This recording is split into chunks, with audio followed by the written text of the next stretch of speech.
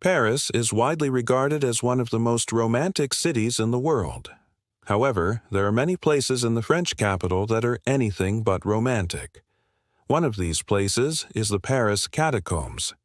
Here, underneath the bustling city of the living, lies a vast labyrinth of tunnels containing the bones of over 6 million people. Although this is a well-known tourist destination, it's not without its creepy characteristics. In fact, many visitors have reported hearing strange voices coming from within the catacombs, as well as seeing unexplainable apparitions. Is it possible that the spirits of those who died here so long ago still linger nearby? And if so, what are they trying to tell us? Let's find out. This is the first episode of our new series, where we take an in-depth look at some of the creepiest haunted locations from around the globe. Be sure to subscribe so you never miss an upload. There are several theories as to how and why the Paris catacombs came into existence. The earliest of these date back to the French Revolution, when the streets of Paris were filled with guillotines and blood. During this time, the aristocrats who lived in the city above the catacombs were often in fear of their lives. In an effort to escape the violence and upheaval, many fled to the sewers where they could hide from the general populace. After the Revolution, when things had calmed down and it was safe to venture out once again, many of these same aristocrats decided to build their homes deep within the tunnels. It's believed that this occurred sometime during the early 1800s. But as the decades went on, the residents of the underground city grew weary of life inside the catacombs. They petitioned the government to allow them to return to the surface. For years, the government refused, but eventually they agreed to let the residents come back up top, provided they would help clear out the underground tunnels and turn them into a cemetery. This may sound like a fair deal, but what these people didn't know was that they were essentially trading one prison for another. As soon as the government gave the order to close off the catacombs, anyone who remained inside the tunnels after a certain date would be put to death. Many people refused to leave and instead opted for a slow and painful death from starvation. As you can imagine, no one wanted to be buried alive. Those who did choose to leave, however, perished just as miserably outside. The streets of Paris were no place for the weak or desperate. In total, it's estimated that somewhere between 5 and 6 million people lost their lives within the catacombs. To put that into perspective, the entire population of Stockholm, Sweden, is only about 9 million people. So, basically, the catacombs could have been filled to the brim twice over with the residents of a moderately sized city. It would seem that since so many people died here, the spirits of those who perished in the catacombs might also linger here. Although the catacombs were officially opened to the public in 1814, the tunnels had already been in use long before this date.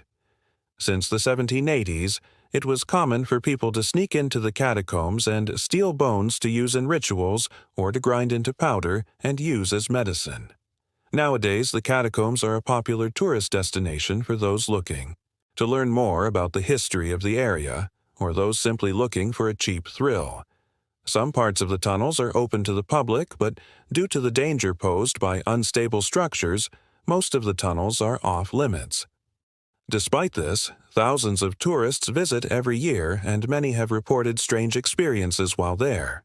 According to multiple witnesses, some of the most active areas are the entrance to the tunnels and the Chapelle de l'Homme Armé, which translates to the Chapel of the Armed Man.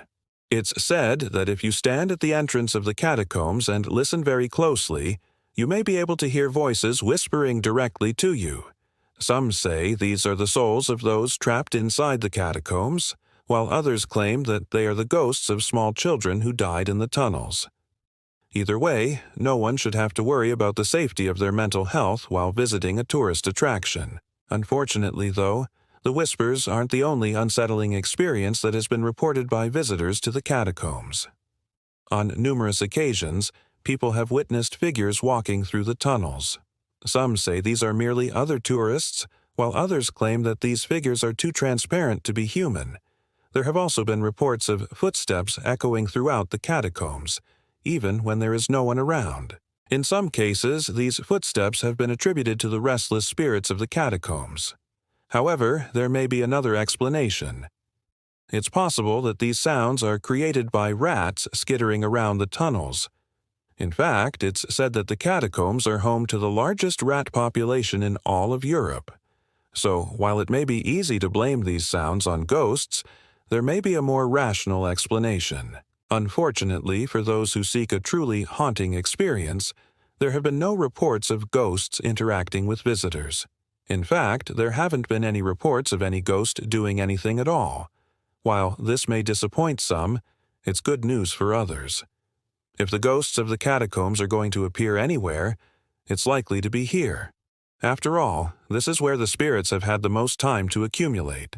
Still, it's important to remember that the catacombs are a place of death and suffering. Millions of people died here under horrible circumstances, and it's only natural that their spirits would want to remain close to the place of their passing. When visiting the catacombs, it's important to be respectful of those who died here. Don't run around the tunnels or make loud noises. Instead, take some time to appreciate the history of the catacombs and reflect on the lives of those who died here. However, if you do decide to visit, it's important to be prepared. The catacombs are located deep beneath the streets of Paris, so it can get very cold and dark. Be sure to bring a flashlight and dress warmly. Additionally, the tunnels are often crowded, so be prepared to walk in close quarters with other tourists. Finally, be aware that there is no food or drink allowed inside the catacombs. So don't plan on eating or drinking anything while you're there. If you can keep all of these things in mind, then you should have a relatively safe and enjoyable visit to the catacombs. Just be sure to watch your step because you never know when a rat might scurry across your path. And try not to listen too closely to the whispers in the tunnels, as they may drive you insane. Before we go, I want to hear from you. Have you ever visited the catacombs? If so, what was your experience like? Let me know in the comments below. Also, let me know if you believe that the catacombs are haunted. I'll see you next time. This is the scariest place on Earth, and it's covered with dolls. If you think that's freaky, just wait till you see what happens when people try to leave. Welcome back. I'm here. This is the Mexican island of dolls, a nightmare in the canals. The island is known locally as Isla de las Muñecas, which translates to Island of the Dolls. It's located in Mexico's southernmost state of Chiapas, not too far from the Guatemalan border. In 2014, the island was named one of the most haunted places in the world by the Travel Channel. Some say the island is cursed. Others claim that it's home to a portal to hell. I mean, just look at the place. Do you really need any more convincing? The island is surrounded by canals and covered with thousands upon thousands of dolls. They hang from trees, they peer out from behind bushes, they lurk inside the canals. Their blank eyes seem to follow your every move. What makes the dolls even creepier is that they all appear to be possessed. They aren't mannequins. You can tell by their torn clothes, tangled hair, and dirt-caked bodies. These are clearly once precious playthings that were abandoned, or maybe even sacrificed. But how did they get to the island and why? Some say the island is cursed. Others claim that it's home to a portal to hell. Well, there may be something to these rumors because since the 1990s, no one has been allowed to leave the island once they've stepped foot on its cursed soil. People who try to leave are never seen again. Or, so legend has it. Now, this haunting might be rooted in reality, but unfortunately we can't confirm that because outside of the stories told by locals, there's very little documentation of the island and its curse. There are barely any photos either. So all we have to go off of is pure speculation. That being said, there's one story about the island that I just had to share with you. And it all started when the island's caretaker vanished without a trace. It's believed that the dolls were originally used in a satanic ritual. The story goes like this. There was a caretaker for the island many years ago, a man who looked after the property and made sure everything stayed in tip-top shape. One day, he disappeared, and no one knows what happened to him. His name was Julian. He was in charge of burning all the candles that adorned the island's many statues. And one night he failed to return with new candles. He went into town to buy more, but he never came back. he was never seen again. Then, one morning, his skeleton was found floating in the canals, right where the entrance to the island lay. His bones were stuck together like glue. Then some strange doll parts washed up on shore, including a porcelain hand holding an axe. This was when people began to believe that the island was cursed. It was then that legends of sacrificed children began circulating throughout the small town near the island. They said that Julian had gone into town to buy candles for the statues on the island, but instead he purchased items for a satanic ritual. That's when the devil claimed his soul and trapped him on the island forever. To this day, people believe that Julian's spirit walks the island at night looking for revenge. What's really sad is that Julian isn't the only spirit that haunts the island. It's believed that the island is also the final resting place of two young lovers who drowned in the canals after their boat capsized. The spirits of the couple are said to linger around the canals, reaching out to any boats that pass by, trying to drag them down into the water. And if that weren't enough, some say the island is also home to the spirit of an old witch who lives in the tallest tree on the island and uses her magic to lure unsuspecting tourists away from their groups and into the canals. She supposedly transforms herself into different animals to fool her prey. Once she has them isolated, she lures them into the canals, where she traps them forever. Now, luckily, there aren't any records of anyone drowning on the island, but that doesn't mean it hasn't happened. After all, the island's caretaker, the two lovers, and the witch are only some of the spirits said to roam the island. There's also the ghost of a girl in a Victorian nightgown who walks the island's many paths at night. It's rumored that she reaches out to travelers, offering them comfort and guidance, only to lead them astray and cause them to lose their way. And as if that weren't enough, the island is also home to a boy who wanders the island at night. He can often be heard crying. Locals say he was once a living child who drowned in the canals, but his spirit still lingers nearby, searching for his lost love. Then there's the ghost of an old woman who's said to haunt the island's main path. It's believed that she was burned at the stake for practicing witchcraft, but her spirit still roams the island, waiting for revenge. These are just some of the ghosts that are said to haunt the island. And if you're wondering why so many people drown, well, it's because the island is surrounded by canals, which are also full of very real crocodiles. Yeah, that's right. The canals are home to a number of large reptiles who are always hungry for fresh meat. All of these stories are enough to freak anyone out, but they're especially scary to those who visit the island. Because since the 1990s, no one has been allowed to leave the island once they've stepped foot on its cursed soil. Instead, they find themselves trapped there forever. No one knows why this is happening or how to escape the island's curse, but many believe that the only way off is through the portal to hell. Now, while there's no concrete evidence that any of this is true, it certainly makes for an interesting story. Who knows? Maybe there is a portal to hell on the island, or maybe it's just a figment of everyone's imaginations. Either way, though, it's safe to say that the island is definitely cursed. After all, how else can you explain the fact that no one's been able to leave since 1990? I guess if you ever find yourself on this island, you better watch your step because you never know what might happen. For example, you could be walking through the canals and suddenly feel a sharp pain in your leg. Then you look down and see a crocodile trying to bite your foot off. Or you could be exploring the island and suddenly hear the sound of screams in the distance, even though no one's there. Or maybe you could be wandering through the jungle and suddenly see a ghostly figure standing in front of you. Whatever happens, though, just remember one thing. Don't look back. Because if you do, you just might find yourself trapped on the island forever. But what do you think? Is there any truth to the legend of the Island of the Dolls? Let me know in the comments below. And while you're down there, be sure to give this video a thumbs up. That would really help us out. And don't forget to subscribe for more creepypasta stories. Thanks for watching. I'm here. Stay safe. Have you ever heard the legend of the Crying Bridge? According to this folktale, if you walk across a certain bridge at midnight and listen closely, you might be able to hear the cries of lost children. The legend claims that these sad sounds are the spirits of youngsters who died while crossing the bridge, now doomed to wander it for eternity. But this story isn't just some ghost story your old grandpa used to tell you before bed. In fact, there are multiple bridges across the United States that have their own crying bridge legends. That means there could be ghosts wandering all over our fair nation. Well, we certainly hope not. Today, we'll be covering just a few of these cursed crossings, beginning with the infamous Bobby Mack's Bridge.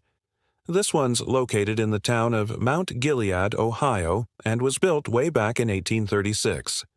Legend has it that one night a woman named Martha Coffin and her children were walking home across the bridge when suddenly a group of men ran up behind them, grabbed the kids, and flung them off the side. Why? Because they were racists, of course. Martha was black, and the men didn't want her filthy children polluting their great white town. They then tossed Martha into the water as well, but she managed to grab onto the bank and pull herself out. Heartbroken and furious, she put a curse on the bridge, dooming anyone who crossed it after dark to hear the cries of her children. Some people even claim that if you walk across the bridge at precisely midnight, you can see the ghost of Martha herself, forever searching for her dead kids. Now, there is no record of any racial violence in Mount Gilead during the 1800s, and the story of Martha and her children is almost certainly made up. There was, however, a tragedy that occurred on the bridge in 1945 that may or may not have inspired the myth. That year, 3 teenagers decided to skip school and sneak off to a nearby lake.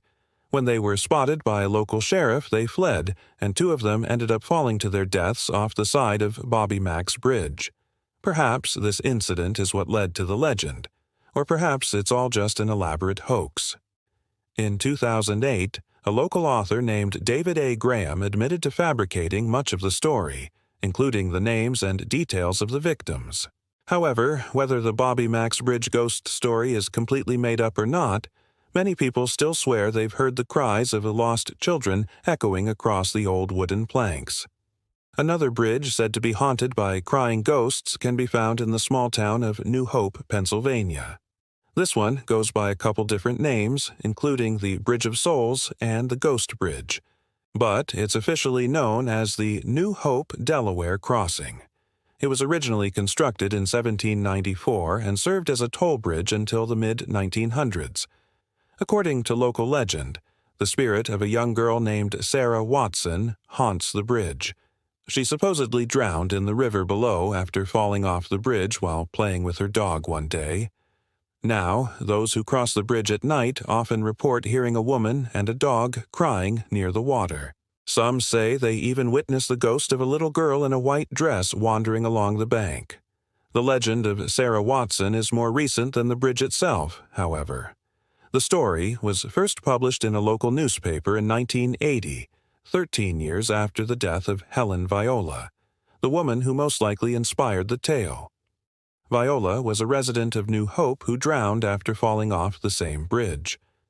Although the details of her passing don't match up with the legend, she was an elderly woman rather than a child and wasn't wearing a white dress. Some believe her story was simply adapted and turned into the local ghost story. Now, we're going to take you down south for this next one. If you travel to Russellville, Arkansas, you'll find an old stone bridge over the nearby creek. Locals refer to it as the Weeping Bridge and claim that the ghosts of several lost children haunt the structure. Many say that a family of 5 was crossing the bridge one day in the 1950s when suddenly it collapsed. The family fell into the creek, and only one of them survived. Their spirits are said to linger on the bridge, which has since been rebuilt, and those who pass by at night often report hearing their screams. Our next stop is the town of Leroy, New York. Here you'll find the Leroy O'Grady Road Bridge, also known as the Ghost Bridge. This one is said to be haunted by the spirit of a little boy who drowned in the nearby creek back in 1927. His name was Howard Fuller, and he was only 6 years old when he got caught in a flash flood while crossing the bridge with his father. As onlookers watched in horror, the boy was swept away and his body was never recovered. To this very day, many people claim to hear the sound of a child crying on the bridge, which has been closed off to traffic and converted into a pedestrian walkway. The ghost of Howard Fuller has also been spotted by numerous witnesses, including police officers investigating reports of a strange white figure wandering around the bridge. If you venture into the heart of Los Angeles, you'll find a neighborhood known as Little Tokyo. It's home to a large Japanese-American community and is also home to the notoriously haunted Alameda Street Bridge. This one has been the setting of many paranormal investigations and is said to be haunted by multiple spirits, including that of a young girl who drowned in the nearby river. During World War II, the area was used as a rail yard where many Japanese Americans were taken and held before being sent to internment camps. Many believe the girl's ghost is one of the spirits that haunts the Alameda Street Bridge, along with the spirits of those who were taken away during the war. And finally, we come to the ghost bridge closest to my hometown of Knoxville, Tennessee. I actually visited this place once when I was younger, and the locals told me all about the legend. The bridge is located in the Great Smoky Mountains National Park and is called the Little River Road Bridge. Otherwise known as the Ghost Bridge or the Devil's Pinch, this one's pretty easy to identify because it's the only bridge in the area that has a sharp S-bend in it. The story goes that a woman and her 4 children were driving across the bridge one night when suddenly a hitchhiker stuck out his thumb and asked for a ride.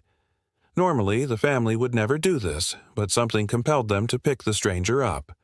On the way to their destination, the hitchhiker instructed them to turn onto a dirt road and stop at the top of a hill. Once they stopped, he thanked the family for the ride and began to walk away. But they soon realized he wasn't going to move off the hill. Confused, the family started to drive back down the road, but that's when they saw the hitchhiker standing directly in front of their headlights. He simply stared at them and did not move. The driver slammed on the brakes, but it was too late. They had hit the hitchhiker and killed him instantly. Now, the ghosts of him and his family are said to roam the bridge, appearing to motorists and pedestrians alike. There are plenty of other places in the United States where you might be able to hear the cries of ghosts at night. But if you're ever on one of these bridges, just remember, if you hear the sound of children crying, don't investigate. Simply walk the other way and pray that whatever spirits are haunting that bridge don't decide to follow you home. Thanks for watching. Do you know of any other bridges with ghostly legends? Let me know in the comments below and be sure to subscribe if you haven't already. See you next time.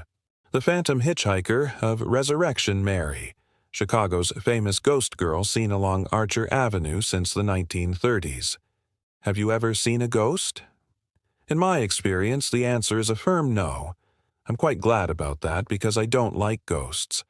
But some people are convinced that they've seen one particular ghost several times, and this ghost has been spotted in the same place over and over again for almost 100 years. This is the story of the Ghost Girl of Chicago.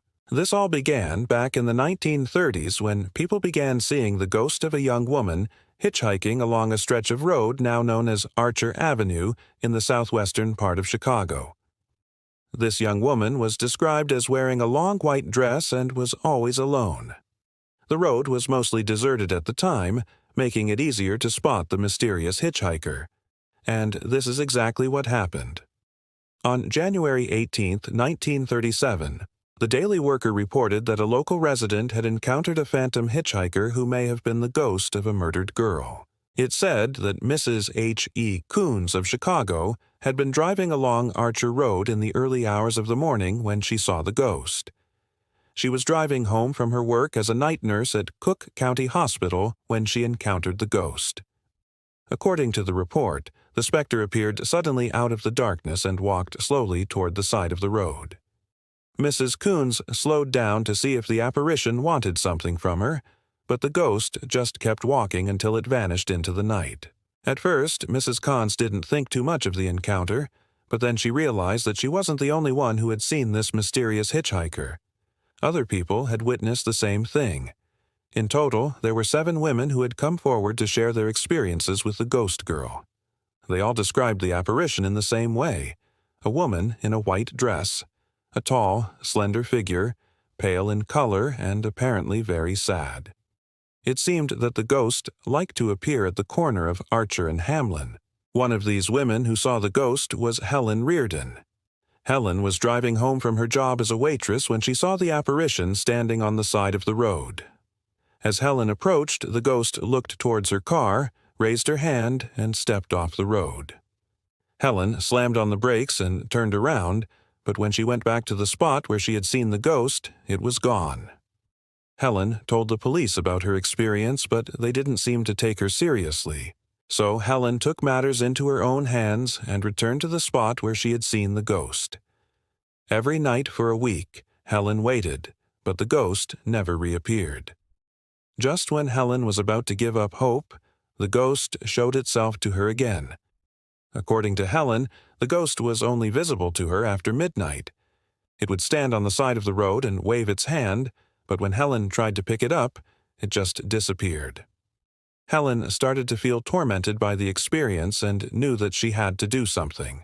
She went to see Father Francis, a local priest who was known for his knowledge of the occult.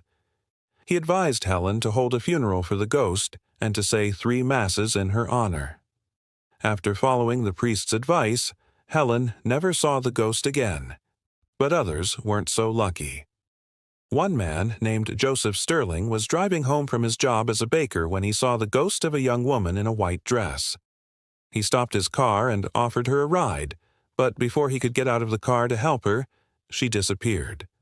Another man, named George McMahon, was driving home from his job as a meat salesman when he saw a young woman standing on the side of the road. He stopped his car and offered her a ride, but as he got closer, he realized that she wasn't real. She was see-through, and he could see right through her.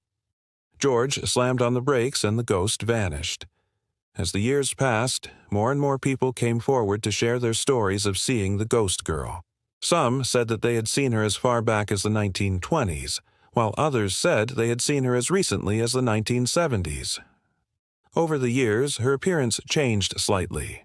Sometimes she was described as wearing a long white dress, sometimes a short white dress, and sometimes she was even seen wearing overalls. People began to wonder who this ghost was and how she died. One of the most popular theories was that she was a victim of a serial killer who operated in the area during the 1920s and 30s. This serial killer, whose name was unknown, was responsible for the deaths of at least 8 women. All of them were found strangled to death, and all of them were found along Archer Avenue, not too far from where the ghost girl was seen. People began to believe that the ghost girl was one of these victims. Another theory was that the ghost girl wasn't a victim of a serial killer at all. Instead, she was a young woman who had been killed in a car accident. This theory was supported by the fact that many of the people who had seen the ghost girl had described her as being translucent or see-through. If this was true, then maybe the ghost girl wasn't a murder victim, but rather a victim of circumstance. No one knows for sure what really happened to the ghost girl. But there are a lot of theories out there. One theory is that the ghost girl isn't a ghost at all. Instead, she's a living person who has been cursed by a witch. This curse makes her appear as a ghost to anyone who sees her. There's also another theory that says that the ghost girl is actually the daughter of Satan. Some people believe that the ghost girl is real and that she appears to humans as a warning.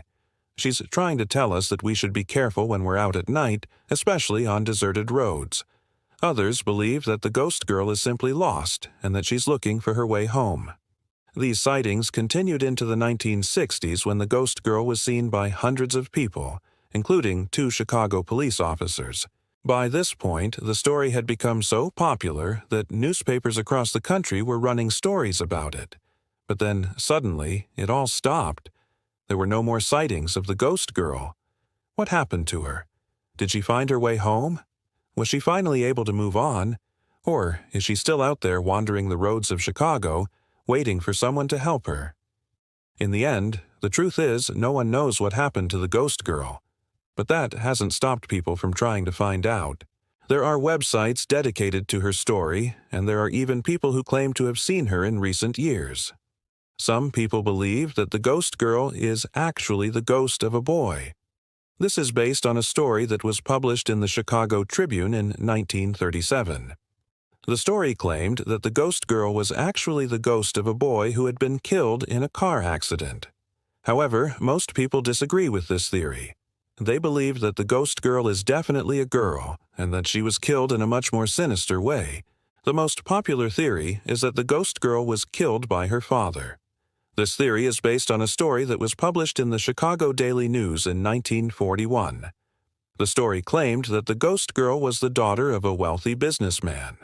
Her father was a strict man who didn't approve of his daughter dating. One day, the ghost girl ran away from home to be with her boyfriend. Her father found out, and in a fit of rage, he killed her and buried her body along Archer Avenue. While this story is certainly gruesome, there's no evidence to support it. It's possible that the ghost girl really is the ghost of a boy, but it's more likely that she's the ghost of a girl who was killed in a much more sinister way. The story of the Ghost Girl of Chicago is a mystery that has never been solved. It's a story that has captured the imaginations of people all over the world, and it's a story that I can't stop thinking about. What do you think happened to the ghost girl? Do you believe that she's the ghost of a murdered girl? Or do you think that she's a living person who has been cursed by a witch? Let me know your thoughts in the comments below. And if you want to learn more about the Ghost Girl of Chicago, I encourage you to do your own research. There are a lot of great resources out there that can help you learn more about this fascinating case. Thanks for watching. Bye. Are you ready to step back in time and explore one of the most haunted places on Earth? Join us as we uncover the chilling tales of the haunted Tower of London. From the cries of restless spirits to the shadows of infamous figures from history, this iconic castle is a treasure trove of spine-tingling secrets. Get ready to be captivated by stories that will leave you questioning the boundaries between the living and the dead. The Tower of London, a historic castle in the heart of London, has stood the test of time for over 900 years. Its imposing presence has witnessed centuries of royal grandeur, political intrigue, and unspeakable horrors. But it's not just the living who have walked its grounds. The tower is said to be haunted by an array of restless spirits, each with their own tragic story to tell. One of the most famous ghosts associated with the Tower of London is Anne Boleyn. History remembers her as the second wife of Henry VIII and the mother of Elizabeth I. But her story had a haunting twist. After falling out of favor with the king, Anne was accused of adultery and treason and was sent to the notorious Tower of London. On May 1536, she met her demise on the execution block, becoming one of the many victims of the tower's dark past. Some say her spirit still lingers there, forever searching for peace. Visitors and staff have reported hearing the sound of footsteps and whispers within the tower walls, believing them to be the echoes of Anne's tormented soul.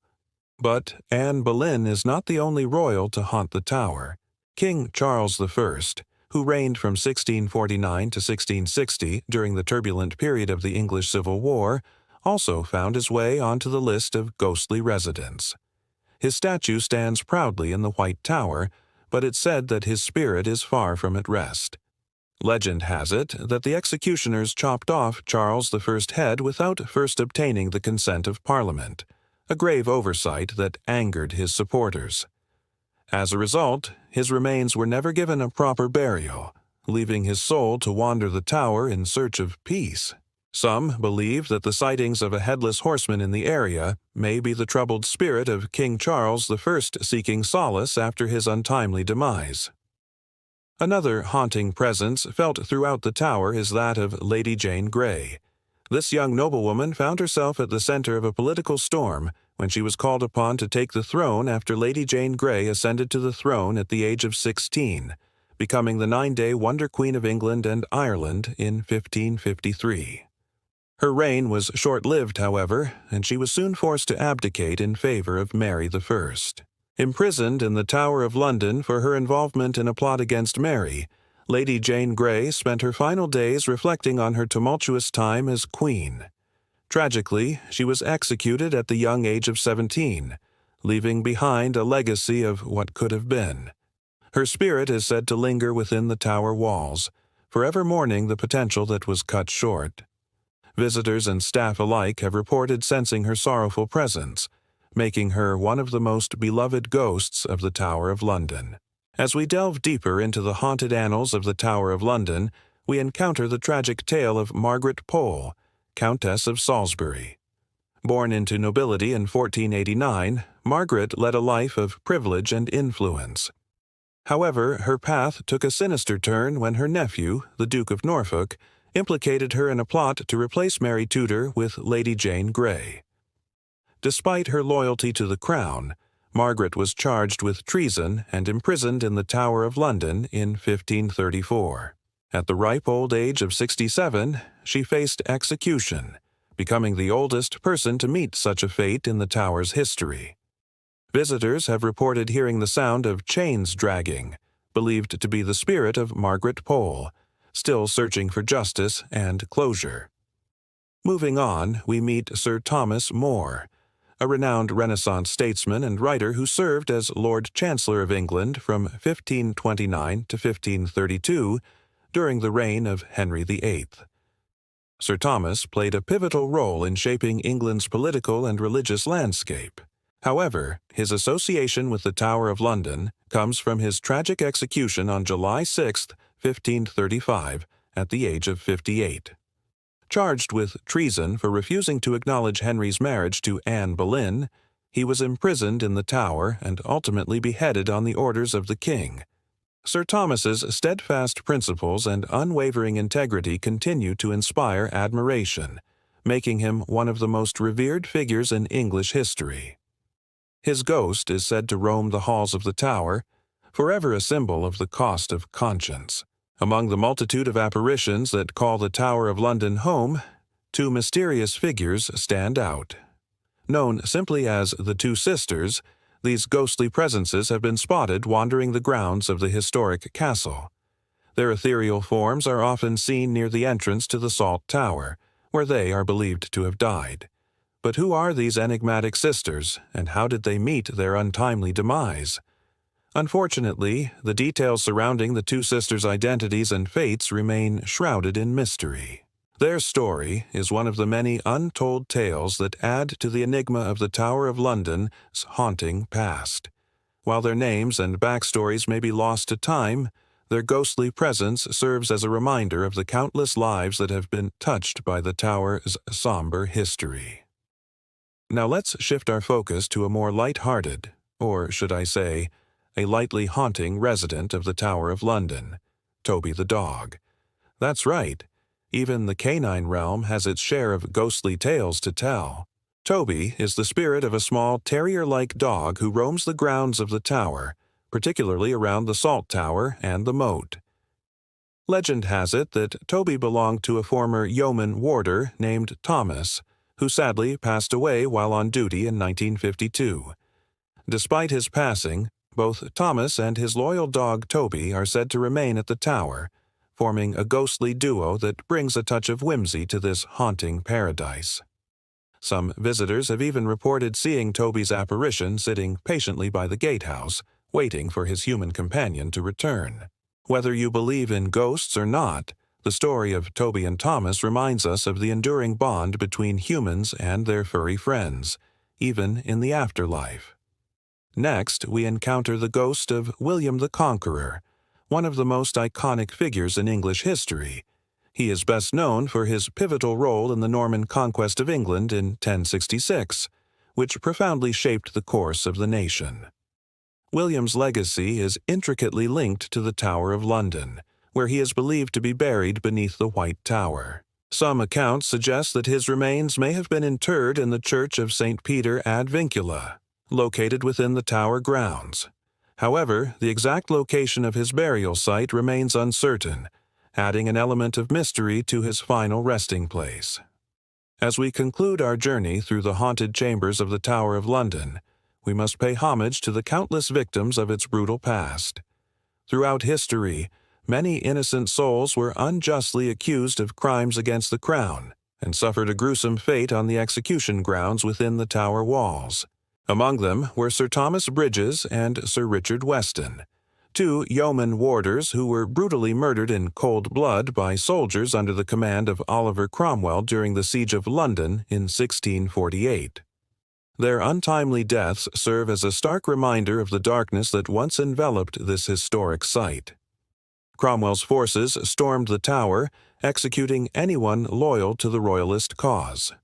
Sir Thomas Bridges and Sir Richard Weston found themselves on the wrong side of the political divide and were viciously slain, their bodies mutilated and displayed as a warning to others. Their tragic fates are a testament to the senseless violence that marred the English Civil War and the lasting impact it had on the people caught in its turmoil. To honor their memory, we must remember and learn from the atrocities of the past, ensuring that such brutality never repeats itself. Now, it's your turn to add to the chilling tales of the haunted Tower of London.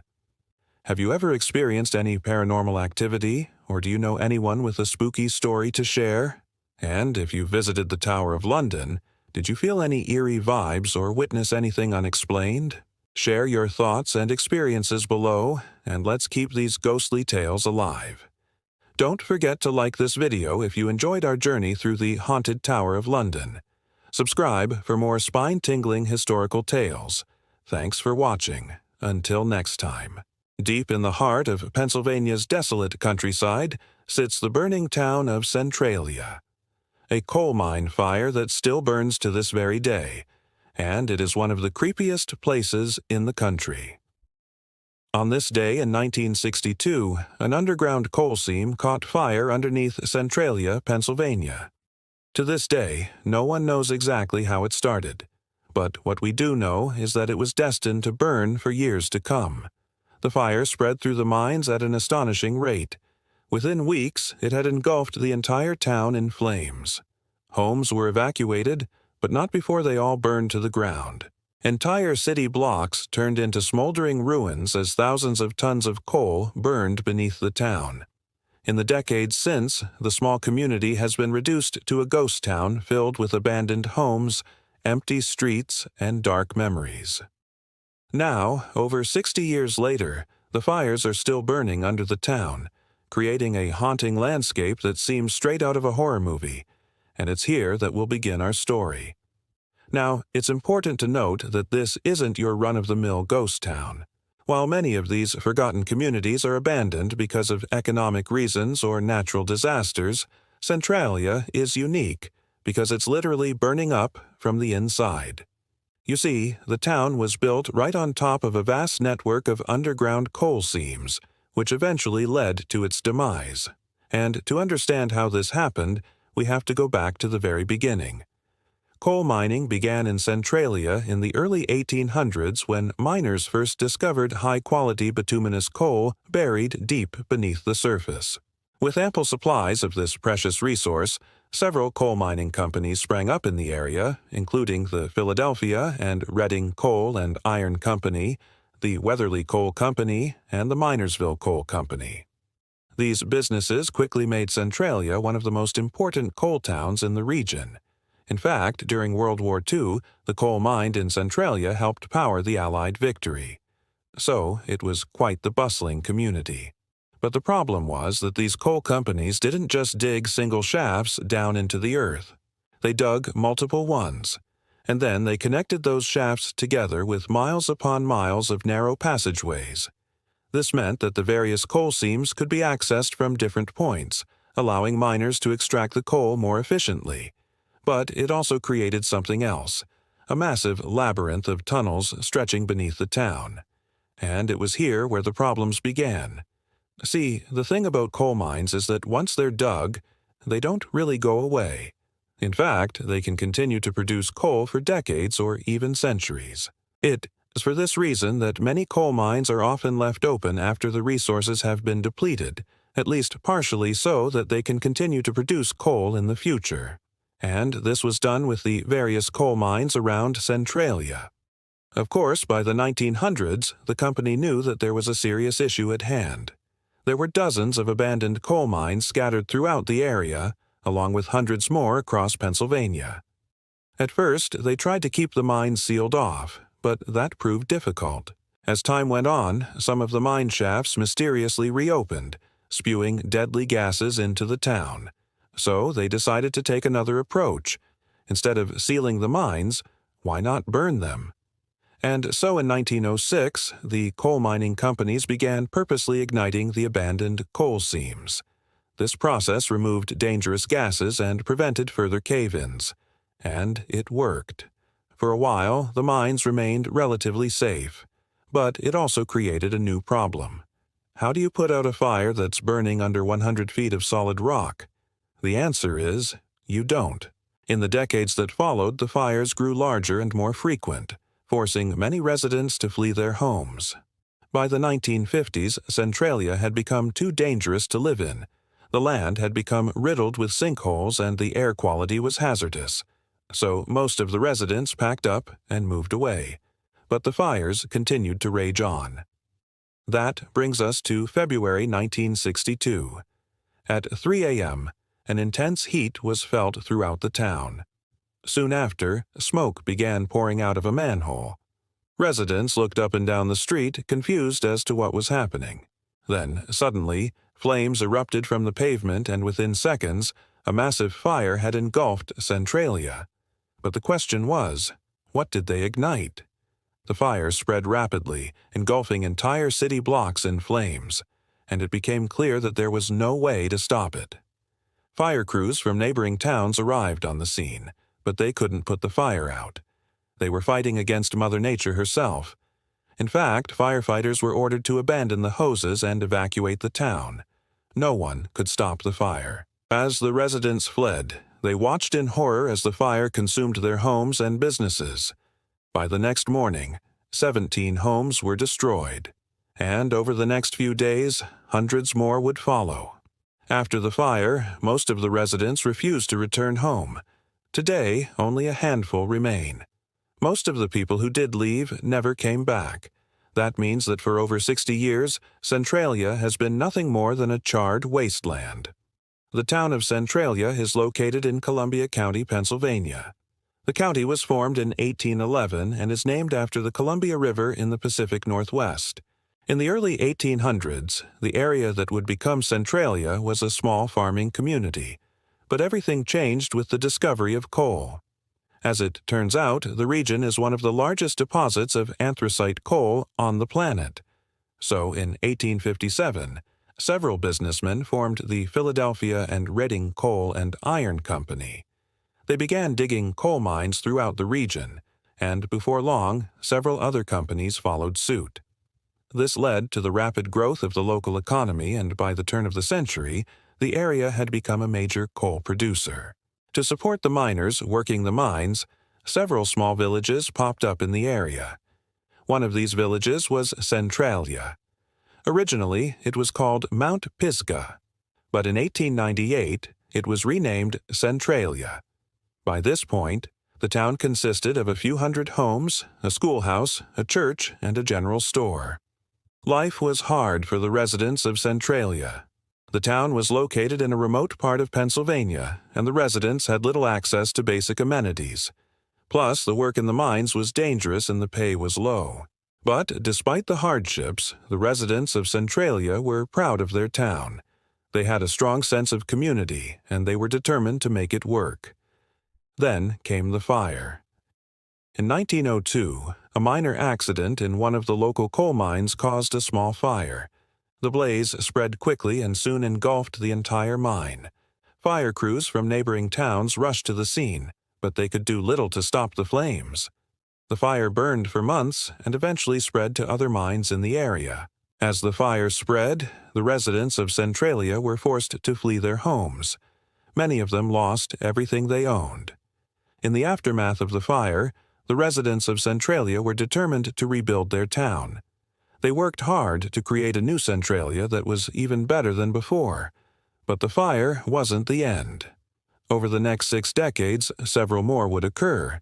Each time the town was rebuilt, it seemed as if the fires would finally be extinguished. But each time they returned, they were stronger than ever. Today, the town of Centralia is a ghost town. The fire that began in 1962 is still burning, and it shows no signs of stopping anytime soon. The town is filled with abandoned homes, empty streets, and haunting memories. The fire has claimed 48 lives and destroyed over 1,000 buildings, and it will likely continue to burn for many years to come. If you want to visit Centralia for yourself, it's easy to get there. Just take I-81 south to exit 23 and then head west on Route 61.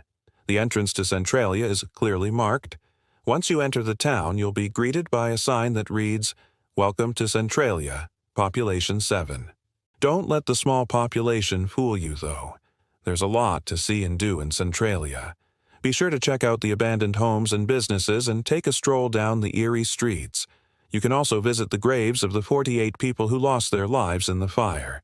And if you're feeling brave, you can even venture into the burning mine shafts. Just be careful. The ground is unstable and there's a real danger of cave-ins. If you're looking for a truly unique experience, then be sure to visit Centralia. Just don't forget to bring a camera. You won't soon forget the haunting beauty of this forgotten town. Now, what do you think of Centralia? Would you dare to visit? Let me know in the comments below. And while you're there, be sure to like and subscribe. Thanks for watching. This haunting is one of the scariest in history, and it all happened right here in Pennsylvania. In the 1980s, the Smurl family moved into this farmhouse in Bucks County, Pennsylvania, but they had no idea that it was haunted. That is, until they started experiencing terrifying paranormal activity. At first, it was just strange things moving around the house, shaking, rattling, footsteps in the attic. But then it escalated. One day, the family was eating dinner when the lights suddenly went out. And when they went to investigate, they found these strange symbols carved into the walls. The entity or entities began to torment them, shaking their beds, interacting with their children, and it even began to attack the father. As the haunting intensified, so did the family's terror. They were being watched, stalked, and tormented day and night, and they felt like they were going crazy. So they turned to a local priest for help. He performed an exorcism, but it only made things worse. Desperate for help, they contacted the Ghostbusters, Ed and Lorraine Warren. But when they arrived at the farmhouse, the Warrens were shocked by what they found. To find out what they discovered, watch the full video. This is the most haunted place in California. The Queen Mary is a luxury ocean liner that was built in 1934. It's been turned into a hotel and a popular tourist destination. But it has a dark secret. The ship is said to be haunted by the ghost of a young girl who died on board. The ship has a long history of maritime tragedies, including the sinking of the Titanic. And many people believe that the spirits of those who died on the ship, including passengers and crew members, still linger here today. One of the most active areas for paranormal activity is the First Class Lounge. Here, the ghost of a woman in a white dress has been seen dancing by guests and staff alike. Some have even reported hearing the sound of her footsteps in the early morning hours. Another hotspot for ghost hunters is the ship's library. Here, the spirit of a young boy is said to roam the aisles at night, looking for his lost dog, who also died on the ship. If you want to experience the paranormal for yourself, the Queen Mary is open for tours all year round. Just be sure to bring your ghost hunting gear. Are you scared of ghosts? Well, don't go to the Trans-Allegheny Lunatic Asylum. It's an old mental hospital in West Virginia. It was built in the 1850s, and it's said to be one of the most haunted places in America. The asylum was notorious for its mistreatment of patients, including forced lobotomies and electroconvulsive therapy. And it's believed that the spirits of those who died there are still wandering the halls. One of the most famous ghosts is that of a little girl in a Victorian nightgown, who is said to roam the asylum at night. She's known as the Brown Lady, and she's even made regular appearances in ghost hunting shows. But she's not the only one. There are also the spirits of doctors and nurses who are said to interact with visitors, sometimes even touching them. If you want to see the ghost for yourself, you can take a tour during the day. But if you want to experience the full horror of the asylum, then you should visit at night. Just be careful if you do, because it's said that the ghosts are most active between midnight and 3 a.m. This house is officially the most haunted place in America. In 1989, a family moved into a home in Pittsburgh. They had no idea that it was built on top of an ancient Native American burial ground. The home was cheap and in a great location, so they bought it. But soon after, strange things started to happen. At first, it was just little things like books flying off shelves and doors opening and closing on their own. But then it escalated. The family started hearing footsteps in the basement, and then they started seeing shadows. And when they investigated, they found a pentagram carved into the floorboards. As time went on, the hauntings got worse. The family was being tormented by a demon, and they eventually had to sell their home for a loss. To this day, no one knows what evil entity is haunting this house. But it's safe to say that it's one of the most haunted places in America. Thanks for watching, and see you in the next video. This is the most haunted house in all of New York. It's known as the Hinsdale House, and it has a dark history of exorcisms, satanic rituals, and ghostly sightings. In the early 1900s, a family moved into the home and they brought with them a young girl who was possessed by a demon. The house had already been the site of several exorcisms, but the priest who performed the ritual was so disgusted by the level of possession that he chained the girl to a bed and left her there for months. As you can imagine, this did not end well. The spirit of the girl who died in the house is said to be one of the ghosts that haunts it to this day, along with the spirits of the previous exorcisms.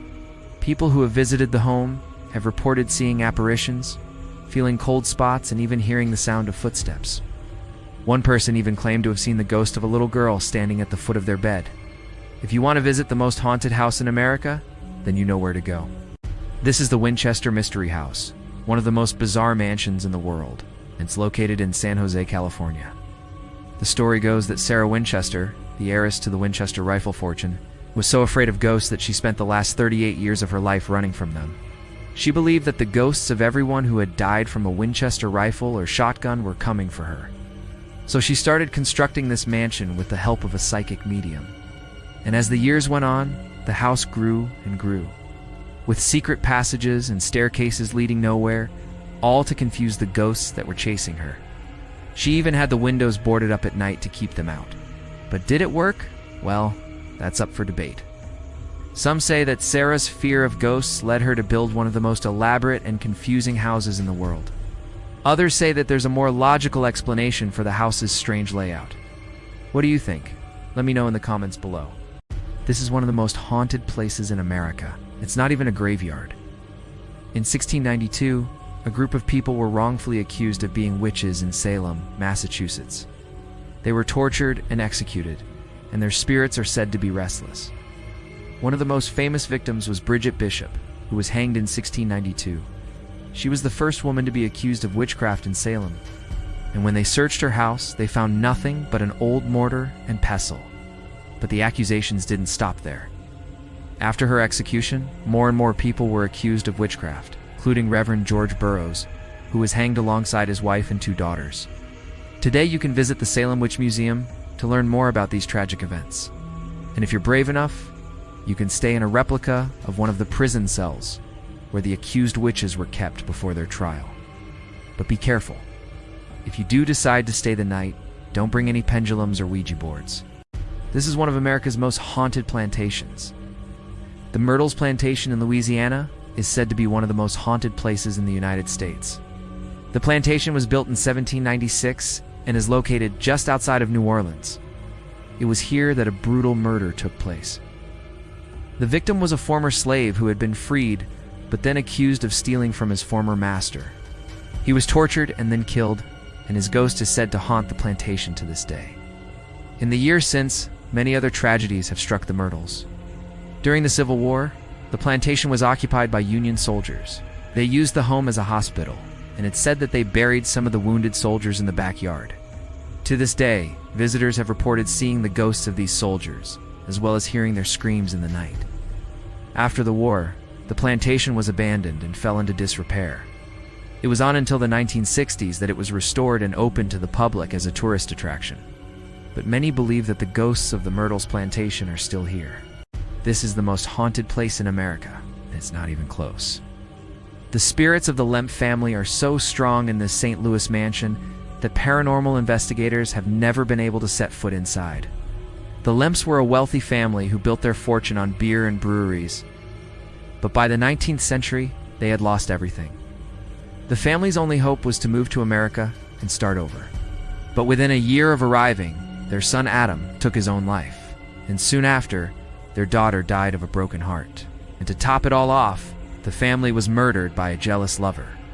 The spirits of the Lemp family are said to be so powerful that they can move objects, shake beds, and even interact with people. One investigator even claimed to have seen the ghost of a little girl standing at the end of the hallway. If you want to experience the most haunted place in America for yourself, then you should visit the Haunted Lemp Mansion. Just don't say I didn't warn you. Are you scared of bridges? Because this one in Ohio is known as the Screaming Bridge, and it's said that if you listen closely, you can hear the screams of people who died here. It all started when a woman named Sarah jumped off the bridge, and when they pulled her body out of the water, they found that she had no face. Since then, people have reported hearing screams on the bridge, especially at night. Some say they even see a ghost walking along the bridge. There is also a creepy story about a man who was driving across the bridge and saw a woman standing on the side. He stopped his car and got out to ask her if she was okay. But when he got close enough, he realized she was missing her face. Then she started screaming at him, and he ran back to his car and drove away. People still go to this bridge today to try to hear the screams for themselves. And some say they even hear whispering voices if they bring a recorder. Do you believe in ghosts? Let me know in the comments. It's hard to imagine that there are places in the world untouched by man. But it's true. There are still areas in our world that have never been developed or explored. Hi, everyone. I'm your host, and welcome to this channel. We're going to look at one of these unexplored regions today. It's located in North Carolina, deep within the woods in an area known as the Devil's Tramping Ground. If you want to hear more about North Carolina's Haunted Circle, keep watching. As we've mentioned, today's video takes us to North Carolina. More specifically, we'll be looking at an area of the state located in the southern part of the Appalachian Mountains. This is an area known as the Sand Hills, and it's characterized by rolling hills covered in longleaf pine forests and oak trees. It's also an area home to a lot of history, with Native American tribes having lived here for hundreds of years before European settlers arrived. Our story begins in the 1840s when settlers began exploring the area. They soon discovered a strange and mysterious clearing in the woods. The clearing was bare, and nothing grew within its borders, not even grass. It was as if the land itself had been scorched. To make things even stranger, the clearing was perfectly circular with a diameter of around 40 feet. It looked like something out of place, and it made those who found it uneasy. This clearing would become known as the Devil's Tramping Ground. And the strange thing is, it's not just the clearing that makes this place haunted, though many people do visit it, and strange things have happened to them. From objects moving on their own to unexplainable voices and lights, all sorts of paranormal activity has been reported here. It's almost like there's something living within the clearing itself. But what exactly is going on here? Well, over the years, many theories have been put forward by locals and experts alike. One of the most popular theories is that the clearing is the result of a meteorite or comet impact. It's said that a fiery object fell from the sky and landed in the forest, leaving behind a crater that has never healed. This would explain why nothing grows in the clearing, as the impact would have killed all life in the area. Another theory is that the clearing is the result of a magical curse. Legend has it that a Native American tribe once lived in the area, and they were forced to move when European settlers arrived. Before they left, they placed a curse on the land, which turned it into a barren wasteland. This curse could have been in retaliation for their forced removal or for the mistreatment they suffered at the hands of the settlers. Either way, the curse seems to have lasted for centuries and has made the area one of the most haunted places in North Carolina. Another explanation is that the clearing is actually a portal to hell, hence the name, the Devil's Tramping Ground. This may sound like a far-fetched idea, but there have been a lot of reports of strange activity in the area. Some people have even claimed to see the devil himself walking around the clearing. Of course, there is no evidence to support this theory, but it's a popular one nonetheless. The truth is, we don't really know what's going on here, and that's part of what makes the Devil's Tramping Ground so fascinating. It's a place where science and religion collide, and where the rational mind can't explain what we see. As we've already mentioned, there have been a lot of strange occurrences reported at the Devil's Tramping Ground. Let's take a closer look at some of them now. One of the most common types of paranormal activity reported at the Devil's Tramping Ground is objects moving on their own. People have reported seeing rocks, sticks, and other objects moving around the clearing without any explanation. Some have even claimed to see shadows moving through the trees or hear strange voices coming from the forest. Another strange occurrence that has been reported at the Devil's Tramping Ground is the appearance of strange lights. People have reported seeing orbs of light floating around the clearing and even strange figures made out of light. Some have even claimed to see the devil himself in these lights, while others say they've seen ghosts or demons. Of course, we should note that none of these sightings can be proven, and there are other more rational explanations for what people may have seen.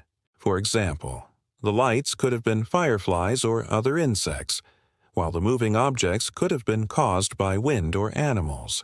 However, there have also been reports of more disturbing activity at the Devil's Tramping Ground.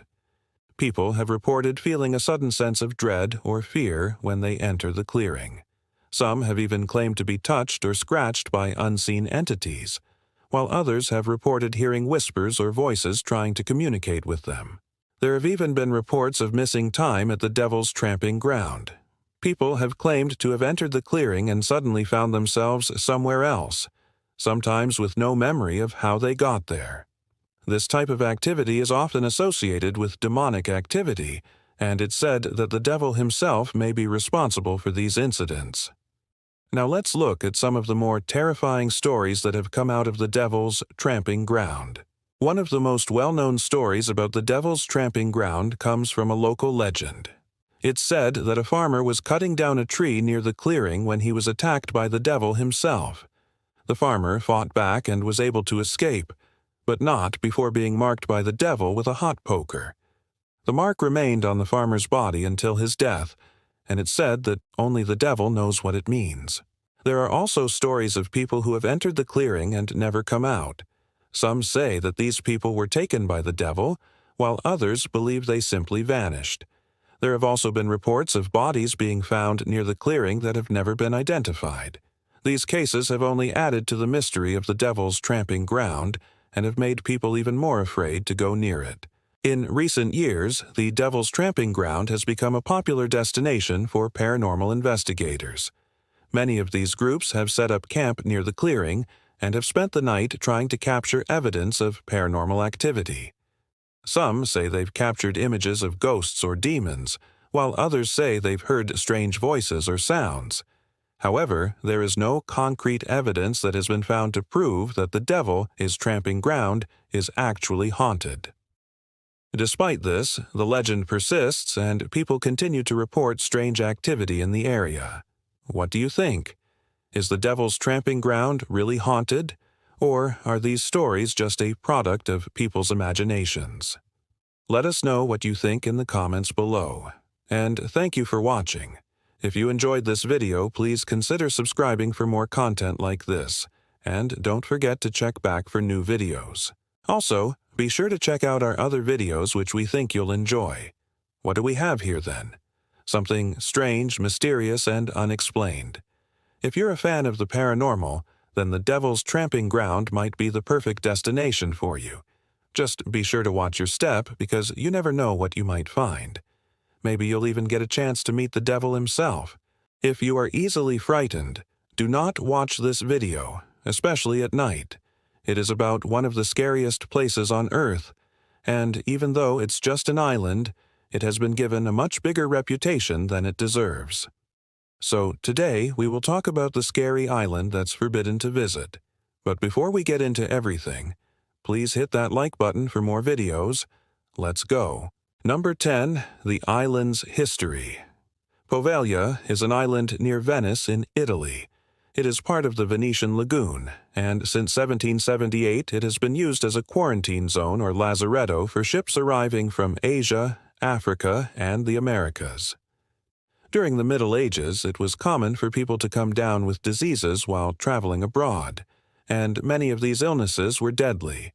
When ships arrived at the port of Venice, they would be inspected, and if any sickness was found aboard, the ship would be quarantined until everyone who came down with the illness was dead. This included crew members and passengers alike. Poveglia became known as one of the most haunted islands in the world when it was used as a plague quarantine zone during the 18th century. It is said that over 160,000 people died there from the bubonic plague and other diseases. In the mid-19th century, Poveglia was used as an insane asylum. It is said that some of the patients were tortured and experimented on by the doctors. In the early 20th century, Poveglia was used as a prison for criminals and political prisoners. It is said that many people were killed or disappeared while imprisoned on the island. From 1968 onwards, Poveglia was used as a hospital for people with infectious diseases such as tuberculosis and leprosy. It is said that thousands of people died in the hospital and that some of them were buried alive. Number 9. The island's name. Poveglia is an island in the Venetian lagoon in northern Italy. The island is located about 1 mile from the mainland, and it covers an area of around 4.5 square kilometers. It has a population of around 1,000 people who live there permanently. The name Poveglia comes from the Latin word for poor or pauper. The island was originally used as a place to quarantine poor people who had come down with diseases while traveling abroad. The island was also used as a workhouse and a prison. Number 8. The quarantine zone. Today, the island of Poveglia is part of Venice and it's open to the public. However, there are certain areas of the island that are off-limits due to safety concerns. One of these areas is the old quarantine zone where thousands of people died from the plague and other diseases. The quarantine zone is located on the north side of the island, and it consists of a number of buildings that were used to isolate and treat sick people. The buildings are now in a state of disrepair, and they are not open to the public. There is also a cemetery on the island where many of the people who died in the quarantine zone were buried. The cemetery is located on the south side of the island, and it contains a number of mass graves. The graves are not marked, and it is not known how many people are buried there. Number 7. Asylum. Poveglia was used as an asylum from 1850 to 1922. It is said that the asylum was a horrible place and that the patients were treated like animals. Many of the patients were chained up and locked away in dark rooms. They were given no food or water, and they were left to die. Some of the patients escaped from the asylum and they lived in the caves on the island. These caves are still there today, but they are not open to the public. Number 6. Hospital. From 1922 to 1968, Poveglia was used as a hospital for people with infectious diseases. It is said that the hospital was overcrowded and that the patients were not given proper medical care. Many people died in the hospital, and it is said that some of them were buried alive. Number 5. Legend of the Screaming Lady. One of the most famous legends associated with the island is the story of the Screaming Lady. It is said that there is a woman who haunts the island and she can be heard screaming at night. The story goes that the woman was a patient in the asylum and she was killed by the doctors. Her body was then thrown into the sea, but her spirit was left on the island. Some say that the woman's spirit is still there because she was never given a proper burial. Others say that she is still on the island because she is waiting for revenge against the doctors who killed her. Gnome. 4. Ghosts. Poveglia is said to be one of the most haunted places on Earth. Many people have reported seeing ghosts on the island, including former patients from the asylum and hospital, as well as people who died from the plague. Some of the ghosts are said to be friendly, while others are said to be evil. It is also said that the island itself is haunted. The island is said to be the home of a number of spirits that cause chaos and destruction. These spirits are said to be responsible for the deaths of many people who have visited the island. Number 3. Creatures. In addition to the ghosts, Poveglia is also said to be home to a number of creatures. These creatures are said to be the result of experiments conducted by the doctors at the asylum and hospital. Some of the creatures are said to be half-human, half-animal hybrids, while others are said to be completely animalistic. These creatures are said to roam the island at night, and they are said to be very dangerous. Some say that the creatures are responsible for the deaths of many people who have visited the island. Number 2. Curse. It is said that a curse hangs over the island of Poveglia. The curse is said to be the reason why so many people have died there. Some say that the curse was placed on the island by a witch, while others say that it is simply the result of bad luck. Whatever the case may be, the curse is said to be very real, and many people believe that it is the reason why they should avoid the island. Number 1. Visit. Despite all of the danger and horror that surrounds the island of Poveglia, there are still people who want to visit. Some people are simply curious, and they want to see the island for themselves. Others believe that they can help the ghosts and creatures that haunt the island. And still, others believe that they can break the curse that hangs over the island. Whatever their reasons may be, these people should be aware of the dangers that they face when they go to Poveglia. The island is said to be very dangerous, and many people have died there. If you decide to go to Poveglia, you should be prepared for anything. You may encounter ghosts or creatures that could harm you. You may also be cursed by the island itself. What are your thoughts on this? Let us know in the comments section below. And thank you for watching. What is the most haunted house in Australia? Is it the old Melbourne jail, the former prison that's now home to over 30 ghosts, or the Leighton House Museum in Sydney, where visitors have reported hearing ghostly footsteps and phantom piano music? Or perhaps it's the Monte Cristo homestead. Built by one of Australia's wealthiest families, this grand estate was once the site of untold riches. But now it is known only for its dark history of death and tragedy. Join us today as we look at the cursed mansion that has become Australia's most haunted house. In the early 19th century, John Fairfax was the editor of the Sydney Gazette, one of the first newspapers in Australia. He would go on to establish the Sydney Morning Herald, which still circulates today. As his career blossomed, so did his wealth, and he purchased land on the banks of the Hunter River in New South Wales, where he built himself a grand estate in 1862. The house boasted 50 rooms and took just 2 years to complete. However, the family didn't live there for long, as they sold it just 7 years later, after the new owners found out how their predecessors had made their money. You see, John Fairfax had been bribed to print pro-government articles in his newspaper. And when the government changed in 1856, he was exposed and forced to sell his house in order to pay off his debts. The second owner of the property was Sir Henry Parkes, who had been friends with the original owner.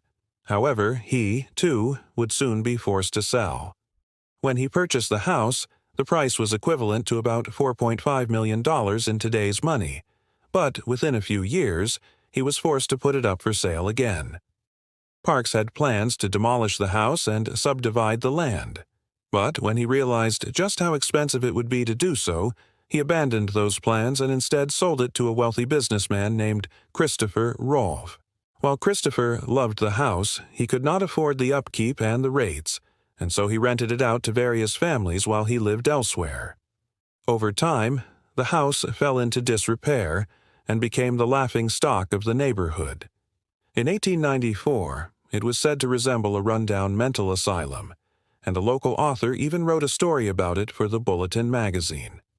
This story helped to turn the house into a local legend.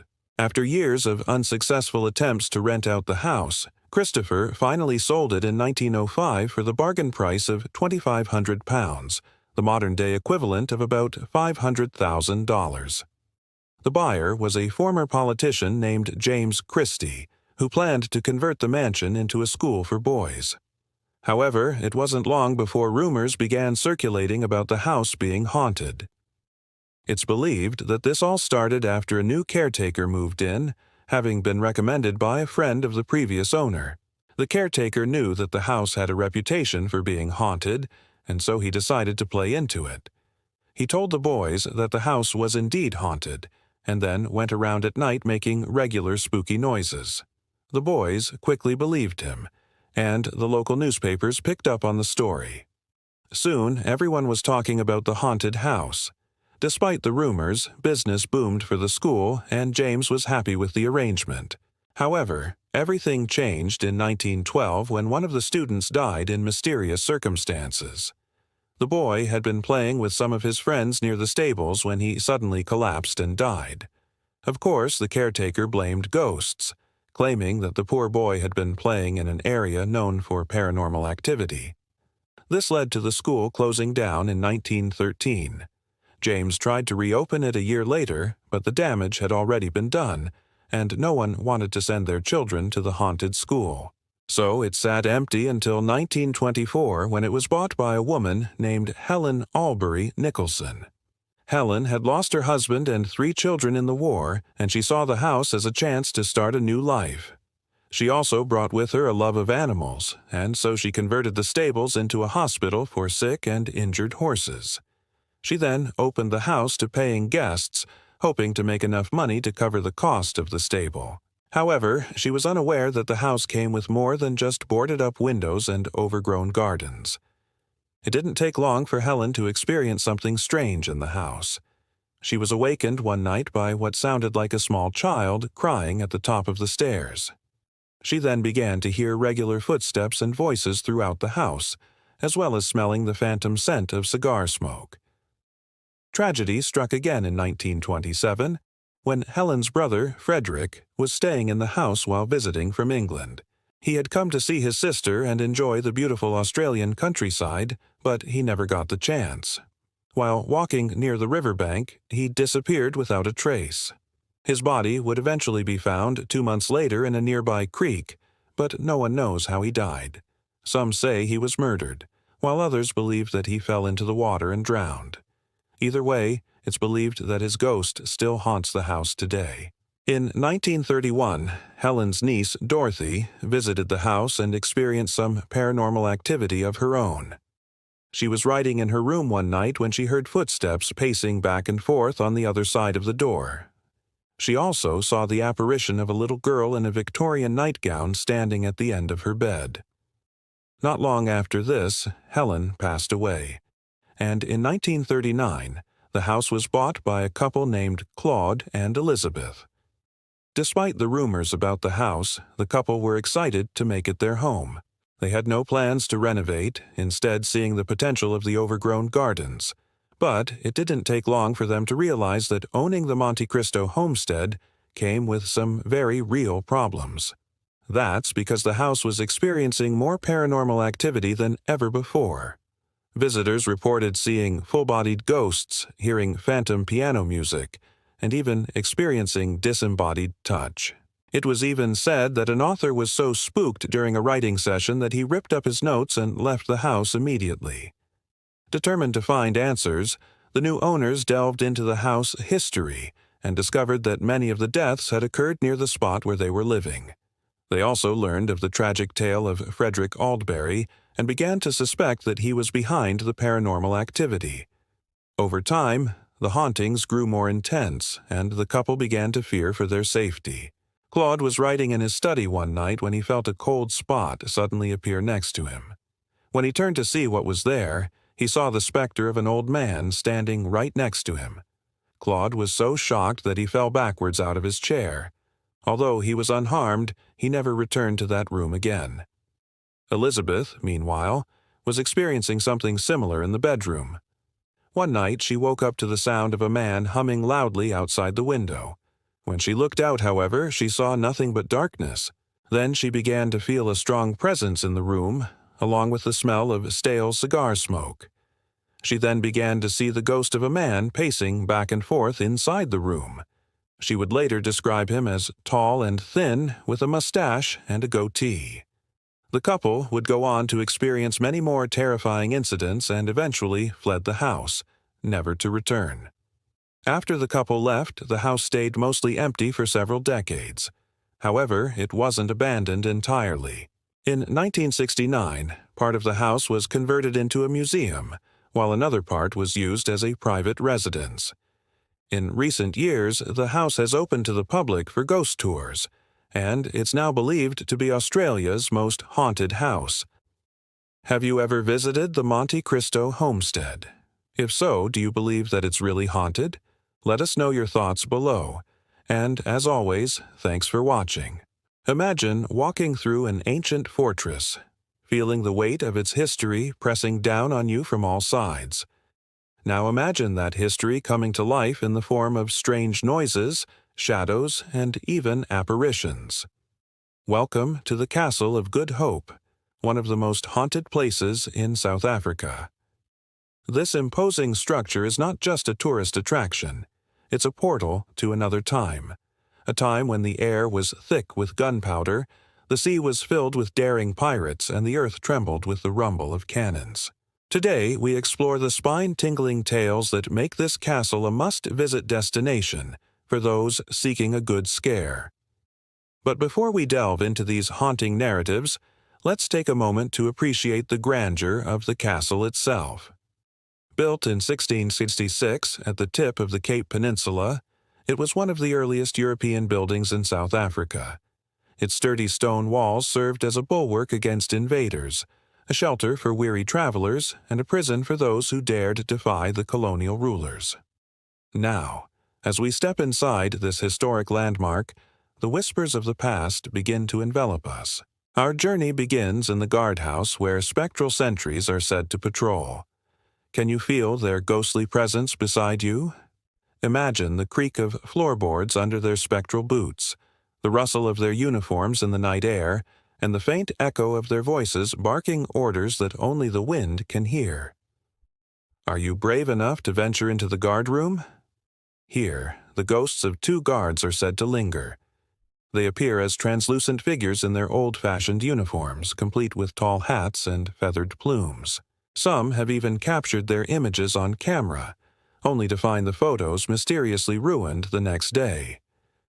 What secrets do these silent sentinels hold? And why do they continue to guard the castle even in death? Moving deeper into the fortress, we come across the long-term prison cells, a place where despair and confinement were the norm. Picture the dank walls adorned with graffiti from prisoners who carved their hopes and sorrows into the stone. The flickering lantern light casts long shadows that dance ominously on the cell walls, making it feel like your worst nightmare. In one particular cell, known as the X-ray room, the spirit of a prisoner named Simon van der Stel is said to reside. He was locked up here in the early 1800s, and his cries for freedom still echo through the halls.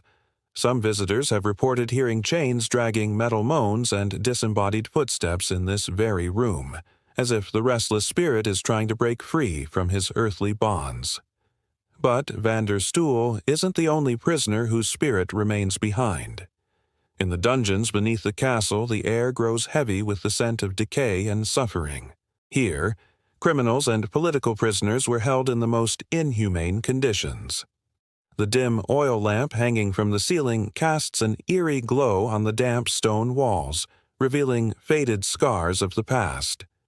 In these dark and claustrophobic chambers, stories of torture and despair come to life. The ghost of a woman named Rachel is said to haunt the dungeon steps. She is often seen by visitors, and her mournful presence lingers like a shroud over the prisoners below. As the legends go, Rachel was the wife of a British officer who had a tragic end. One fateful night she fell ill while attending a party in the castle and soon after gave birth to her child. Tragically, both Rachel and her baby passed away, and her spirit is believed to be forever bound to the castle, searching for peace. But the castle's haunting doesn't end at the dungeons. As dusk begins to fall, the entire fortress takes on a different atmosphere.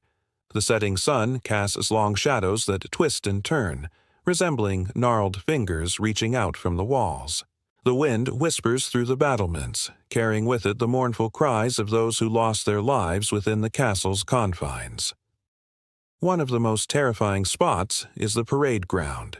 This vast open space was once the scene of military drills and executions.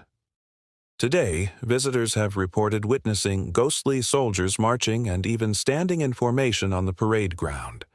Their spectral uniforms and the glint of their ghostly weapons send shivers down the spine. Imagine the thunderous boom of cannons echoing across the Cape Town. Then picture the sight of ghostly sailors manning the cannons, firing upon an unseen enemy. And then there's the Blue Room, a place where the past comes alive in the form of disembodied footsteps, whispers, and even full-bodied apparitions. The origins of this haunting are deeply rooted in history. During the castle's heyday, the Blue Room served as a living quarters for the governor's wife, a prominent figure in colonial society. Her name was Katharina Rahl, and she was a victim of her time. When her husband, the governor, passed away unexpectedly, she found herself entangled in a web of deceit and scandal. Rumors swirled that she had played a role in her husband's demise, leading to her ultimate exile from Cape Town. Though banished, Catalina's spirit is believed to have remained within the castle walls, forever mourning the loss of her social standing. Visitors to the Blue Room have reported experiencing a sudden drop in temperature, as if a cold wind has swept through the room despite having no open windows or doors. They also recount hearing the sound of a woman's voice softly weeping or humming a mournful tune. Some have even had the unsettling experience of seeing the apparition of a woman dressed in 17th century attire standing by the window, gazing out over the courtyard with an air of deep melancholy. But the most spine-chilling legend of the Castle of Good Hope is the story of the Grey Lady. Her name was Helena Abrahams, and her story is one of intrigue, betrayal, and an untimely demise. She lived during the 19th century, a time when the castle had been converted into a military hospital. Helena worked as a nurse, tending to the wounded and sick soldiers with unwavering dedication. However, her path crossed with that of a high-ranking British officer, and their relationship soon became the talk of the town. Gossip spread like wildfire, reaching the ears of the jealous and power-hungry matron, Elizabeth Thompson. Driven by envy and a thirst for control, Thompson devised a plan to get rid of Helena. She falsely accused Helena of stealing valuable items from the hospital, causing her to be arrested and confined within the very castle she once served. Helena spent her final days imprisoned in the Salt House, a small detached building near the castle's entrance. She was denied proper treatment and left to languish in a dark, dank cell. Eventually, her health deteriorated rapidly, and she passed away, leaving behind a legacy of heartbreak and unanswered questions. Did Thompson genuinely believe the false accusations, or was it all a cunning ruse for power? Why did Helena's spirit remain trapped in the castle after her untimely demise? One evening, as the sun began its descent, casting long shadows across the castle grounds, a group of visitors stood gathered near the Salt House. Suddenly, one of them gasped, pointing to the top floor of the building. There, standing at the window as if bidding farewell to the fading daylight, was a translucent figure. The apparition of the Grey Lady, clad in a flowing gray gown, seemed to materialize before their eyes. For a fleeting moment, she turned towards them, her face obscured by the darkness of her hood, before vanishing silently back into the shadows. If you ever visit the Castle of Good Hope, remember to keep an eye out for her. But the Grey Lady isn't the only spirit that makes regular appearances. As night falls, the entire castle comes alive with paranormal activity. The ramparts become a stage for ghostly dramas, and the echoes of battle are heard in the night. Visitors have reported seeing entire companies of soldiers marching through the courtyard, their spectral forms disappearing into thin air as quickly as they appeared. Some seek solace in the chapel, but even here, the supernatural manifests itself. The flickering candlelight reveals ghostly faces in the stained glass windows, and the air grows thick with the scent of incense and the sound of disembodied prayers. It is as though the castle itself is reaching out from its grave to share its secrets with those who dare to listen. There are many more chilling tales to tell, each more captivating than the last. As you explore this historic landmark, you'll discover that every corner holds a new mystery, every wall a new story. The castle isn't just a relic of the past, it's a living testament to the human condition. What do you think about the Castle of Good Hope? Would you dare spend a night there? Let us know in the comments below, and don't forget to stay tuned for more thrilling historical tales. Florida is known for many things, including its world-famous beaches, delicious oranges, and, of course, manatees. But one thing that it's also known for are ghost stories. In fact, Florida is full of them. There are ghosts everywhere from St. Augustine to Key West and even Orlando. These ghosts can be found haunting old buildings, graveyards, or in some cases, toys.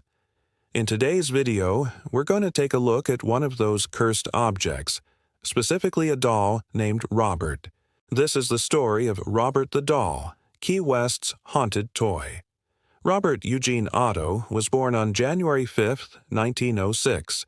He was born in Brooklyn, New York, and grew up in an upper-middle-class family. His parents were George and Catherine Otto, and he had two siblings, a brother and sister. They lived at 237 West 11th Street. When Robert was around 4 years old, his family moved to a large home at 641 West 15th Street. It was here that Robert developed a fondness for the occult. While living in this house, he would perform seances with his friends, attempting to contact spirits with a Ouija board. One day, while playing with a friend, Robert invited a spirit into the house. He apparently became possessed after this, displaying behaviors such as speaking in different voices, moving objects with his mind, and shaking beds. His mother took him to see a priest who performed an exorcism. And while it seemed to work at first, soon Robert was performing the same activities again. As time went on, he began attending school, but was eventually forced to drop out due to his erratic behavior. He had become quite violent, attacking teachers and students, and was committed to a psychiatric hospital where he died on December 21, 1920. The cause of death was listed as bronchial pneumonia. He was only 14 years old. But there's a twist to this tale. According to legend, Robert didn't die. Instead, he possessed the body of a doll. After Robert died, his family stuffed his body inside the cloth doll and hid it in the attic of their house. For a while, nothing happened. But soon, strange things started to occur. People reported hearing the sound of footsteps and voices coming from the attic. Sometimes they would find objects that had been moved or broken. Occasionally, they would see the doll sitting in different rooms around the house. One night, the family was awakened by a crash in the middle of the night. When they went to investigate, they found the doll at the top of the stairs. Then, as quickly as it had appeared, it was gone. In 1974, the house was sold, and the new owner found the doll in the attic.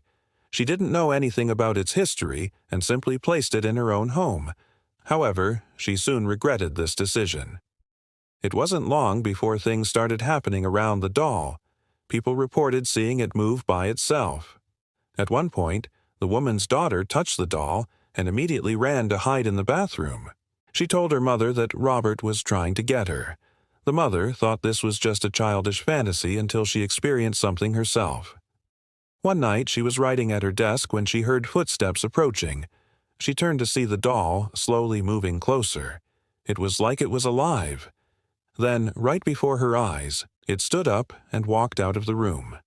She took the doll to a priest who supposedly blessed it, but this did not stop its movement. One day, she was taking a bath when she heard someone sit down on the edge of the tub. She turned to see the doll staring directly at her. It was then that she knew the doll was haunted and that the ghost of Robert Eugene Otto was inside. She decided to get rid of the doll once and for all, placing it in a plastic bag and burying it in her backyard. But Robert was not done yet. Not long after, the woman was awakened in the middle of the night by scratching at her window. When she looked outside, she saw the doll sitting on her lawn. She went to pick it up, but as she reached for it, it disappeared. Soon, it began showing up all over the yard, moving from place to place like it had a mind of its own. The woman's son later revealed that he had seen the doll move across the lawn one night.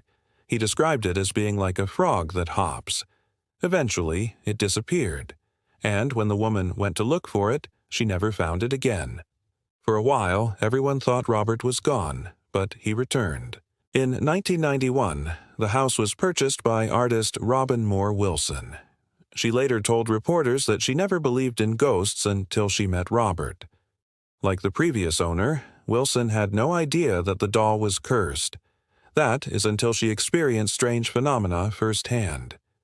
Shortly after she bought the house, she noticed that her paint was peeling off the walls and that mirrors were shattering for no reason.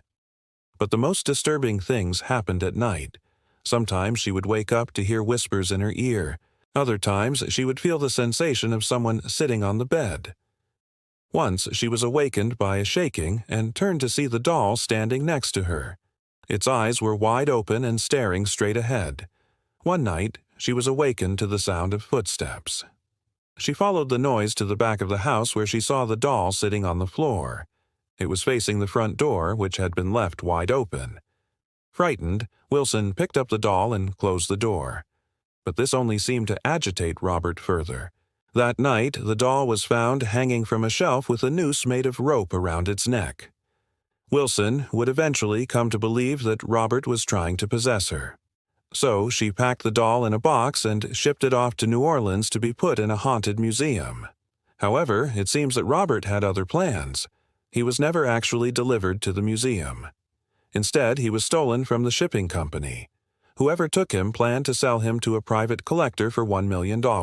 But once again, Robert showed that he didn't want to be confined to a box. The person who stole him soon began experiencing strange events. He was plagued by nightmares and began losing weight. He later told police that Robert wouldn't let him sleep. He could hear scratching sounds coming from the box, and sometimes he would even feel breathing on his neck. He soon brought the doll to a priest, but even he couldn't help. On October 18, 1995, the FBI raided the man's house. They were searching for stolen property and soon discovered Robert. Apparently, the man had more than just dolls in his house. He also had stolen movie props and other cursed items. When the FBI agents picked up the doll, it suddenly became very heavy. Then it began scratching and growling like an animal. They quickly set it down. The man was arrested, but the doll was returned to Wilson. She once again put it in a box and tried to ship it off, but it never arrived at its destination. Some people say that Robert's soul is tied to the house at 641 West 15th Street and that he cannot leave. Others say that he simply travels wherever his power is strongest. There have been several reports of Robert's sightings since. A local Key West resident claims to have seen the doll in a home on Southard Street. Others have seen it in antique stores and gift shops. Some say they have even seen it roaming freely around the streets. Many people claim that Robert has a vendetta against anyone who owns the doll. If you disrespect him, he will make your life miserable with scratches, bites, and even broken bones. The only way to escape his wrath is to apologize and beg for forgiveness. Of course, these are just stories, but it raises the question, should you ever mess with a haunted doll? After all, you never know what kind of spirits might be inside. So, what do you think? Is Robert really haunted, or is this all just a story? Let me know in the comments below. And while you're there, be sure to like and subscribe. And if you want to watch more of my videos, just click the link in the card. Thanks for watching. See you next time. As I'm sure you've heard many times before, there are some ghosts that just won't stop crying. Some ghosts are just sad to be dead, and they need to let it all out. And this is especially true for one very well-known ghost known simply as the Weeping Woman. And today we're going to be looking at one of the most famous and prolific ghosts in the world. This ghost has been seen by thousands upon thousands of people over the course of centuries, with sightings occurring all around the globe.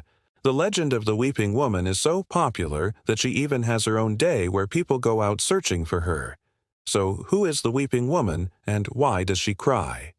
Let's start off our story with some history. Long ago, long ago, before Disney was even a glimmer in Walt's eye, there was a very popular folk tale about a woman who drowned her children and then herself. Now, of course, nowadays we know this story as the tale of the drowned lovers from the Disney movie, The Black Cauldron. But originally, this story wasn't quite as wholesome. Instead, the story goes like this. A woman named Maria lived in a small village with her 2 children. One day, Maria decided that she wanted to take her own life and the life of her children. She took them down to a nearby river, tied a rock to their bodies, and one by one she drowned them. And then, finally, she drowned herself. Now, some versions of the story claim that she did this because she was angry at her husband, while other versions of the story say that she was mad at God for having so much pain in her life. Either way, she was now dead, and she became the ghost that we now call La Llorona, which translates to the crying woman. Now, believe it or not, this folk tale has been around since the 16th century, meaning it predates even the Salem witch trials. In fact, when Spanish conquistadors came across the Aztecs, they heard tales of a woman who had drowned her children and then herself. They also learned that the locals believed her spirit was forever cursed to walk the earth in search of her lost children. The conquistadors then took this story back to Europe and published it in a book called The Tears of the Children of the Lord God. And as time went on, more and more stories of the weeping woman began to pop up. Soon enough, everyone knew the story of the weeping woman who was forever doomed to wander the earth in search of her lost children, forever sobbing as she went. And although the story changed throughout the years, one thing remained the same. She cried and cried and cried. Okay, so now that we have the story down, let's talk about the sightings. As I mentioned earlier, this ghost has been seen by thousands upon thousands of people throughout the course of history. But before I get into the details of these sightings, there are two things that I need to make clear. For one, I can't prove any of these stories are true. As much as I love researching paranormal things, I'm still a hardcore skeptic. I don't believe in ghosts, demons, or anything else paranormal. That being said, I do find these stories interesting to look at because they show how people think the world works, especially those who lived before modern science. Secondly, almost all of the stories of the weeping woman come from Hispanic countries or areas with a strong Hispanic influence. Now, I'm not saying that other cultures don't have similar weeping women, but if you're going to see one of these ghosts, your best bet is probably to travel to Mexico, the southwestern United States, Spain, or any of the many countries of Latin America. That's because the Catholic Church tried to wipe out many of the old religions and beliefs of the natives of these lands. And with these old religions often came stories of spirits that were similar to the weeping woman. Because of this, the Church adapted these stories to fit their narrative. They kept the story of the woman who killed her children, but made her a Christian and called her the Weeping Woman. Anyways, here are just a few of the many sightings of the weeping woman throughout history. These sightings are in no particular order, so I'll just kind of rattle them off. Our first story comes from California. In the late 1930s, a woman named Gertrude Henderson and her friend Ruby were driving home after a night of drinking. As they drove along the road, they both saw what looked like a woman standing on the side of the road. At first, they thought nothing of it, but soon they realized that the woman was crying. When Gertrude and Ruby stopped their car to ask the woman if she needed help, she only responded by sobbing hysterically and then running away. From that point on, the two friends would often see this strange woman crying on the side of the road. Eventually, they asked an old man if he knew who the woman was, and he told them that she was the Weeping Woman, a ghost that had been seen in the area for years. Moving on, we have a story from World War II. During the Battle of the Bulge, Private First Class Jack Haley and his squad were pinned down by enemy fire. They were stuck in a small building, and they didn't know what to do. That was until Jack heard someone crying. He walked outside to investigate and saw a woman in a white dress sitting on a nearby bridge. She was crying so hard that Jack ran over to her to see if she needed help. When he got closer, though, he realized that she was a ghost, and before he could run back inside, she vanished. To this day, Jack doesn't know if he was saved by the Weeping Woman or what she meant, but he never forgot her. All right, next up, we have a story from Texas. Back in 1974, a woman named Terry Grant was driving home from a party. It was late and the roads were empty. That's when she saw a woman in white walking along the highway. Terry stopped to see if the woman needed help, but she only screamed and then ran away. When Terry got home, she told her husband what had happened, and he told her that it was probably just the Weeping Woman. He explained that the weeping woman was known to appear on highways and that she was usually followed by bad luck. Terry didn't listen, though, and soon enough she was involved in a serious car accident. She survived, but she knew that the weeping woman had cursed her. Next up, we have a story from Florida. On April 1981, Patricia Yeager was driving home from a trip to the store. It was late, but the roads were clear. That's when she spotted a woman in white standing by the side of the road. She slowed down to see if the woman was okay, but as she approached, the woman vanished. Not long after that, Patricia's car broke down and she was stranded on the side of the road. And that's when she heard chains dragging metal moans. And when she turned around, she saw the weeping woman approaching her. She was dragging herself closer and closer until suddenly Patricia's car started working again. The ghost then disappeared and Patricia sped away as fast as she could. And lastly, we have a story from Los Angeles. It was October 2010 and two friends named Justin and Ryan were driving home from a party. It was late and they were both drunk. That's when Justin slammed on the brakes. He had just seen a ghost, a woman in white standing on the side of the road. Ryan didn't believe him, but when he looked outside, he saw the woman too. They pulled over and Justin got out of the car to go talk to her, but when he got close, she vanished. Then, out of nowhere, Ryan's car started making a weird noise. He turned off the engine and they both started hearing chains dragging metal moans. Then, out of nowhere, the car burst into flames, and as they ran away, they saw the weeping woman standing over their burning car, laughing. So there you have it, just a small sampling of the thousands of stories of the weeping woman throughout history. If you want to hear more stories of the weeping woman, then I suggest that you Google it or check out Reddit. There are tons of stories out there, and honestly, I could do a video on this ghost every single day, and I would never run out of stories. But anyways, do you believe in the weeping woman? Let me know down in the comments below. And, as always, thank you for watching, and have a good one. When you think of the most haunted places in America, what comes to mind? Maybe you're thinking of a house like the Whaley House or Waverly Hills Sanatorium, places where some tragic events happened that resulted in lingering spirits that just couldn't move on. But what about prisons? Prisons are among the most depressing places to be alive, so it only makes sense that they'd be prime real estate for ghosts. Today, we'll be taking a look at a few prisoners who never left Eastern State Penitentiary, a real haunted prison in Philadelphia. This is our channel, and today we're answering the question, what happens when prisoners don't leave? Join me as we explore the darkest corners of the human psyche and learn about some of the most evil people that have ever lived. Eastern State Penitentiary opened its doors in 1829 and was one of the first purpose-built prisons in the United States. It was also one of the first to use the radial design, which featured cells radiating from a central hub. This design allowed for easy access to all cells from the center, minimizing the need for guards. Unfortunately for those incarcerated, this made it easier for guards to keep watch over their prisoners. The philosophy behind the prison was one of solitary confinement. Cells were soundproofed with thick walls and barred windows to ensure prisoners would not be disturbed. Prisoners were expected to work during the day and spend their free time in their cells. This regime proved to be successful in reducing violence among prisoners, but the mental well-being of inmates took a nosedive. Prisoners slowly lost their minds due to sensory deprivation. Today, we know this practice as a form of torture.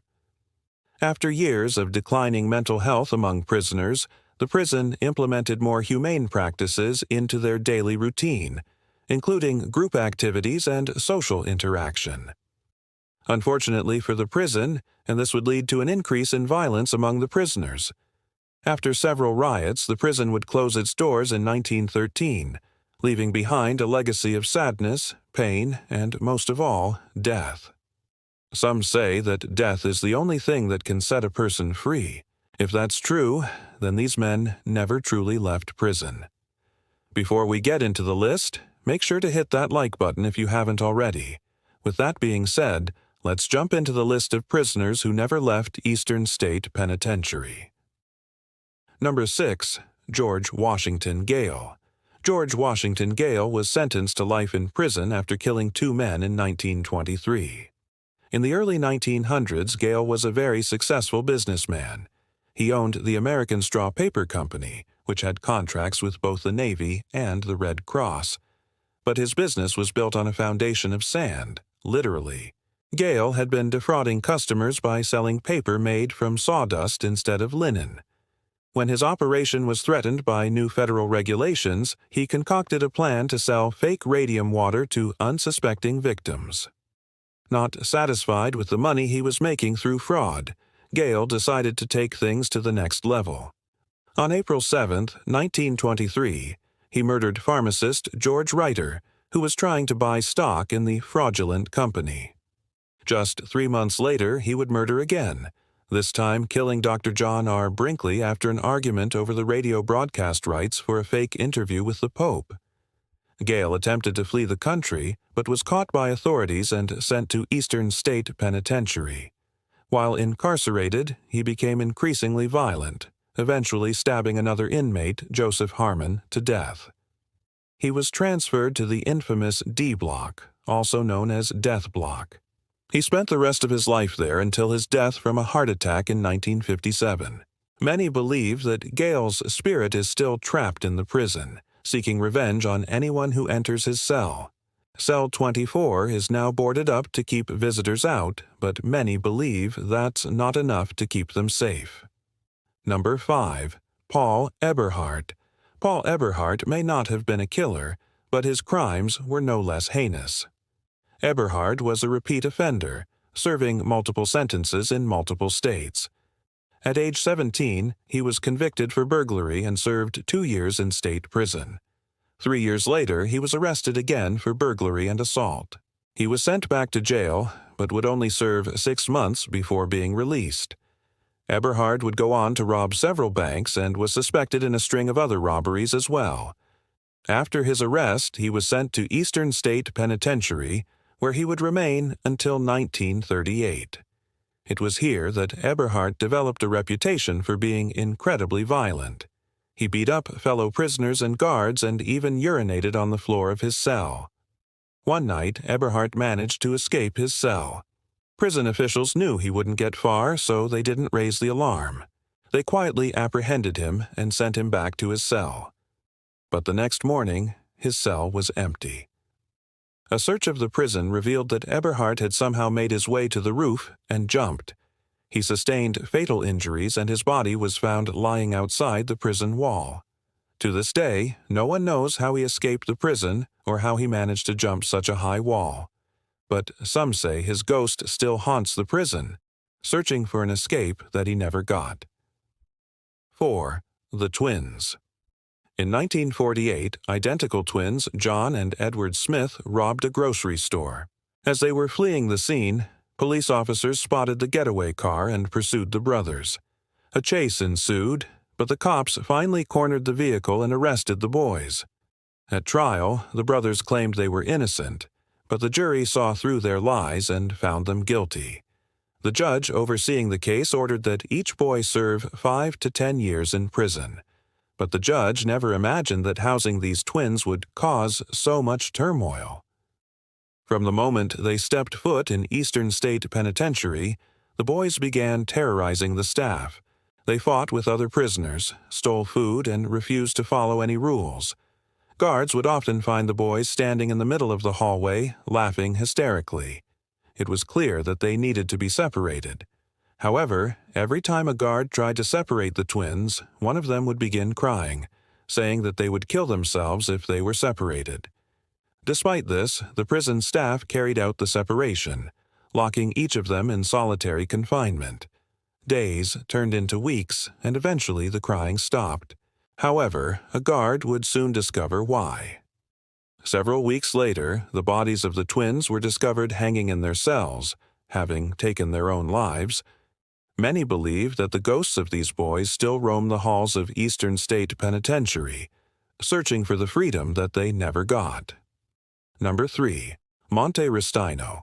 Monte Rustino was born in 1927 in New York City. As a child, he suffered from severe behavioral problems. He had violent mood swings and would lash out at anyone who upset him. His behavior would only become worse as he grew older. In 1957, he killed his wife and was sent to prison. While incarcerated, his behavior did not improve. He would regularly threaten prison personnel and other inmates. After serving several years of his sentence, he was transferred to Eastern State Penitentiary. He would only stay here for a few months before his behavior escalated once again. Risen angrily confronted a guard and was promptly beaten. The next day, he was found hanging in his cell. Number 2, the cell block 12 ghost. There's nothing more terrifying than when a place itself becomes cursed. This is believed to have happened in Eastern State Penitentiary's cell block 12. Throughout the years, several inmates died in this building, leading many to believe that the building itself is cursed. But it wasn't until 1986 that the ghost of cell block 12 came to prominence. 2 children were visiting the prison with their father. Their father, an avid fan of paranormal investigation, brought his kids along for a ghost tour. The family walked down the hallway of cell block 12 when suddenly the little girl tugged on her father's shirt. She pointed to the end of the hallway and screamed, "Oh my God, there's a dead man over there." Her father dismissed her comment, assuming that she was referring to one of the mannequins placed around the prison to simulate prisoners. But as he turned to tell her off, he saw the same vision that she described. Standing in front of him was the ghost of an emaciated man wearing prison clothes. He looked like he hadn't bathed in months. The ghost seemed to linger around the cell block for a moment before disappearing. The father immediately called prison security to share his experience, but the guards claimed to have no knowledge of such a ghost. Many believe that the ghost of cell block 12 appears to warn visitors of the terrible things that occurred within its walls. Number 1. Demetrius P. Green. Very little is known about Demetrius P. Green, but his story is important nonetheless.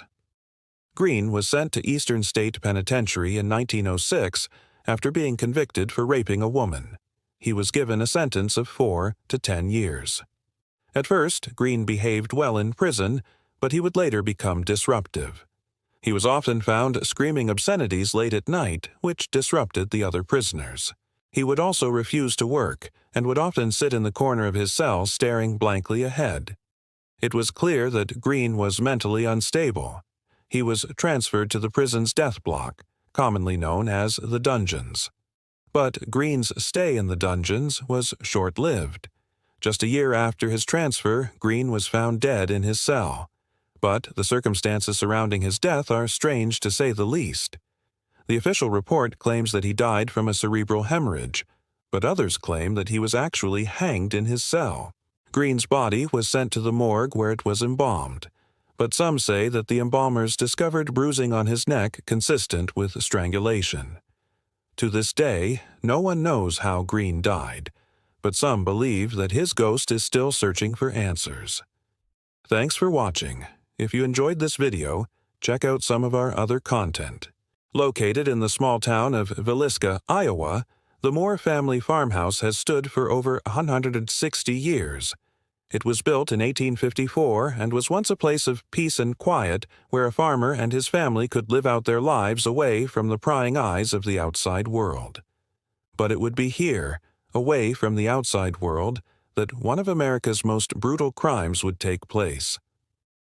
On June 10, 1912, Josiah Moore, along with his wife and 4 children, had just finished up dinner and were settling down for the evening. Their 2 older children, ages 19 and 17, were seeing a friend off who had come to visit. They would walk their friend to the train station before heading home. Little did they know this would be the last time any of them were ever seen alive. When the friend returned from catching his train, he noticed the front door to the Moore's farmhouse was open. Upon entering, he saw blood everywhere. Thinking quickly, he ran to get help. A neighbor, John McHenry, heard the commotion and went to investigate. He kicked in the door, expecting to see a robbery gone wrong or perhaps a crazed animal, but instead stepped into a scene straight out of a nightmare. In the kitchen, lying on the floor next to a pool of blood, was the daughter of the Moores, Mary. Her head was crushed in with an axe. The neighbor quickly called the sheriff and told him to come over right away. What he found at the house was one of the most brutal scenes he had ever encountered in his years as a lawman. He found Josiah and his son lying in the living room, both with their heads smashed in. In the west bedroom, the sheriff discovered the bodies of Herman and Catherine Moore. Both were lying on the bed, their faces bashed in. The sheriff then went to the east bedroom, where he found the bodies of the remaining 3 Moore children, each lying in their beds, their heads crushed like watermelons. Whoever had done this had not only attacked the family in their sleep, but had come back later to finish them off. Every single person in the house had been murdered in cold blood. To make matters even more terrifying, there was no sign of forced entry. Whoever had done this gained access to the home by simply opening the front door. But who would want to murder an entire family? And if they had, why wouldn't they have taken the time to lock the front door? This is what makes the case so strange. Over the years, many theories and suspects have come forward, but the truth is, no one knows who actually committed this crime. Some believe it was a traveling salesman who had come to the house earlier that day and killed the family after becoming angry that he wasn't paid for his merchandise. Others believe it was a disgruntled farmhand who was let go by Josiah earlier that week. Then there are those who think it was a random act of violence committed by 2 drifters who came across the farmhouse and decided to rob it. What we do know is that the killer or killers used an axe to smash in the heads of every single person in the home. Each victim had been hit multiple times. It's believed that all 10 people in the home were bludgeoned to death, with some sources saying that the killer or killers also used a hammer. Now, what's even more disturbing is the fact that none of the women in the house had any defensive wounds. Not only does this suggest that the attack was completely unprovoked, but that whoever did this was known by the family. If this is true, why would the killer or killers have spared the lives of the 2 oldest Moore children? There's a chance they weren't home at the time of the murder. But remember, when the friend returned from walking them to the train station, the front door was wide open. This means he could have easily let them in. Perhaps he even planned the attack with the killer. Then there's another theory that suggests the killer or killers may have actually been someone close to the Moore family, possibly a relative. According to local legend, shortly before the murders, a man had come to the house asking for money. He claimed he was the estranged husband of one of Josiah's daughters. As he knew the family would be home for dinner, he thought it would be a great opportunity to get his hands on some cash.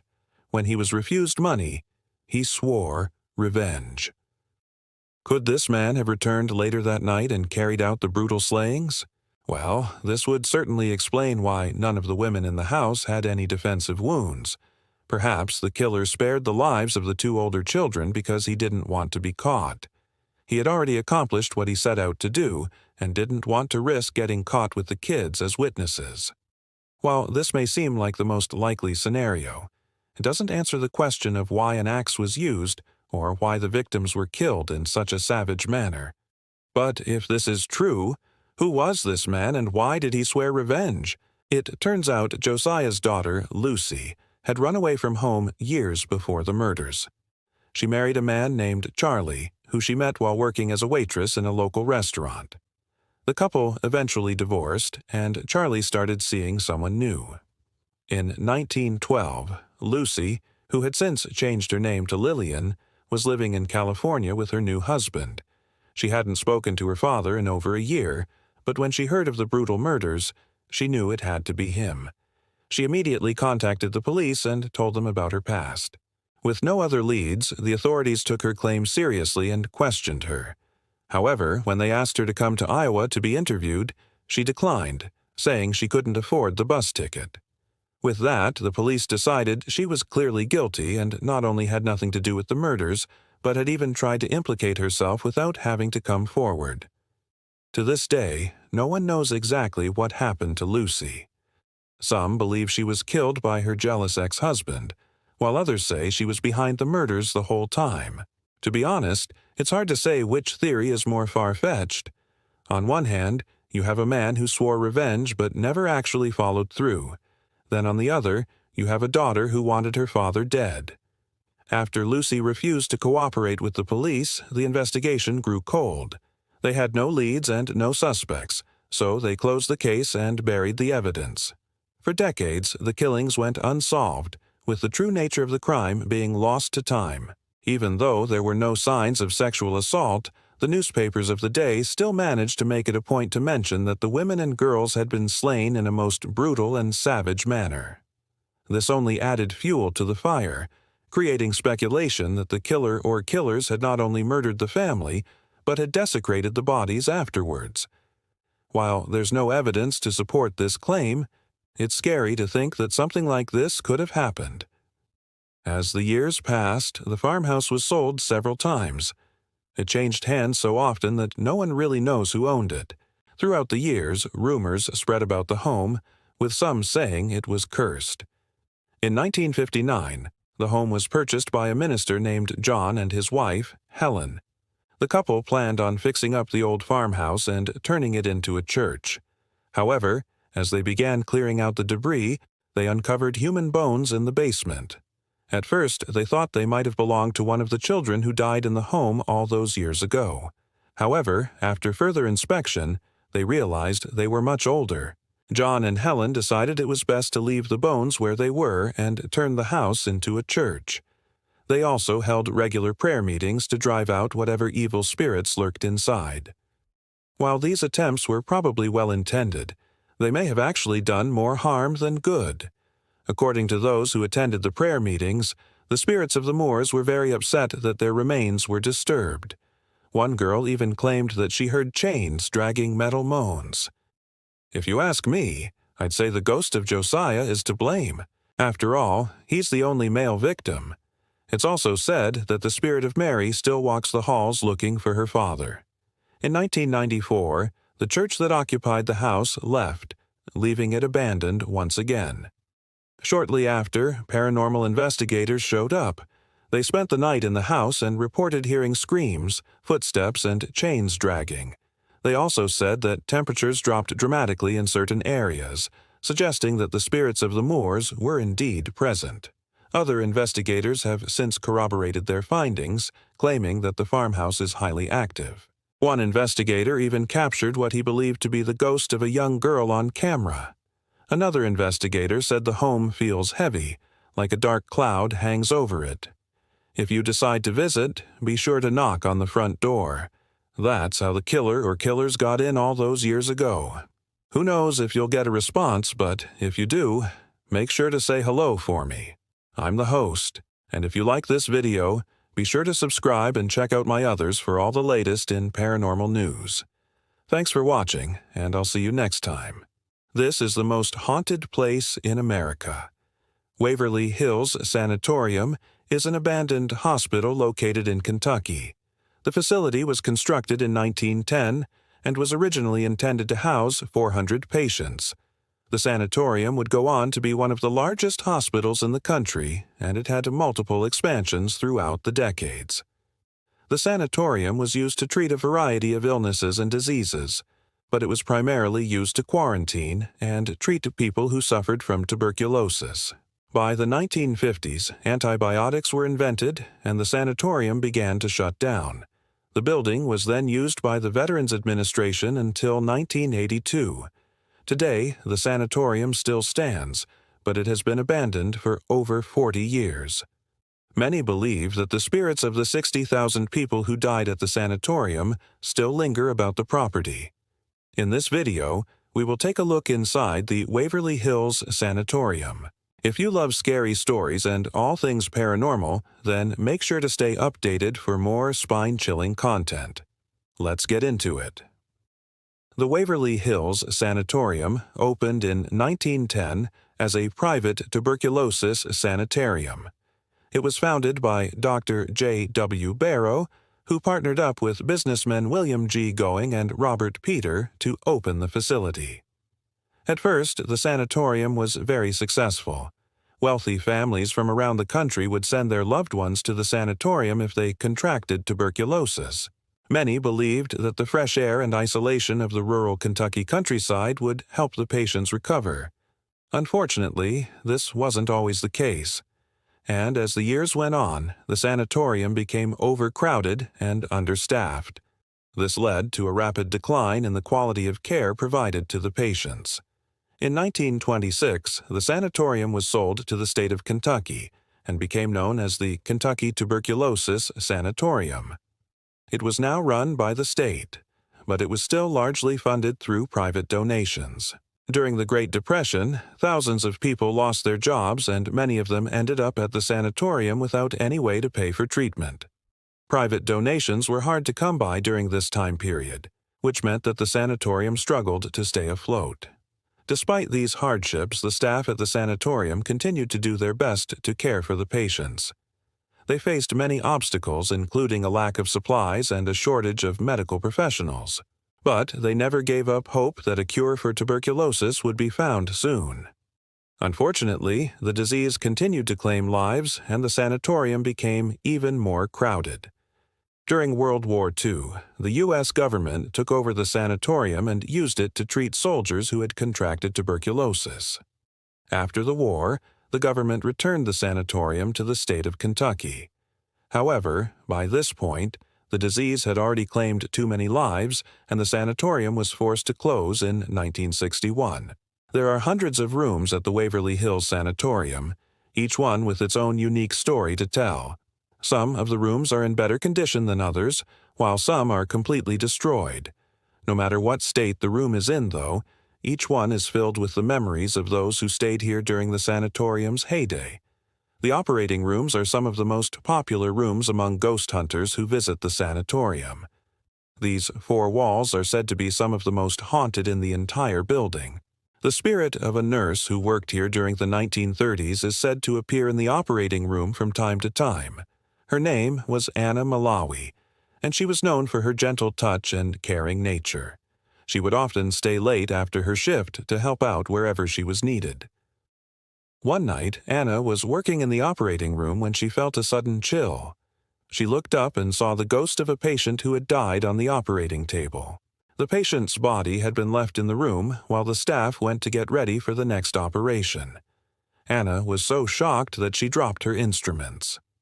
As the other nurses began to scream and run for the hills, Anna stayed in her spot, frozen in fear. She could hear the dead patient's moans and pleas for help as he began to rise from the table. Suddenly, the ghost lunged at Anna and she let out a blood-curdling scream. The other nurses rushed back into the operating room and found Anna cowering in the corner. They couldn't see the ghost, but they could hear him moving about the room. Eventually, the ghost seemed to become bored with his game and disappeared.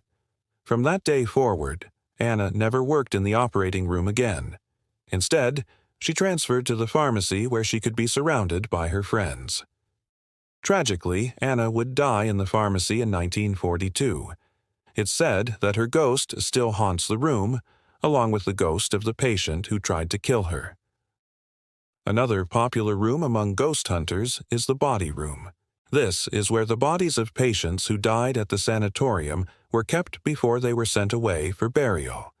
It's said that the spirits of some of these patients still linger here, waiting for someone to help them move on. One ghost hunter actually captured audio of a little girl crying out for help in this room. The ghost hunter, his name is Brian Canola, and he was investigating the sanatorium with a team of paranormal investigators. As they were walking through the body room, they heard a loud bang followed by the sound of a little girl crying. Try as they might, Brian and his team were unable to identify the source of the noise. They checked all of the pipes and vents to make sure that nothing else was making the sound, but they couldn't find anything. This is just one example of the many strange things that have happened in the body room. Other investigators have reported seeing apparitions of patients who died here, as well as feeling cold spots and hearing disembodied voices. It's not just the operating room and the body room where ghosts have been spotted, though. There are numerous reports of paranormal activity happening all over the sanatorium.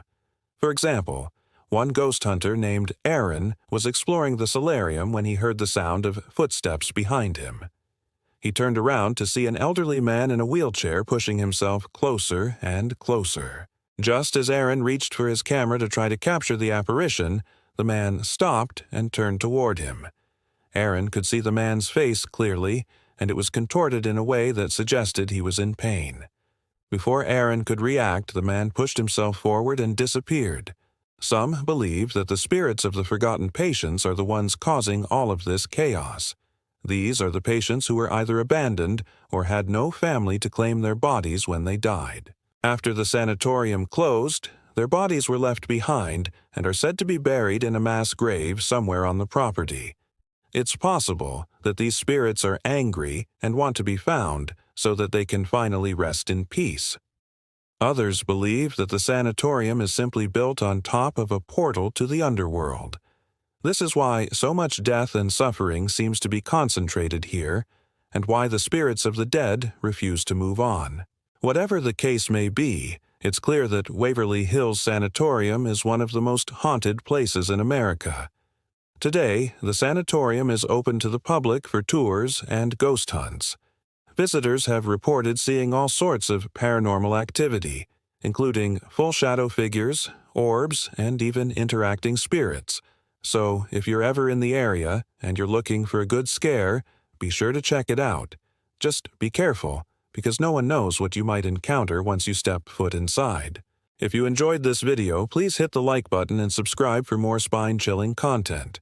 We also have a podcast available. Thanks for watching, and stay safe. If you've ever heard of the Amityville Horror, then you know that the events which took place in the now infamous Long Island home are just as chilling today as they were back in 1974. And while it might seem like the kind of story that's best left behind in the sleepy suburbia of yesteryear, the truth is that this haunting has far from come to an end. In fact, some say the house is still actively looking for new victims to terrorize. Here's the terrifying tale of the Amityville Horror, the house that still haunts America. For those not already in the know, the Amityville Horror refers to the gruesome murder of 6 people in Amityville, New York in 1975 at the hands of one of their own. Ronald DeFeo, who was only 23 years old when he committed his crimes, shot and killed his parents and 6 siblings in their beds with a shotgun and a Marlin rifle. But what made the crime so shocking was that rather than acting in self-defense or over some kind of disagreement, Ronald had simply snapped due to a psychotic episode.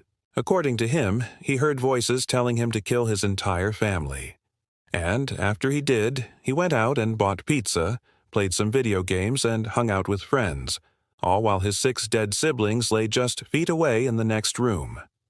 Upon hearing of the horrific crime, investigators were shocked.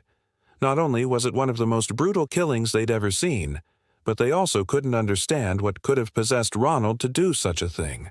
He'd been a model citizen throughout his life, and no one, including his own family, believed he was capable of such violence. After being arrested, he confessed to everything, explaining that he'd been hearing the voices for some time before finally giving in to them. He was quickly tried and sentenced to 6 consecutive jail terms of 25 years each, where he remains to this day. But what makes the story truly horrifying is that, while Ronald is obviously responsible for the murders, many believe that there may have been something else at play as well, something in the home itself that drove him to insanity and turned him into a remorseless killer. This may sound like a strange idea given that there is no concrete evidence to support it, but when you look at the events surrounding the crime, it's hard not to wonder if perhaps the real killer wasn't the man in the dock at all, but something more sinister lurking in the shadows. For starters, the home itself was incredibly creepy. Built in 1924, it had been the site of several other crimes prior to the massacre, including a hit-and-run, a murder, and even a mysterious death that never seemed to be explained. Add to this the fact that it was built on top of an ancient Native American burial ground, and you have yourself a recipe for disaster. What's more, the locals didn't exactly have good things to say about the home. Many claimed that it was cursed and that anyone who lived there would eventually meet a grisly end. Even the police were hesitant to enter the house after the crime, with one officer later claiming that he felt an evil presence as soon as he stepped inside. And that's just scratching the surface. There were also strange occurrences in the weeks leading up to the massacre that suggested something sinister was at work. For example, George DeFeo, Ronald's father, had been receiving threatening phone calls from someone who claimed to be a hitman, and just days before the killings he told his son that he was afraid someone was going to break into the house and kill everyone. Little did he know that his worst fears would soon become a reality, though not in the way he expected. Another odd detail is that Ronald himself had exhibited signs of severe mental illness long before the massacre. He had been hospitalized twice for psychiatric treatment and was known to hear voices that no one else could. This could simply be explained by his troubled childhood, but some believe that his illness may have actually been caused by the haunted house itself. After all, he'd been living there his whole life, and the stress of the home may have eventually pushed him over the edge. But while these theories are interesting, they're ultimately just that, theories. There is no way to prove that the house was actually haunted or that any ghosts living within its walls had a hand in the massacre. As sad as it may be to admit, the truth is likely far less exciting. But that doesn't mean we can't take a few moments to appreciate just how scary this house really is. When you consider all the dark events that have taken place there, it's hard not to feel a sense of dread wash over you. It's also difficult to imagine what it must have been like for those first responders who entered the home after the massacre. They had no way of knowing what they would find upstairs, and no one could have blamed them if they refused to go in. Yet they did anyway, knowing that innocent lives had been lost and that justice needed to be served. It's clear then that the Amityville horror story is a chilling one, even without taking paranormal activity into account. But what happens when you add ghosts into the mix? Well, that's where things get really interesting. As I mentioned earlier, the home had a reputation in the community as being haunted, and many of the locals claimed that the killings were simply the latest in a long line of strange and mysterious deaths that had occurred there. But is there any truth to these claims? Well, it's hard to say for sure, but there are certainly some strange coincidences that suggest there may be more to the story than meets the eye. For example, the house was originally owned by a man named Peter and Catherine Devlin, who lived there happily for many years. But one day, Peter suddenly disappeared and was never seen again. Some say he was murdered, while others claim he was taken by aliens. The truth is, no one knows what happened to him, but his sudden disappearance certainly adds an eerie twist to the tale. And that's not all. In 1928, a fire broke out in the house, which is said to have been started by Peter's daughter, who was only 9 years old at the time. She died in the fire along with 2 other children, and many believe that their ghosts still haunt the home today. Add to this the fact that the house was built on top of an ancient burial ground, and you have a recipe for disaster. So, while there is no concrete evidence to support the idea that the house is haunted, there are certainly some strange coincidences that suggest it might be. After all, who knows what kind of secrets lie hidden beneath those creaky floorboards? In the end, the Amityville horror story is a truly terrifying one, whether you believe in ghosts or not. The image of a peaceful suburban home being turned into a massacre site is enough to send chills down anyone's spine. And when you add the extra layer of possible paranormal activity, it becomes clear that this is one house that should be avoided at all costs. Perhaps the most haunting part of the story is that it could have been any home. This wasn't some isolated cabin in the woods or dilapidated mansion on a hill. It was a normal middle-class house in a quiet neighborhood. And yet unimaginable horrors took place there. It just goes to show that evil can lurk anywhere, even in the most unsuspecting places. For those still curious about the Amityville horror, there are plenty of resources available to satisfy even the most morbid curiosity. Books, documentaries, and podcasts have been made about the case, and there are even tours of the house itself available. But whether or not you believe in ghosts, one thing is for sure: the Amityville horror is a story that will continue to terrify us for years to come. And with that, we're gonna wrap things up for today. If you enjoyed this video, make sure to leave us a thumbs up and let us know your thoughts in the comments below. We're always looking for new and exciting content to bring to our viewers, and your feedback helps us do that. so be sure to stay tuned for more amazing content. Thanks for watching. Until next time. One of the most common places that people visit when they go ghost hunting are old cemeteries. But what if instead of visiting a cemetery, you lived in one?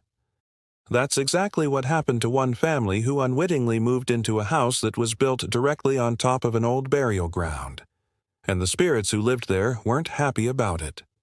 Join us as we look at the story of the Bell Witch haunting, America's scariest family curse. It all started when John Bell moved his family into their new home in Adams, Tennessee. The house had been built by his father-in-law, and John was very excited to be moving into such a large and luxurious abode with his wife, Lucy, and their 5 children. There was just one problem. The house was built on the grounds of an old Native American burial site, and the local church had recently held a meeting there. In fact, many of the floorboards were said to have been made from the very coffins that were disinterred from the site. It didn't take long for John and his family to find out that this was a big mistake. The first thing that happened was something strange in the chimney. One night, John was writing at his desk when he heard the sound of scratching coming from the fireplace. At first, he thought it was just some small animals. After all, there were plenty of them in the area. However, as the sound grew louder and more frantic, he became worried it could be something more sinister. Eventually, he got so scared that he grabbed his gun and fired it into the chimney, which miraculously stopped the scratching. Another day, John and his 2 oldest sons were chopping wood in preparation for winter, when once again they heard scratching coming from inside the chimney. They looked up but couldn't see anything. So John's 2 sons climbed into the chimney to investigate. What they found was a hole where the scratching had been happening. However, there was no animal to be seen. Instead, on the ground below the hole was a small pile of bones. The boys brought the bones down and laid them out on the table. Soon enough, they noticed that the bones were human. This is when they realized that the house was haunted. They told their mother, and she tried to convince her husband that they needed to move. But John refused. He didn't believe in ghosts, and he definitely wasn't going to let some imaginary friends scare him and his family away from their new home. Unfortunately for John, his stubbornness only seemed to make things worse because soon after, the ghost in the chimney began communicating with the family, and it wasn't friendly. John and Lucy had a son named Betsy. She was only 9 years old when the hauntings began, and the ghostly presence in the home seemed to have a particular affinity for her. Most of the interactions between the ghost and the family took place in Betsy's room. Doors would open and close on their own, and objects would move around.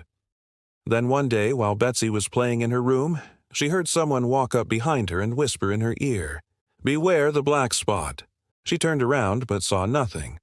Of course, John still didn't believe in ghosts, so he just dismissed her story as an overactive imagination. However, it would happen again the next day, and then the next. And eventually he had to admit that something unusual was going on in the house. He went to see Reverend Holly, who came to perform an exorcism. During the ritual, he asked the spirit to identify itself, and it replied, "I am the spirit of the witch." To everyone's surprise, the ghost then agreed to stop tormenting the family if they allowed it to possess the body of their daughter.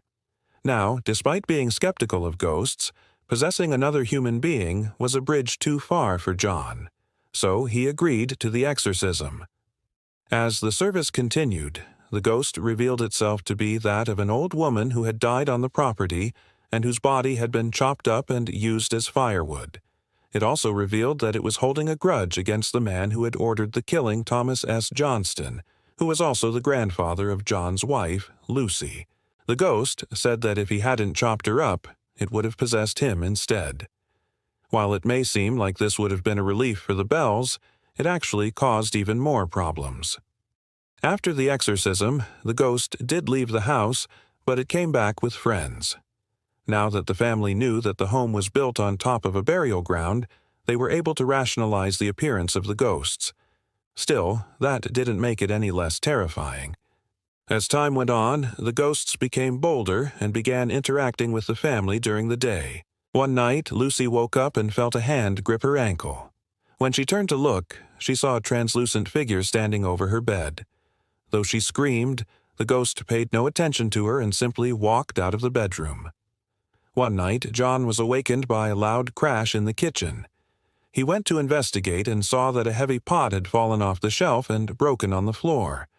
Suddenly, he heard footsteps coming down the hallway. He hid under the bed as the footsteps approached, but then they suddenly stopped right outside the bedroom door. He heard a voice say, "Let me in," but it didn't open the door. Instead, it just kept knocking and scratching at it. John was so terrified that he called out for help, but no one came. He stayed under the bed all night, and when the sun came up, he got out from his hiding spot. The whole family was so afraid that they decided to leave the house and return to their original home. However, they couldn't stay away for long, and eventually they all moved back in. But even after they returned, they never really felt safe in their own home. They were constantly looking over their shoulders, waiting for something to jump out at them. One day, young Betsy even found scratches on her neck that she swore were left by the ghost. Despite all this, they continued to live in the house for several more years. In 1821, though, disaster struck. A fire broke out in the attic and quickly spread through the building. Thankfully, everyone was able to escape unharmed, but the house was destroyed. It was then that John finally agreed to leave and move somewhere else. Even then, the ghost didn't let him go. On his way out of town, John stopped at a tavern for a drink.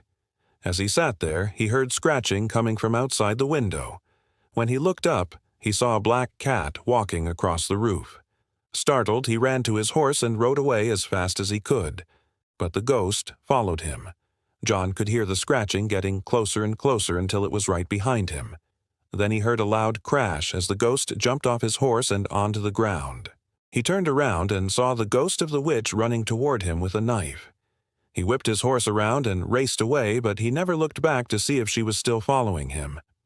John's son, John Jr., also had a run-in with the ghost. One day, he was driving his carriage along a path in the woods when he heard a voice say, "Stop, I want to ride with you." He stopped the carriage and turned to see an old woman with a hatchet in her hand. She gestured for him to let her in, so he did. But as soon as she climbed in, she disappeared. As the years passed, the ghost's presence became less frequent, but it never truly went away. The Bell family curse continued for generations, and the ghosts are said to still be haunting the area to this day. Many ghost hunters have visited the site, but none have ever been able to make contact with the spirits. Some believe that the witch ghost is so powerful that she can sense danger and will attack anyone who tries to communicate with her. Others believe that the ghost is actually a group of spirits that are protecting their burial ground. Whatever the truth may be, one thing is for sure, the Bell Witch haunting is one of the scariest stories in American history. Now, it's time to make your voice heard. Comment below. Which was the scariest part of this story? Did you know that this story is based on real events? There are court records that show that John Bell sued the Baptist Church for trespassing when they performed the exorcism. He claimed that the ghost was not a threat and that they had no right to come onto his property. The church ultimately won the case, but John continued to claim that the ghost was harmless. If you enjoyed this video, be sure to check out our other content where we bring you the creepiest small towns in America. It's nighttime.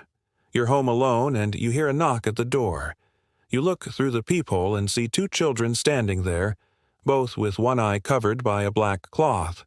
They ask to come inside and use your phone, but when you open the door, they disappear.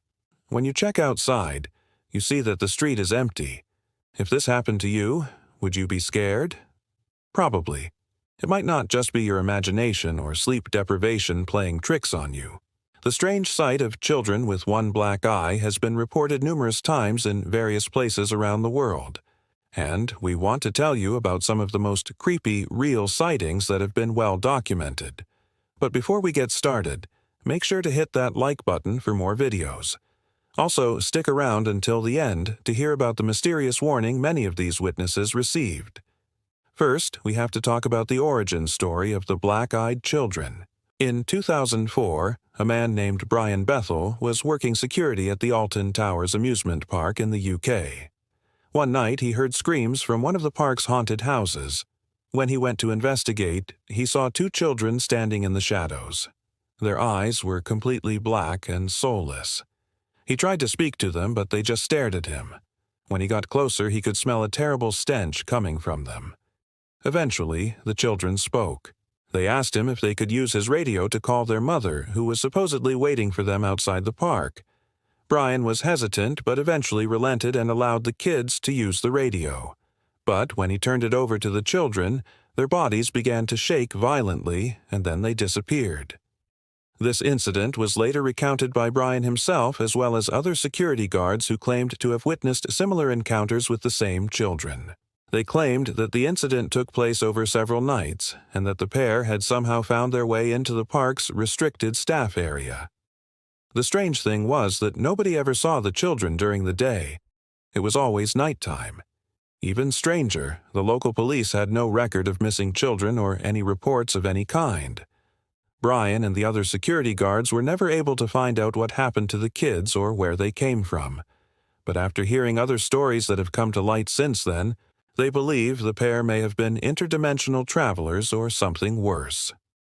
Next, we have to look at the case of the hitchhiker. In 2013, a woman known only as Alex drove her car along a deserted country road. As she rounded a bend, she saw a young girl walking along the side of the highway. She pulled over to give the girl a lift, but when she did, she noticed that the child's face was pale and dry and that she had no eyelashes or eyebrows. When she looked closer, she realized that one of the girl's eyes was completely black. Although she was scared, Alex let the girl ride with her until she reached a town where she could flag down another vehicle.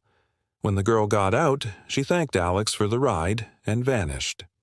Alex immediately called the police, but they told her that there were no reports of a missing child. And when she described what she had seen, they basically told her that she was crazy. In another case, a man named Victor was driving home late one night when he spotted a boy standing at the edge of a road. He stopped to offer the kid a lift, but when he did, he noticed that the boy had no eyelids or eyelashes and one jet black eye. Victor instinctively slammed on the accelerator, but before he could drive away, the boy opened the passenger door and climbed inside. As soon as he was in the car, his appearance changed dramatically. His skin turned green and his teeth grew long and sharp. The boy then lunged at Victor's throat, but he was able to fight him off. He crashed the car into a ditch and ran away as fast as he could. When he looked back, he saw that the boy was gone and his car was smoking, but undamaged.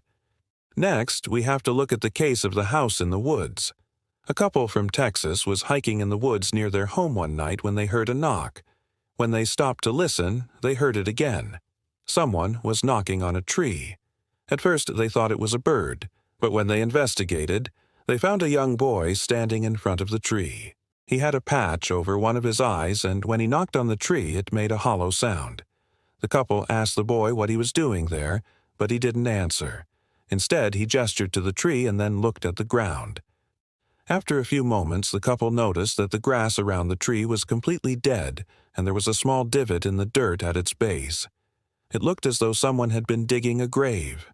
When they told the boy they wanted to leave, he reached out and grabbed the woman's hand. She instinctively pulled away, but the boy's grip was surprisingly strong. He dragged her toward the tree and motioned for her to look inside the hollow. She screamed and pulled her hand away. When she turned to run, she tripped and fell. When she looked up, she saw the boy standing over her with his hand raised. His face was expressionless and his one visible eye glowed red. She ran as fast as she could, but she could hear the boy close behind her. She eventually made it home and locked herself inside. When she looked out the window, she saw the boy standing on her lawn. He was looking up at the moon, and she could swear he was smiling. In another case, a woman named Sarah was babysitting her niece and nephew when she heard a knock at the door. She told the children to stay away from the door, but they ignored her and went to investigate. When she got to the door, she saw two children standing on her doorstep. They were identical except for the fact that one had a black covering over one eye. Sarah immediately slammed the door shut and locked it. When she looked through the peephole, the children were gone. She checked the security cameras and saw that one of the children had knocked on the door with a wooden hammer, which had broken the doorbell and deactivated the cameras.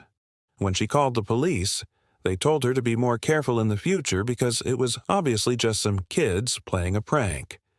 But later that night, Sarah heard scratching at her window. When she turned on the light, she saw that one of the children was standing there. He was holding a nail in his hand and he was using it to scratch at the glass. When he saw her, he smiled and mouthed the words, "Let me in." Sarah screamed and backed away. The boy suddenly vanished. She called the police again, but they didn't take her seriously. In fact, they arrested her for filing a false police report. She was then charged with child neglect for leaving her niece and nephew alone while she investigated the noise. As she sat in jail cell, she watched as the police drove her niece and nephew away in an ambulance. She didn't know it at the time, but the children had been taken away for their own protection. Sarah had actually witnessed the infamous black-eyed children, and the police had finally realized that she wasn't making it all up. Many people have witnessed the black-eyed children, but almost all of them have the same story to tell. They usually appear at night and ask to come inside and use a phone or computer. Sometimes they even ask for food or water. However, when the adults turn away, they vanish. When they turn back, the children are still there, staring at them with their soulless eyes. These are just a few of the many cases that have been well documented. There are hundreds more just like it. But there is one thing that all these stories have in common. The vast majority of witnesses receive the same cryptic warning. If you let them in, they will kill everyone in your family and then take over your home. Most people just ignore the warning and let the children in anyway. And every single time, horrible things happen. Their families are killed and they take over their homes. But you won't hear about these stories from the news. That's because the truth is almost always hidden from the public. And that's why. A doll that looks like she's been dead for 100 years, a disembodied voice in the room, and a demonic spirit with an evil plan to take over the body of a living person.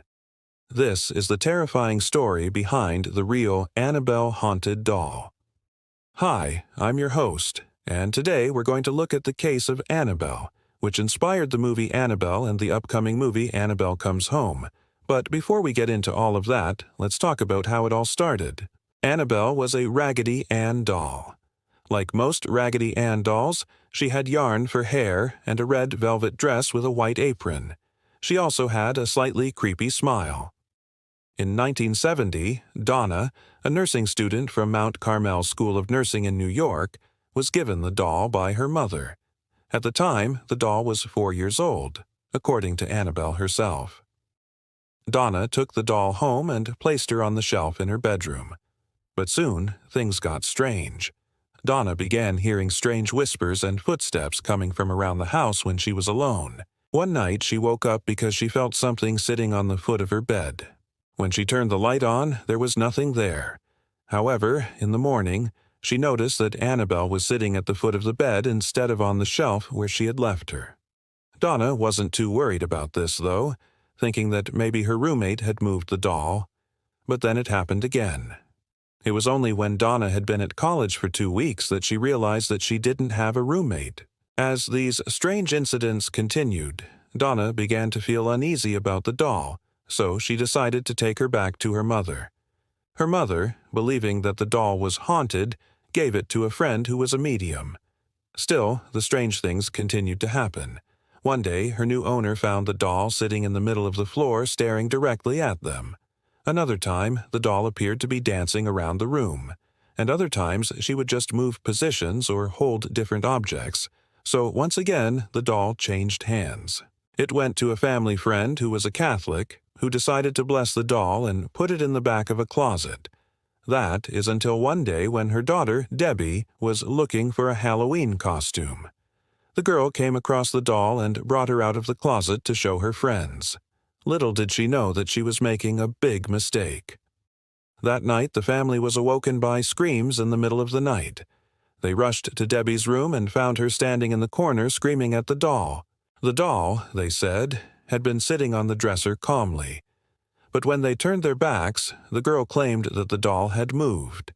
She cried out to her parents that the doll was alive and was reaching out to her, but her parents couldn't see anything. Then the attacks began. For the next 2 days, the girl spoke to the doll and talked to it, saying, "Get away, please go away." Her parents heard her talking to the doll, but when they entered the room, they couldn't hear anything. The girl begged her parents not to leave her alone because she believed that the doll would come after her, and when they did, they found scratches on their bodies. So they knew that their daughter wasn't making it up. So they called someone who they hoped could help them. That someone was Lorraine Warren, a self-proclaimed clairvoyant and expert in paranormal investigation. Now, while Lorraine claims that she was called in, documents show that she actually showed up uninvited. Nevertheless, she was taken to the house where she saw the doll and spoke to Debbie. Lorraine claimed that she was able to communicate with the spirit inside the doll and was told its name, Annabelle Higgins, and that she died in 1928 at the age of 7. Lorraine said that the spirit was Aunt Malevolent, but was trying to contact her mother who had recently passed away. So Lorraine suggested that they place a picture of her mom next to the doll. But even after this, the activity continued. This time, though, Lorraine claimed that it wasn't Annabelle, but rather a demon named Moloch who was possessing the doll. During the investigation, Lorraine was allegedly scratched by the doll, leaving a permanent scar on her arm. Lorraine and her husband, Ed, who was a self-proclaimed demonologist, decided to take the doll with them to their home, where they locked her in a glass case in their museum, which is known as the Warrens Occult Museum. Now, Lorraine and Ed were well known for investigating other cases involving demons, ghosts, and other scary things. You may have heard of the Amityville Horror or the Enfield Poltergeist cases. They are the cases that inspired the movies The Amityville Horror and The Conjuring 2, respectively. In addition to Annabelle, the Wrens had hundreds of other artifacts that they said were haunted. In total, they said that they investigated more than 10,000 cases over the course of their careers, though many of the cases that they investigated later turned out to be hoaxes. In fact, the pair were so infamous that many people began accusing them of making up cases in order to stay famous. Nevertheless, the Warrens remained famous until their deaths. Ed died in 2006 and Lorraine died in 2019. Both are survived by their son-in-law, Tony Spera, who cares for the artifacts that they collected during their investigations. As for the doll, she is still said to be on display in the Warrens Occult Museum. While the current owners say that she isn't able to leave the museum, there was one incident in 1989 when she apparently escaped. According to Tony, the doll was being transported from the museum to another location for an investigation when she managed to crawl out of the container that she was being held in. When those transporting her looked back, they saw the doll standing on the seat.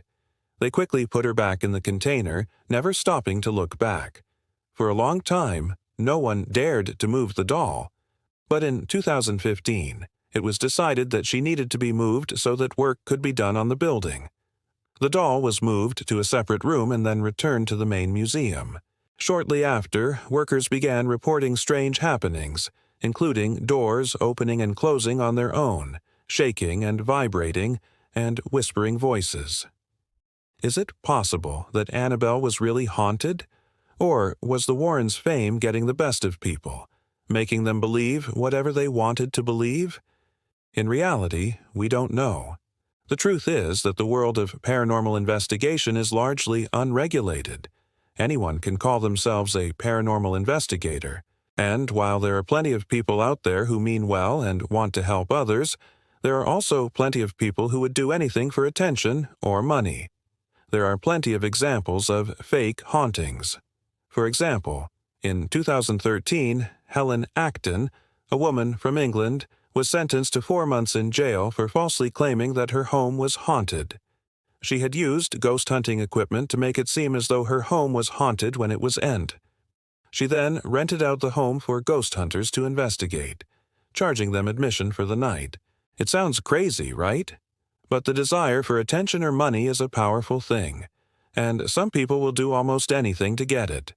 Of course, not everyone who investigates paranormal activity is a fraud.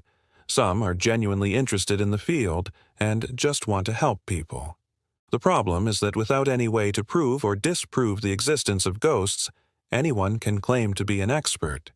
Regardless, the Warrens gained quite a reputation over the years, and their work inspired many people. In addition to the previously mentioned movies, there are also 2 movies based on the Annabelle doll. The first movie, simply titled Annabelle, was released in 2014 and grossed more than $326 million worldwide. A sequel, Annabelle, a Creation, was released in 2017 and grossed more than $306 million worldwide. Now, if you think that that's impressive, just wait until you hear the numbers for the highest-grossing horror movie of all time. That title belongs to the 2017 movie It, which grossed more than $701 million worldwide. Regardless of what you think of paranormal investigators, there's no denying that the stories they tell make for great movies and can keep us entertained for hours on end.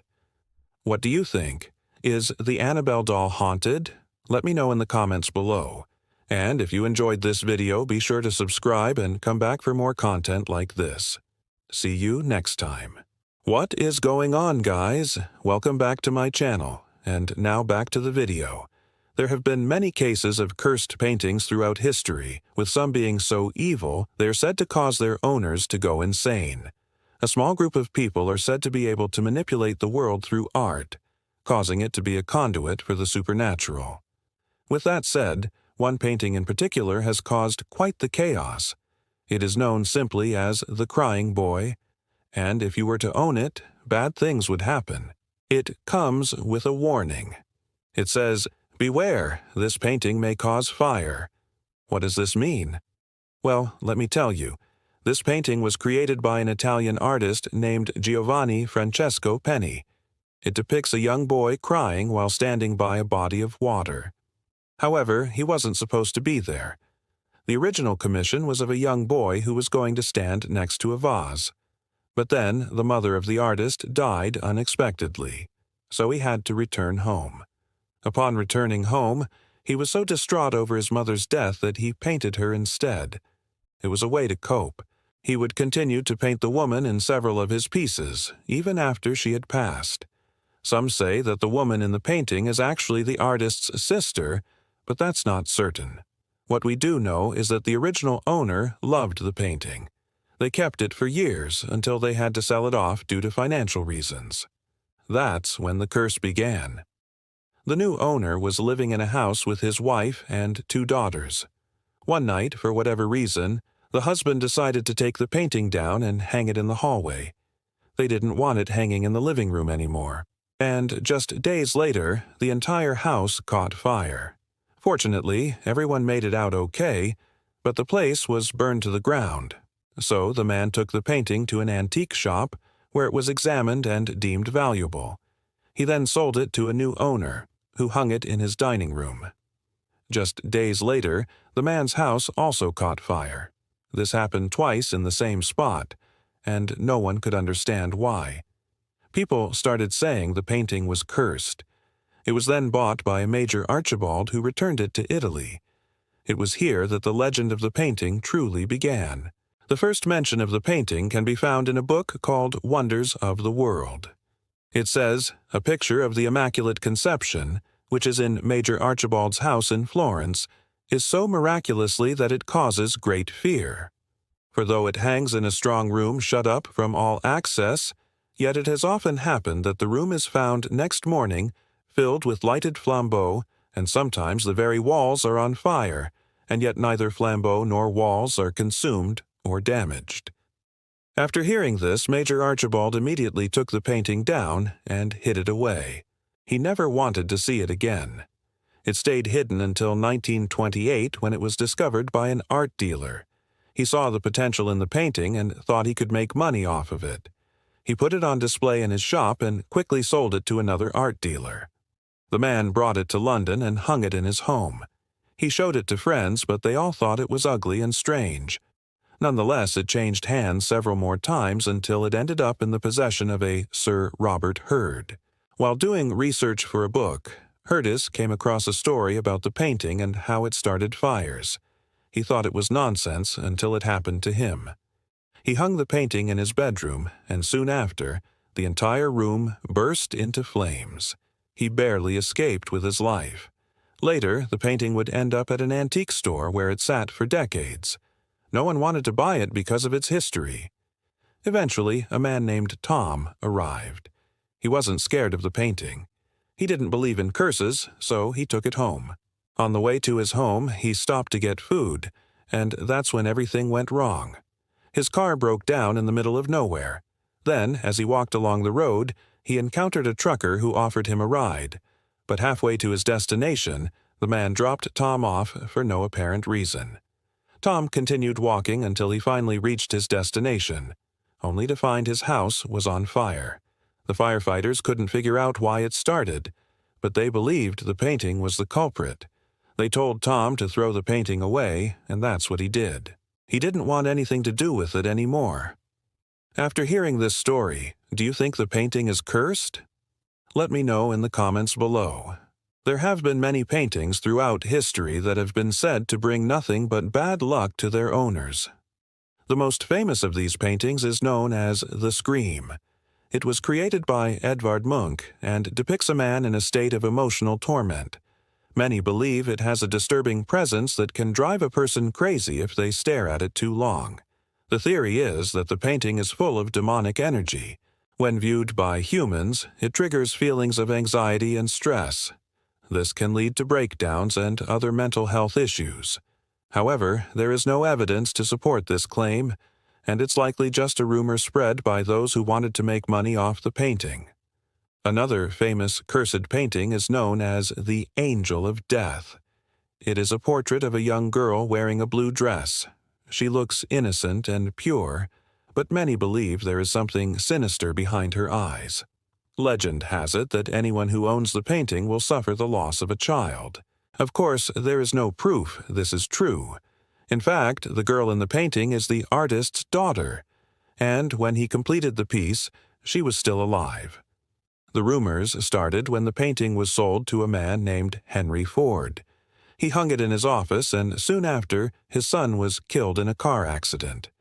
It was a tragic event that shook him to his core, and some believe the painting was responsible. Another painting that is said to be cursed is known as the Black Lady. It is a portrait of a beautiful woman with dark skin. She is wearing a black dress and a white veil, and her eyes are said to follow viewers around the room. Legend has it that the woman in the painting is a witch who uses her powers to curse those who cross her.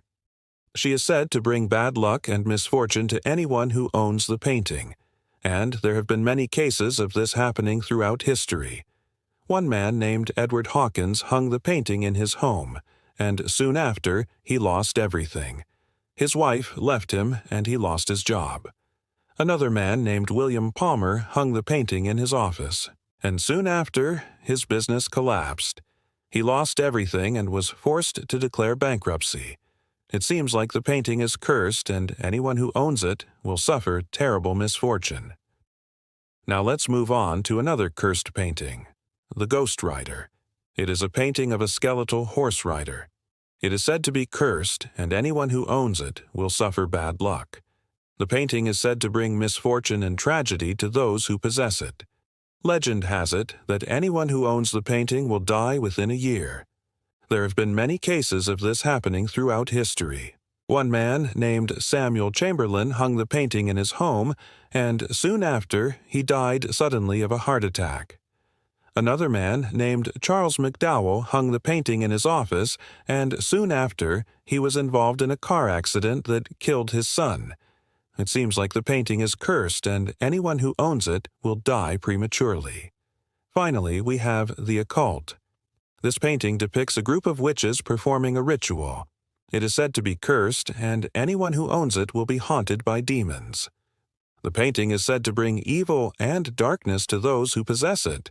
Legend has it that anyone who owns the painting will be visited by demons in their nightmares. They will be tormented by visions of the occult and will eventually go insane. There have been many cases of this happening throughout history. One woman, named Elizabeth Bathory, hung the painting in her home, and soon after, she started having terrifying nightmares. She would scream in her sleep and would often wake up with scratches and bruises. Another man, named Victor Crowley, hung the painting in his office, and soon after, his employees started experiencing strange and unexplainable phenomena. They would hear whispers and footsteps when no one was around. Objects would move on their own, and doors would open and close by themselves. It seems like the painting is cursed, and anyone who owns it will be haunted by evil spirits. Alright guys, that's all for this video. Which of these cursed paintings do you think is real? Let me know in the comments below. And if you're new here, don't forget to click the subscribe button. Thanks for watching. The Dyatlov Pass Mystery. 9 hikers who never came back. In February 1959, 9 experienced hikers set off into the wilderness of Russia's Ural Mountains. They planned to spend the night at a nearby lodge, but something happened that caused them to abandon their plans. And the next morning, they were found dead. It was a bizarre scene. All 9 bodies were scattered across the snow, some fully clothed, others only half-dressed. Some were lying face down, while others seemed to be in various stages of undress. Many had no heads, meaning whoever or whatever had killed them must have severed the heads clean off. Yet, strangely, autopsies showed that none of them had died from decapitation. The story only gets weirder, though, because their tent had been cut open from the inside. All of their food was still inside the tent. And yet they had left in such a hurry that they had forgotten some of their belongings, including their ski boots. In hindsight, it was probably for the best that they didn't stick around to find out what was out there.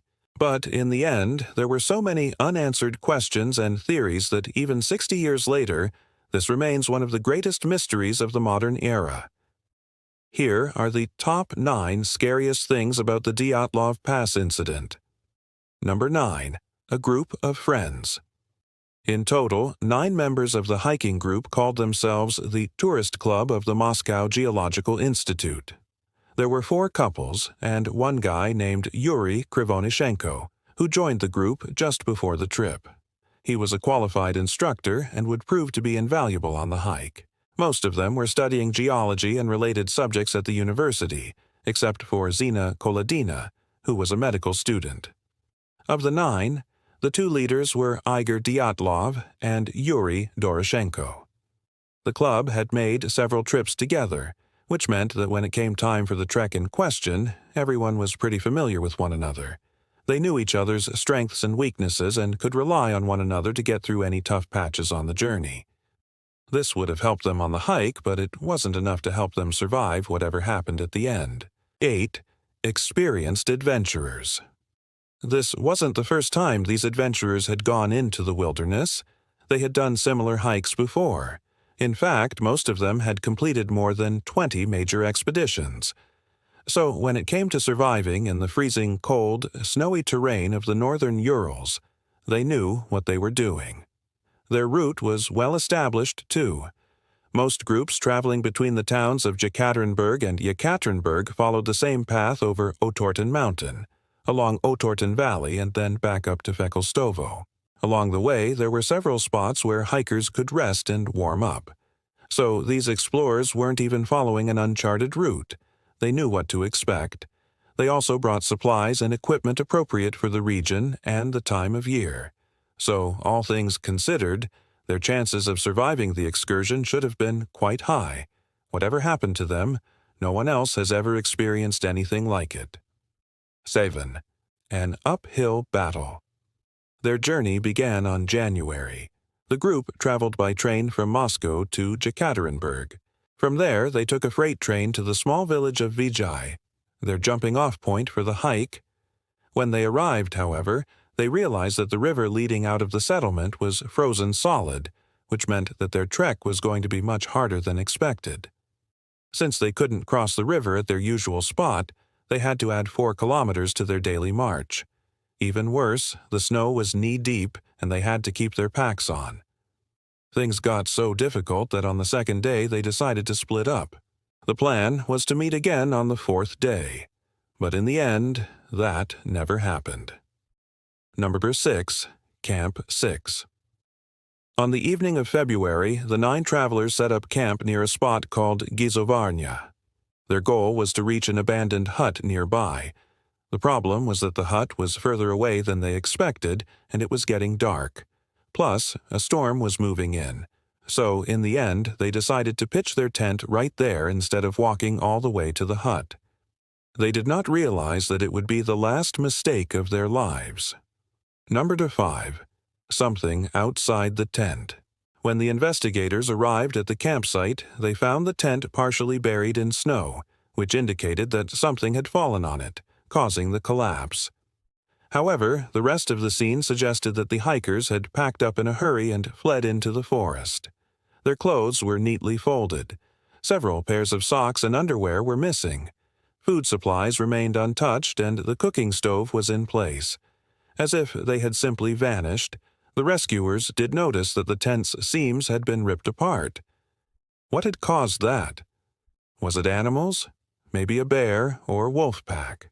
The injuries on the bodies would suggest that. But that would mean that the animals had also taken the heads.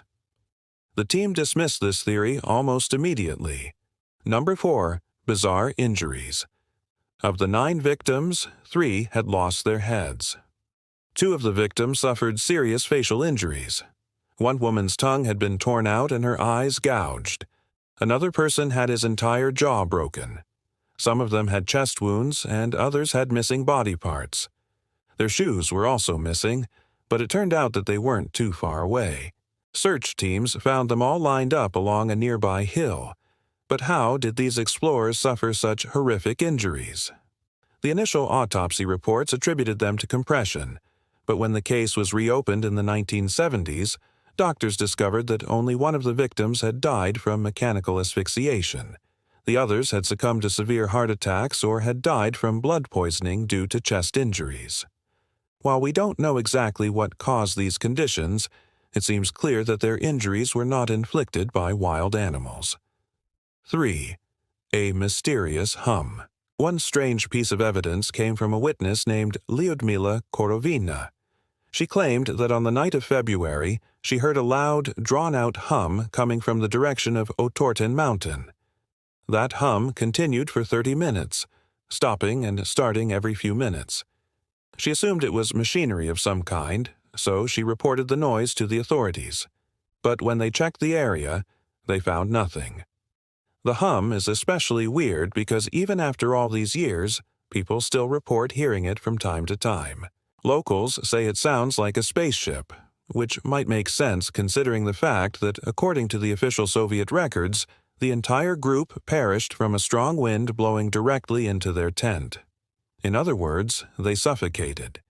Strangely, though, the tent had been cut open from the inside. So why would they have been unable to escape? 2. Theories abound. Over the decades, a number of theories have popped up attempting to explain what happened at Dyatlov Pass. A common one blames the unusual weather conditions. At the time, temperatures hovered just above zero, which made for unusually wet snow. Combined with the strong winds, the explorers likely became disoriented and suffered hypothermia. Others believe that they were caught in an avalanche.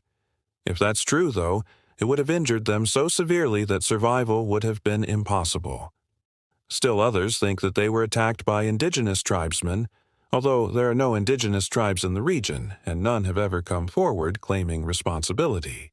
The most popular theory today is that the group encountered a large animal, perhaps a bear, which panicked and injured the group. While running away, they tore the tent seams by accident. That may sound plausible, but it doesn't really explain the extent of their injuries, especially the lack of external wounds. Number 1. No answers. After 6 decades, we still don't know what happened to the 9 explorers. The mystery only deepened when the case files disappeared in 1991. Today, all we have are the facts. A group of 9 experienced explorers set out on a hike. They struggled through the snow, got lost, and perished. Animals did not attack them, because if they had, they would have consumed some of the bodies. People did not kill them, because if they had, there would be bullet holes. To this day, we don't know what caused their death.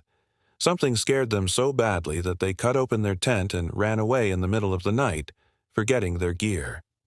Then they all suffered serious injuries, the likes of which we usually only see in horror movies. Someone or something attacked them. But what? The Dyatlov Pass incident serves as a reminder that sometimes it's better not to find out what's out there.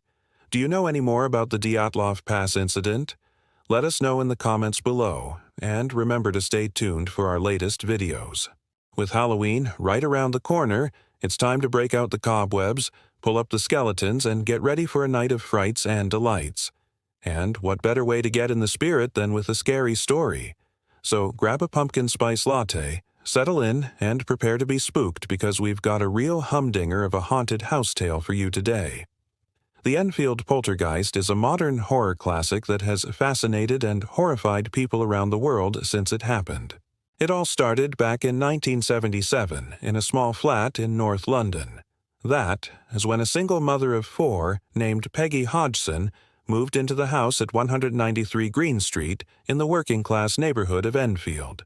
She was looking for a fresh start for her and her kids after her husband left her, and she had no idea that she and her family were about to become part of one of the most terrifying hauntings in history. Now, this ain't your run-of-the-mill ghost story.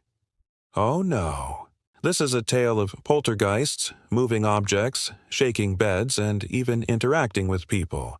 We're talking full-on paranormal activity that will make your hair stand on end.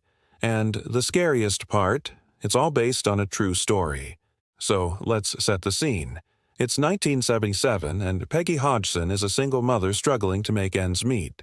She has 4 children, 2 of whom are teenagers, and they're all living together in a small flat in North London. The family is poor, but they're trying to make the best of it.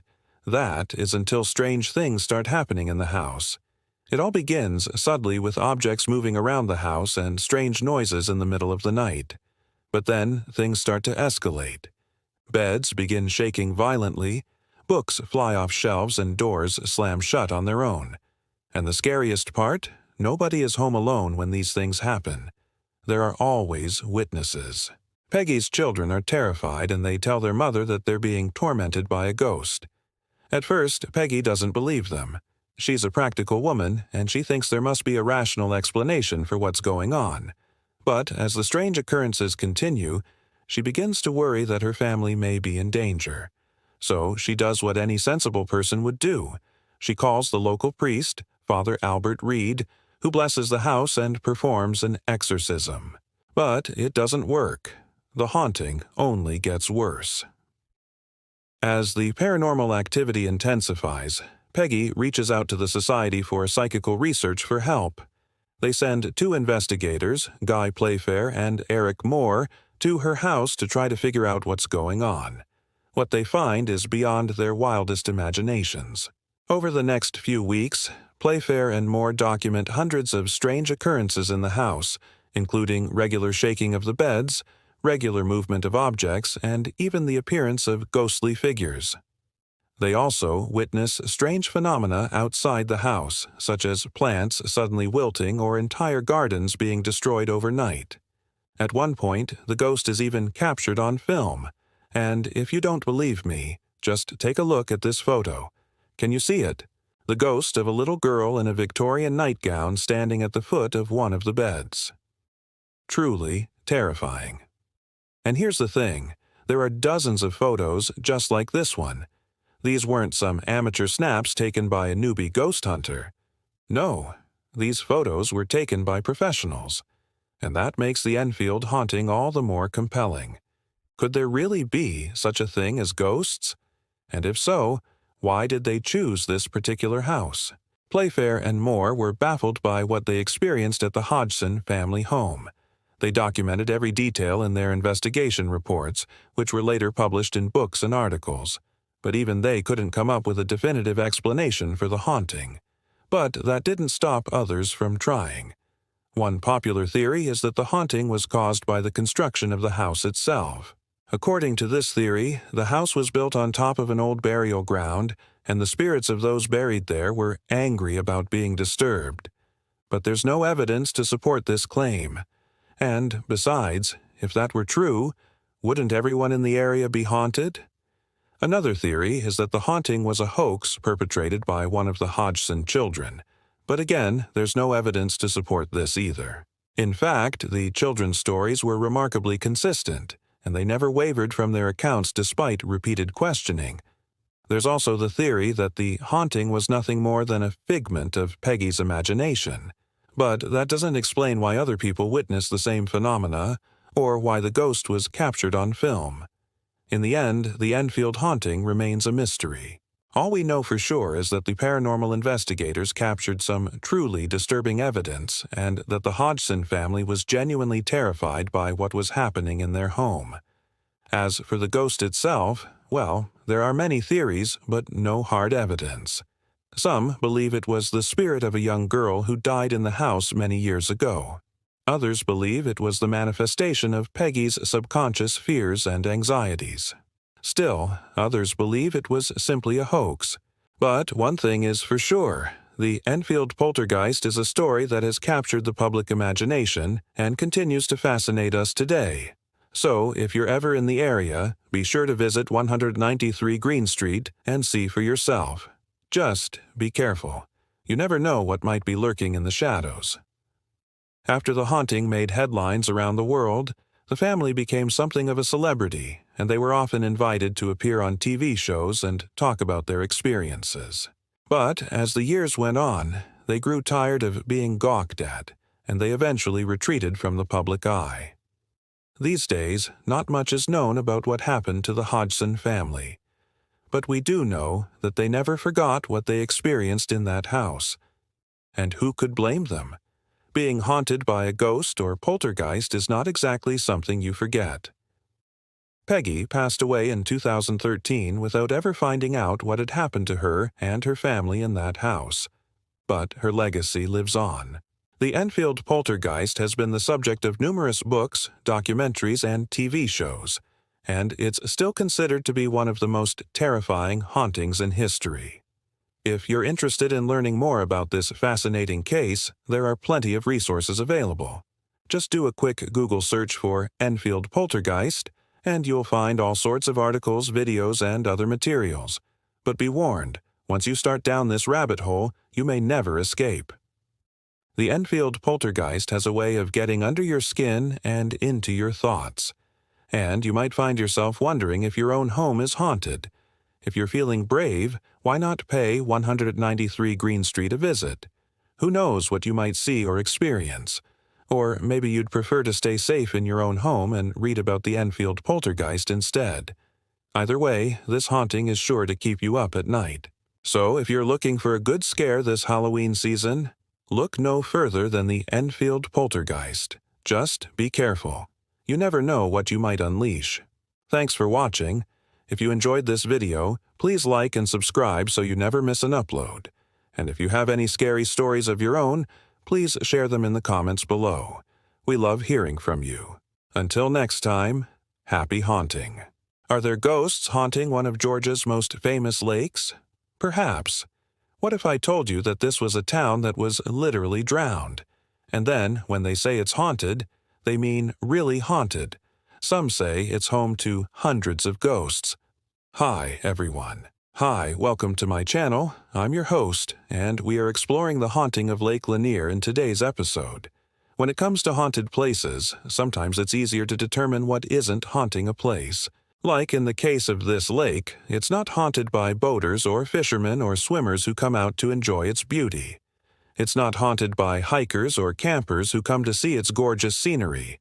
But like many things in life, what makes this place allegedly haunted is what's beneath the surface. In 1913, the federal government began planning to build a dam on the Chattahoochee River near the small town of Oscarville, Georgia. This would be a massive undertaking for the time, creating one of the largest man-made lakes in the country. When completed, Lake Sidney Lanier, named after the engineer who designed it, would stretch nearly 40 miles and cover more than 35,000 acres. But with such a huge project comes changes. Not only did the government have to buy land from private owners, but several communities had to be completely relocated. Two of those communities were Providence and Oscarville. Their residents were given a choice. They could either move to another town or they could receive money for their homes and property. Most chose to take the buyout and move elsewhere.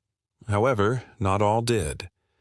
The government never said anything about relocating the cemeteries, which meant that dozens of graves were left behind as the waters rose. It's unclear how many people remain buried beneath Lake Lanier, but some estimate the number to be around 275. Those buried there predate the construction of the lake by more than 100 years. Some bodies were moved, but others were simply left behind. The few residents who stayed behind also didn't make it. The government offered them a deal, pay for their moving expenses and an additional $1,000 if they would leave within 30 days. But the 30 days turned into months, and the months turned into years. When the lake finally opened, they refused to leave. By this point, their homes were surrounded by water. Many abandoned their houses and moved into Atlanta. Eventually, though, they were forced to leave and find new lives elsewhere. Now, the government technically committed eminent domain to build the lake, so they legally had the right to do it. However, the townspeople felt betrayed. They believed that the government would never actually follow through with building the lake and flooding their homes. After all, they had been talking about it for almost 100 years, ever since the state first started thinking about the idea. Now, they were finally being forced to move. When the lake was complete, the new town of Oscarville was underwater. Only the tops of a few chimneys remained above the surface.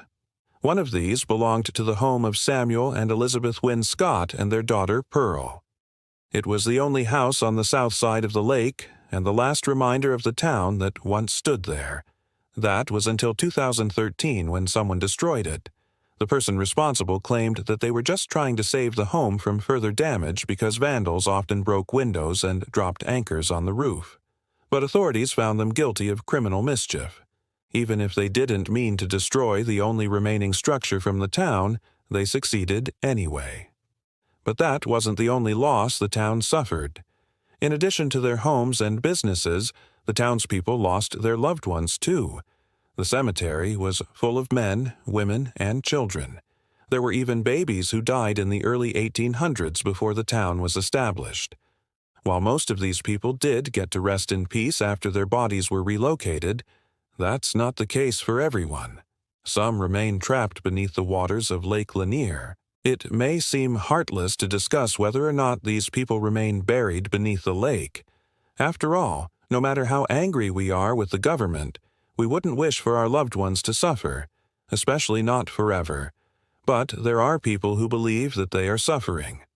Witnesses have reported seeing ghostly figures walking along the shore and through the streets of the old town. They've seen entire families strolling along the water, even though no one has lived here in decades. Some witnesses have even gotten photographs of translucent children playing by the lake. A lot of people have died in boating accidents on Lake Lanier. Some believe that this is because the lake is cursed or that there's something evil living inside of it. Since 1970, at least 20 people have died on the lake. At first, the number of deaths seemed unusual. After all, it's a large lake and it attracts tourists and boaters from all over the country. So it only made sense that eventually someone would die.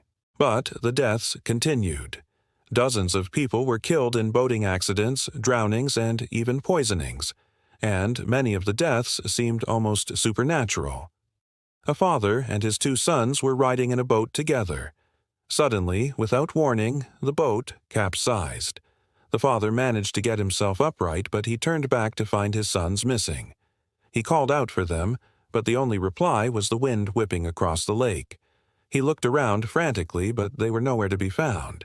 He immediately contacted local authorities who launched a search party. But they were unable to locate the boys. No trace of them or their overturned boat was ever found. Georgia is known for its beautiful natural scenery, especially its amazing lakes, and Lake Lanier is one of the most popular places to visit. It's situated about an hour's drive northeast of Atlanta in the foothills of the Appalachian Mountains. Visitors come from all over the world to admire its beauty and spend the day boating or fishing.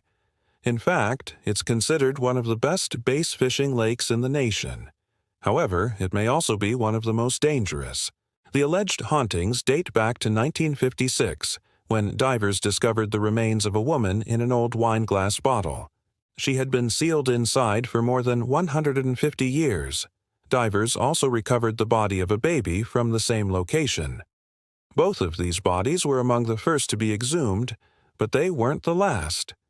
For years, divers searched the lake for the bodies of 2 girls. They were killed in a boating accident that also took the life of one of the divers, Bill Murkerson. All 3 bodies were discovered more than 30 years later. If you're thinking about visiting Lake Lanier, don't worry, you probably won't run into any ghosts while you're there. You should keep an eye out for snakes, though, because according to the state, Lake Lanier is infested with them. Seriously. The state sent out a warning to swimmers that snakes are everywhere and that they should not be approached. Snakes love to sunbathe on rocks and logs, and because Lake Lanier has so many docks, it's the perfect place for them to hang out. Keep an eye out for water moccasins and cottonmouths, and you should probably bring a snakebite kit just in case. That's what the state recommends. But what about ghosts? Would a ghost really attack me? I doubt it. But with all of these stories, you can decide for yourself. Should I swim in Lake Lanier? Let me know in the comments below. And while you're down there, make sure to subscribe for more great paranormal videos. Also, if you enjoyed this video, please give it a thumbs up. It helps a lot. It's hard to separate fact from fiction when it comes to ghosts. Sure, we can look at statistics and try to analyze the probability of certain events occurring, but we'll never truly know if there's something haunting us. Even if we wanted to investigate further, that's not always possible, especially in the case of Lake Lanier. The lake covers more than 35,000 acres, and divers haven't thoroughly combed through every inch of it yet. Plus, there's between 30 and 50 feet of water, depending on where you are. With such a large area to cover, who knows what secrets it holds? Some people think that it's haunted by the townspeople whose homes were flooded. Others believe that it's the spirits of those who died in boating accidents. Maybe both, maybe neither. In the end, we may never know for sure. Thanks for watching. See you next time. Bye. When you think of serial killer hotels, you're probably thinking about that one scene from American Horror Story. But did you know that the basis for that story was taken from a real-life serial killer hotel? Hi, everyone. Welcome to this house. Today, we are exploring the murder castle of H.H. Holmes. Make sure to hit that subscribe button so you never miss an exciting episode. In the early 1890s, a young man by the name of Herman Webster Mudgett moved to Chicago and began working at the World Ease Fair Hotel. As a handyman, he soon saved enough money to begin planning his future. He wanted to make something of himself, but the problem was he had no skills or real talents to fall back on. So he decided to play on his greatest asset, his appearance. Though he wasn't wealthy, he dressed in fine clothes and affected an English accent, calling himself H.H. Holmes. With his new persona solidified, he went to work making plans for his financial future. His idea consisted of building his own hotel, which he would fill with unsuspecting victims that he could rob and kill. He purchased a small parcel of land in the south side of Chicago for $150 and got to work laying the foundation for what would become known as the Murder Castle. The 3-story brick building was constructed with the intention of being a standard hotel with 60 rooms. But once inside, guests would find that many of the rooms were soundproof and windowless, designed only for one purpose: killing. Holmes thought of everything when he planned his murder castle. Every room had at least one secret passageway leading to another part of the building, and the basement contained a furnace capable of burning human flesh.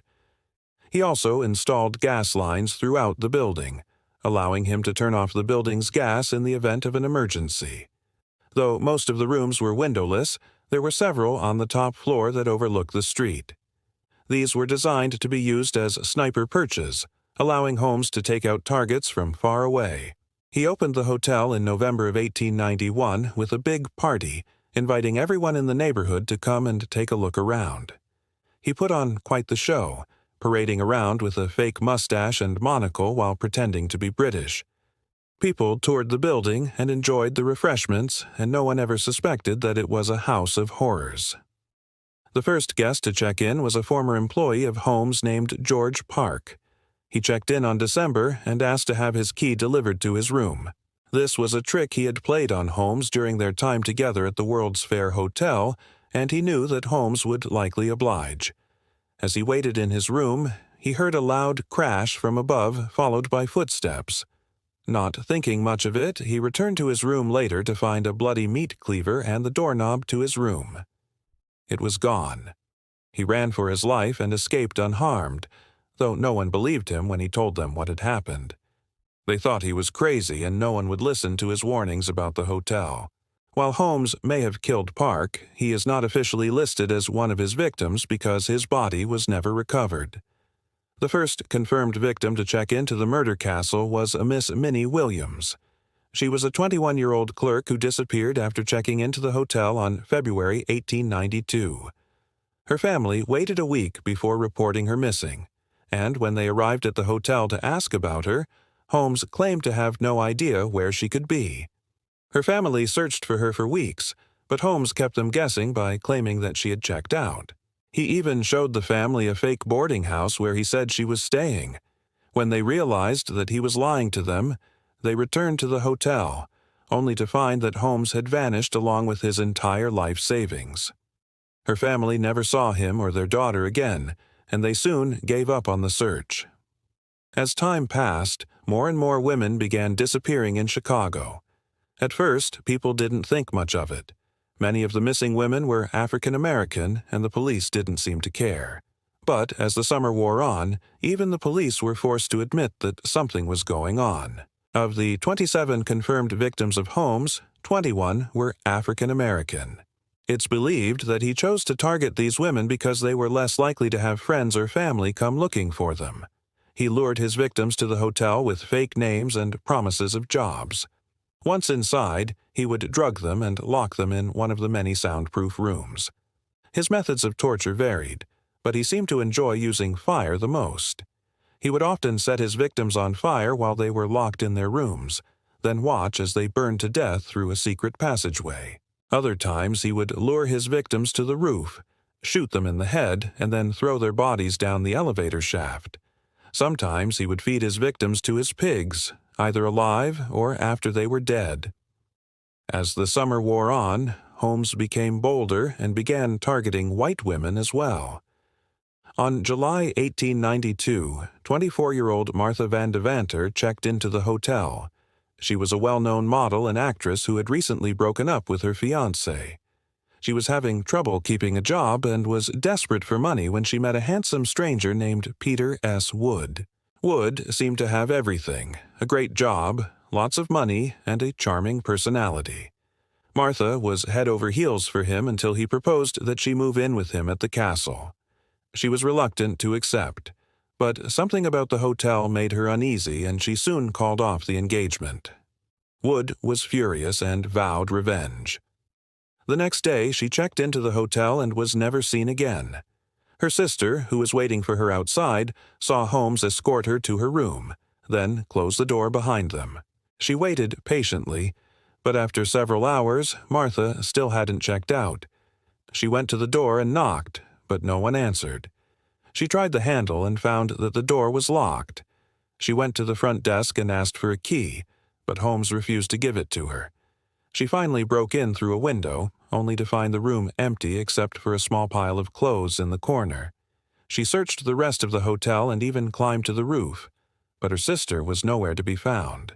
She returned home, defeated, and 2 days later her body was found in a shallow grave in an alley behind the hotel. For months, Holmes continued his reign of terror until a fire broke out in his hotel on November 1892. The cause of the blaze is unknown, but some believe that Holmes intentionally set the fire to cover up evidence in the building. Whatever the case, the fire spread quickly and brought the whole structure down. As the building burned, people saw figures running from the upper floors, some crawling on all fours like animals. When the building collapsed, it took many lives with it. In the aftermath, the police found 9 bodies. They believed that these were just the ones who died in the fire and that there were many more bodies hidden inside the rubble. With the evidence destroyed, Holmes was able to remain free for almost a year. It wasn't until October 1893 that he was finally caught. A janitor at the hotel recognized him and contacted the police. He was arrested and charged with raping a maid at gunpoint. Though this was the charge that stuck, he was suspected in dozens of murders, but he was never convicted for any of them. Holmes was sentenced to death by electric chair and spent his last days in prison planning his escape. On May 7, 1894, he was strapped into the chair and executed. Despite the massive amount of evidence against him, some people still believe that he was innocent. They say that Holmes was framed by the police and that he was really just a misunderstood millionaire who wanted to open a hotel. There is little evidence to support this theory, but it is possible that he was not the only monster operating in Chicago at the time. Jack the Ripper was terrorizing London, and many believe that he had a copycat killer in Chicago during this time. Some historians claim that H. Holmes was actually Jack the Ripper and that he traveled to Chicago after killing Mary Jane Kelly in September of 1888. Though there is no concrete evidence to prove this, it is an interesting theory. If Holmes was indeed Jack the Ripper, it means that he killed at least 36 people, possibly as many as 200. Today, the site of the murder castle is occupied by a parking lot. In 2006, researchers used ground-penetrating radar to scan the area and found what appeared to be several human bodies. They were unable to recover the remains due to the cost and complications involved, but the city plans to revisit the site in the near future. Maybe one day we will find the remains of Holmes' victims and finally give them the justice they deserve. Thank you all for watching. I really hope that you enjoyed this video. Which fact about H. Holmes surprised you the most? Let me know down below in the comments section. And while you're there, make sure to hit that subscribe button so you never miss an exciting episode.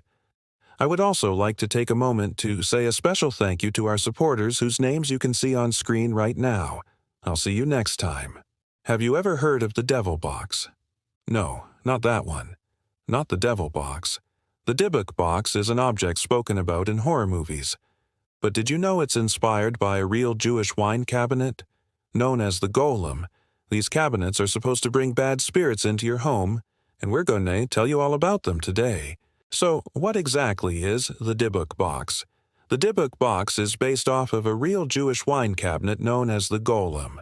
There are many stories surrounding the Golem and its origins, but they all have one thing in common. They're about a wine cabinet that can summon a demon if opened incorrectly. Some say the Golem was created when the world was made. Others say it was created centuries ago in Eastern Europe. Regardless of when it was made, all agree that it was crafted by a secret society known as the Kabbalah. In order for this box to work, it had to be created during a full moon, and only those who knew the correct incantations could open it without unleashing the evil spirit trapped inside. For hundreds of years, these golems were used for nefarious purposes, like bringing harm to enemies or stealing their souls. It's even said that Adolf Hitler had one in his personal chambers at the Berghof. But after World War II, they fell out of use and many were destroyed. Today, only a few remain, and those who come across them are warned to leave them alone. You might be thinking, does any of this really matter? After all, it's just a story. Well, actually, no. It turns out there really is such a thing as a cursed Dybbuk box, and it has been haunting people for centuries. Let me explain.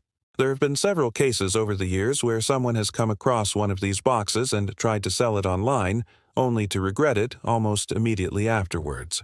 One man even claimed that he received one as a gift from his grandfather, who had found it in a hidden compartment in an antique armoire. He didn't realize what it was until he went to move it into his office and accidentally triggered the curse. But how do you break the curse of a Dybbuk box once it's been unleashed? According to legend, the only way to break the curse is by returning the Dybbuk to its original resting place. This can be difficult, however, as many people don't know where this place may be. It could be buried deep underground or hidden in plain sight. Either way, it's up to the person who unleashed the curse to find a way to stop it. And it's not always easy. Take, for example, the case of a young woman who bought what she thought was an antique jewelry box on eBay, only to find out it was actually a Dybbuk box. She soon began experiencing strange and terrifying phenomena in her home, like shaking beds, flickering lights, and disembodied voices. Eventually, she was able to track down the previous owner who told her how to break the curse. These stories might seem far-fetched, but there are plenty of people who swear they're true, and it's hard to argue with the evidence. After all, how else can you explain all the strange things that have been happening around the world as a result of these boxes? So, what should you do if you come across a Dybbuk box? If you're ever unfortunate enough to come across a Dybbuk box, it's important to know what to do. After all, you don't want to unleash a curse that you can't control. Here are some tips to keep in mind. First of all, never open a Dybbuk box unless you know the incantations. This is the most important rule of all. If you accidentally open it without saying the right words, you'll unleash the spirit within, and there's no telling what it will do next. The incantations are very old and must be spoken in Hebrew. If you don't know them, don't take the risk. If you do decide to open the box, be prepared for anything. The spirit inside could be malevolent and dangerous, so it's important to be ready. Have holy water or religious symbols on hand just in case. Also, make sure you have a plan in place for if things go wrong. Know where the nearest church, synagogue, or mosque is so you can seek help if needed. If you accidentally unleash the spirit, try to stay calm. Panicking will only make things worse. The spirit could feed off your fear and become stronger. So it's important to stay level-headed. Focus on breaking the curse as quickly as possible. The longer the spirit is loose, the more damage it could do. Finally, don't try to handle this situation alone. If you find yourself in this situation, reach out for help. There are people who know how to deal with these kinds of curses, and they can help you stop it before it's too late. You don't have to go through this alone. With that said, let's get back to the video. So, what's the real story behind the Dybbuk box? Where did it come from, and why is it so dangerous? The truth is that no one knows for sure. The stories surrounding the Dybbuk box are shrouded in mystery and legend. What we do know is that they were created by the Kabbalah, a secret society of Jewish mystics. They were used for both good and evil purposes and are said to be cursed. Those who come across them are warned to leave them alone. It's important to remember that these boxes are not to be trifled with. If you're ever lucky enough to find one, it's best to leave it where it is. Don't try to open it or move it. Just walk away. If you do decide to mess with a Dybbuk box, though, be prepared for anything. They are incredibly powerful and dangerous objects, and you never know what kind of trouble you could get yourself into. With that said, though, there's something undeniably intriguing about these mysterious boxes. Maybe it's the unknown that scares us so much, or maybe it's the possibility that there's something more out there that we can't see or understand. Whatever the reason, we can't help but be fascinated by these cursed objects and the legends that surround them. If you enjoyed this video and want to learn more about the occult, please hit the like button so we know to keep making videos like this for you. We also have a lot of other great videos on our channel that you might enjoy, so be sure to check those out too. Thanks for watching. Florida is the land of sunshine, fun in the sun, and alligators that play Dungeons and Dragons. But if there's one thing that puts a damper on your day, it's getting haunted by ghosts. And while you can find ghosts almost anywhere, there's one house in Florida that locals try to avoid at all costs. It's known as the Riddle House, and here's why. This is the Riddle House. Located in Tampa, this Victorian mansion looks like a place where you'd go to get some tea with crumpets, but it's actually a paranormal hotspot. The history of this house dates back to 1861 when it was built by John Riddle. Despite being incredibly wealthy, he kept his personal life private, which has left historians unsure as to why he built the house or what happened to him after its construction. All we know is that he died in 1902, but the home didn't stay empty for long. In 1904, Charles R. Crane and his wife Kate moved into the home, turning it into a funeral home. This might have been an interesting side gig for a doctor, but unfortunately, it's not. The Cranes were serial killers who murdered more than 20 young boys. They'd lure their victims to the house under false pretenses and then feed them poison. After they passed away, the Cranes would dismember the bodies, feed the pieces to their dogs, and then dispose of the remaining remains on their property. Although it took several years, eventually enough people went missing for authorities to suspect the Cranes. When they searched the property, they found a number of body parts belonging to the missing boys, leading to the couple's arrest. Both were charged with murder and sent to prison. Kate died in 1938, but Charles survived until 1958, and throughout his imprisonment, he continued to elude the police as to the whereabouts of all the missing children.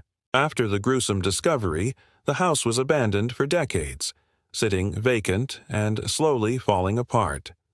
Then, in 1970, it was purchased by two local businessmen. They restored the mansion and opened it up as a restaurant and bar called the Copper Pot. But even though the business was successful, the ghost of the previous owner hung around, scaring off customers and employees alike.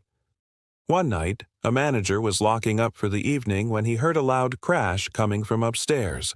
He investigated and discovered that someone had knocked over a display case filled with antique medical equipment. But when he looked around the room, he couldn't find anyone. Another time, a female employee was working in the office alone late at night when she heard chains dragging metal moans. She turned around just in time to see the apparition of a man dragging himself closer and closer. She tried to call out to him, but her voice wouldn't come out. Paralyzed with fear, she watched as the man in chains approached her desk, reached out a hand, and then vanished. Then, most recently in 2015, a group of friends decided to check out the house and maybe have a drink or two. They managed to sneak inside without being seen and made their way to the basement. As soon as they stepped foot in the basement, however, the hair on the back of their necks stood up. One of the guys pulled out his phone to use as a flashlight, and as he descended the stairs, he noticed something standing at the bottom. It was a tall, gaunt man wearing shackles around his ankles. The guy with the flashlight froze, unsure of what to do. So the ghost approached him and motioned to the floor with his finger. The guy shined his light down and saw a loose floorboard. He kicked it, and it gave way, revealing a hole that led to a basement below the basement. But before any of them could investigate further, the lights flickered on, and they ran away. With so many ghost sightings, it shouldn't be surprising that the house has gained a reputation as one of the most haunted locations in Florida. In fact, when it was put up for sale in 1993, the listing agent made sure to include a full disclosure about the house's spooky background. It sold anyway, and today the house continues to operate as a restaurant, bar, and private event space. You can go visit for yourself, and maybe you'll catch the serial killer, the ghost of Old Man Jenkins. Speaking of catching serial killers, sometimes solving a mystery requires a bit more work than reading the obituaries. Take the case of the Beaumont children. On January 26, 1966, 3 siblings left their family home in Adelaide, Australia to go to the nearby Glenelg Beach. While their mother was making breakfast, the kids changed their clothes into swimsuits and headed out the door. They never came home. Despite an extensive search, there was no sign of the kids. The only clue was an eyewitness who spotted 3 children matching their description walking toward the beach with 2 men. Even though the police launched a massive manhunt, it quickly fizzled out and the case grew cold. But the parents never gave up hope. They campaigned relentlessly for answers, which led to their story gaining national attention. A reward was established and a special task force was assembled, but nobody had any solid leads. Then, a few months later, a woman contacted the police and told them that she may have seen the children on the day they disappeared. She recalled seeing them enter a red Ford Falcon driven by 2 men. But, as far as she knew, that was the last anyone ever saw of the Beaumont children alive. Over the years, hundreds of theories emerged. Some believed the children were kidnapped, while others thought they'd run away. But none of these theories made sense. There was no evidence the children had been kidnapped. And if they'd run away, why wouldn't they have contacted their parents or used their first names? Since nobody had any answers, rumors began to spread. People started talking about how the children were actually taken by aliens, a traveling circus, or a secret cult. None of these rumors were true, but that didn't stop them from taking off. And as the years passed, the case remained unsolved. That was until 2022. That is when Australian police released a statement saying that they had arrested a 65-year-old man on suspicion of the crime. He was identified only as Evan, and he was charged with 3 counts of indecent dealing with a child. Police also announced that they would be exhuming the backyard of a Hazelwood, a suburb of Adelaide, in search of the children's remains. Evan was released on bail, and the community erupted in outrage. How could police release a suspected child murderer? Well, Evan wasn't a random dude off the street. He was one of the lead investigators on the case. For the past 56 years, Detective Sergeant Evan Lloyd had worked tirelessly to solve the Beaumont case. But behind the scenes, he had another motive. He wanted the children dead. Evan had been in love with one of the sisters, and when he realized that she had no interest in him, he did something terrible. He invited both sisters over to his house to babysit his kids so that he could impress them. But as they sat down to dinner, he slipped a sedative into their drinks. Both sisters fell asleep, and Evan took advantage of them. When they woke up, he gave them more drugs and then threw them in his pool. To make sure they were dead, he pulled them out and buried them in his backyard. And then he got away with murder for 56 years. But now that his cover has been blown, he's facing justice. Of course, bringing Evan to justice doesn't bring back the children, but at least their families finally know the truth. If you enjoyed this video, be sure to follow for more content. And, as always, thanks for watching. Deep in the desolate desert of Rajasthan lies the abandoned town of Bhangar. Its empty streets and crumbling buildings are home to an unfathomable number of ghosts, or so the legend goes. The entire town is cursed. No one is allowed to enter it after dark, and even the locals refuse to set foot in the area after sunset. But why? Is there really a curse on Bhangar? And if so, what exactly does it do? The sad tale of Bhangar is one that many Indians are all too familiar with, having heard it as a cautionary tale from their parents and grandparents when they were younger. In fact, the story goes that anyone who disobeys the rules and ventures into the fort after dark will be haunted by the spirits of Bhangar for the rest of their life. So, how did this ghost town come to be? To find out, we're going to have to go back to the 13th century when Bhangar was nothing but a small village. At the time, it was located in a region known as Shekhawati, which would later become part of the kingdom of Jaipur. As the centuries passed, the village began to grow and prosper until one day it caught the attention of a nearby prince named Man Singh Likhu. Man Singh ruled over the kingdom of Amber, which today is known as Jaipur, and he was keen to expand his territory and consolidate his power. So, when he learned that the village of Bhangar had become wealthy enough to be a potential threat to his rule, he decided to take action. He laid siege to the village and, after weeks of fighting, forced its ruler to surrender. Now, according to the locals, Bhangar had been built in such a way that it couldn't be attacked head-on. The only way to conquer it was to sneak around to the back and surprise the enemy. This was precisely what Prince Man Singh did. He amassed a massive army and snuck up behind the unsuspecting villagers, launching a surprise attack that left them completely defenseless. After conquering the village, Man Singh ordered that it be rebuilt as a fort and renamed it Bhangar Fort. And so it was. It quickly grew into one of the most important cities in the region. But then, just as suddenly as it had risen to prominence, Bhangar was brought crashing back down to reality. This time, it was the Mughal Emperor Akbar who destroyed the city and forced its inhabitants to flee. However, unlike the previous siege, this time there was no massacre. According to the records, all of Bhangar's residents simply vanished overnight, leaving their homes and belongings behind. Today, all that remains of the once great city is a crumbling fort and a few scattered ruins.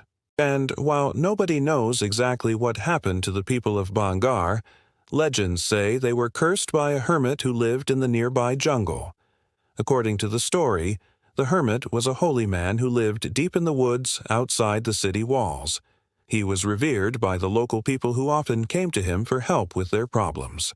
One day, however, some soldiers from Bhangar came across the hermit's hut and, being disrespectful, urinated near the entrance.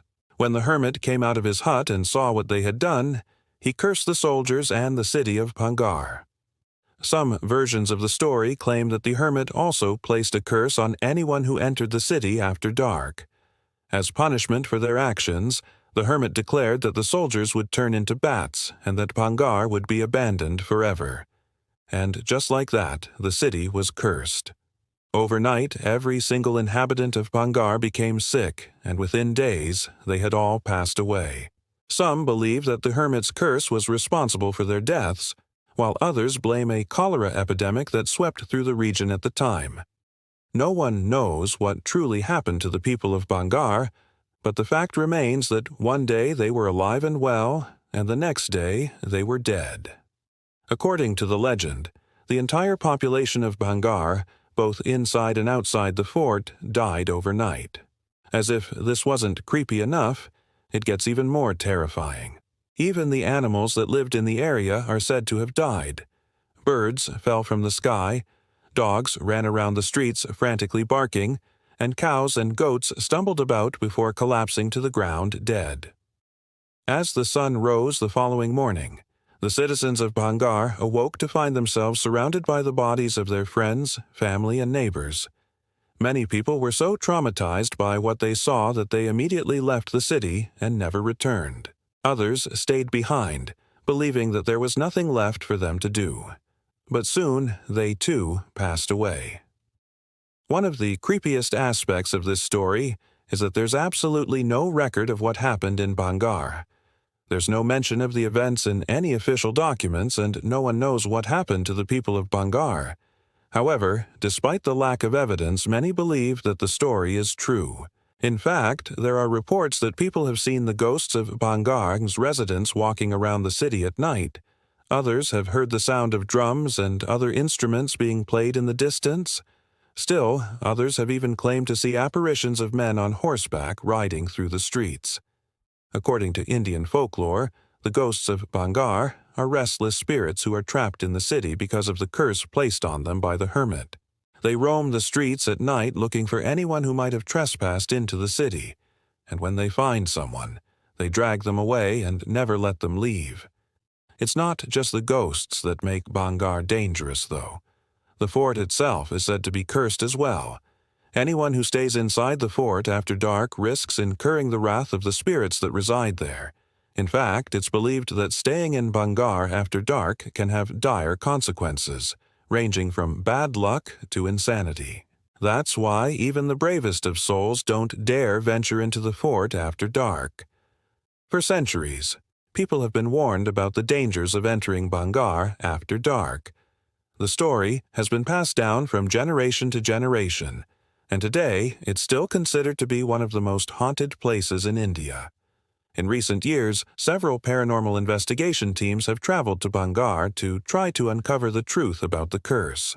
However, none of them have ever returned with any definitive proof that the place is haunted. Despite the lack of evidence, the government has taken steps to protect the fort and its inhabitants. In fact, the entire area is now off-limits to tourists. No one is allowed to enter the fort after dark, and anyone who does so risks being arrested.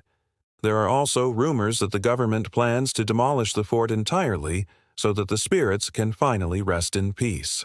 But these are just rumors, and for now, Bhangar remains one of the most haunted places in India. If you visit Bhangar today, you'll find a small village at the foot of the hill leading up to the fort. The villagers live in constant fear of the spirits that supposedly inhabit the ruins, and they warn tourists not to go near the fort after dark. Of course, some people don't listen, and they venture into the ruins after dark only to find out just how scary Bhangar can be. There are reports of people disappearing while exploring the fort, and many believe that they were taken by the ghosts of Bhangar. So if you ever find yourself in India, be sure to stay away from Bhangar Fort. You don't want to risk becoming one of the ghosts that haunts its crumbling walls. Now, what do you think? Do you believe that Bhangar is cursed? Let me know in the comments below. And while you're at it, be sure to subscribe for more videos like this one. Thanks for watching. In 2011, when the Fukushima Daiichi nuclear power plant suffered a meltdown after an earthquake and tsunami, it became the second worst nuclear disaster in history, the first being Chernobyl. That event is so well known that it has its own Wikipedia page for the paranormal phenomena that allegedly occurred there, which includes ghosts.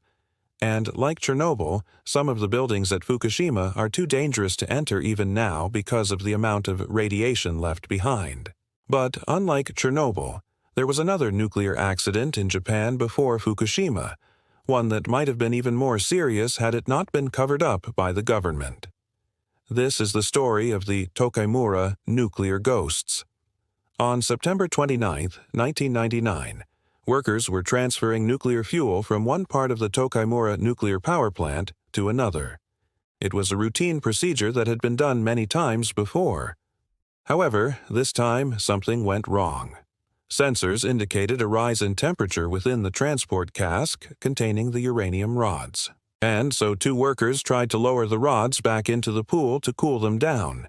But due to human error, the rods fell out of the transport vehicle and fell directly onto the floor. This triggered a criticality accident, which released a burst of gamma rays and neutrons into the air. The workers desperately tried to stop the chain reaction by inserting control rods made of boron, which absorbs neutrons, but they were too late. When the accident was discovered by other workers about 40 hours later, 3 of the 6 fuel rods were found to be missing. They had dissolved into the water and leaked out of the plant. High levels of radioactive cesium and strontium were detected in the area. Workers immediately began digging a trench near the plant's cooling pond to try to find the rods. And divers were sent into the cooling pond itself to search for the rest. The entire area was evacuated, and nearby residents were told to stay indoors. 1 worker died from acute radiation sickness, and 2 others were seriously injured. The leak rods were never found. The radiation levels in the cooling pond were so high that no human could survive for more than a few minutes inside it. But what does any of this have to do with ghosts? Those who worked at the plant claimed that ever since the accident, strange things have been happening there. It's never been the same. The company tried to cover it up. They didn't tell anyone what really happened there. You don't want your investment to go down, right? So they just said that everything was fine. But we all know that things aren't fine. Something happened. Sure, nothing happened to the town. They weren't exposed to enough radiation to kill them, but they were exposed to enough to mess with their lives. There are people who can't sleep at night. There are people who have cancer. There are people who lost family members and blame the plant. And then there's the dead guy. After the accident, the government gave everyone a large sum of money and told them to move away and never speak of what happened in Tokaimura. Well, that obviously didn't work, because here I am talking about it. Anyway, the people who stayed behind claim that the spirit of the worker who died is haunting the plant. His name was Masato Sonoda, and he was only 22 years old when he died. He worked at the plant as a temporary security guard and was given the nickname Ponytail because of his hairstyle. According to those who knew him, Sonoda wanted to become a regular employee so badly that he studied hard and passed the exams needed to qualify. But he never got the chance to officially join the company. His death certificate stated that he died from radiation exposure and pneumonia, although some claim he also suffered from aplastic anemia, a condition in which the bone marrow stops producing enough new blood cells. Coincidentally, the nuclear accident happened on Sonoda's birthday. Some believe that he was destined to die there. Now, whether or not this is true, what isn't in dispute is that soon after his death, strange things started happening around the plant. One day, workers were searching through the rubble near the site of the accident when they heard someone singing the same song over and over again. They couldn't see anyone, but they could hear the singing coming from above them. At first, they thought it must have come from a radio somewhere, but there were no radios around. And then they realized that the song was coming from inside the doomed building. Workers entered the building and searched everywhere, but there was no one inside. Even stranger, the building hadn't been completely destroyed yet, and there would have been nowhere for the singer to hide. Another time, a worker heard footsteps while walking alone in the middle of the night through the deserted streets of the abandoned town. He stopped and listened. Then he heard it again. Footsteps. The sound came from an upstairs apartment, but there was no one there. The windows were boarded up. How could someone have been walking around inside the house without breaking the windows? To this day, workers and even ghost hunters have heard these footsteps. Then there's the case of the shadow people. Shadow people are often described as dark, humanoid figures that appear at the edge of one's vision. They're always seen in photographs as well, appearing as dark blotches that shouldn't be there. They're considered to be negative energy entities that can bring misfortune to those who see them. In Tokaimura, shadow people have appeared in photographs taken at the nuclear power plant, most notably in pictures of the cooling tower. These images cannot be explained away by any conventional means and are genuinely frightening. Some of the ghost stories are more tragic than others. There's the ghost of a girl in a white dress who appears in photographs taken by ghost hunters.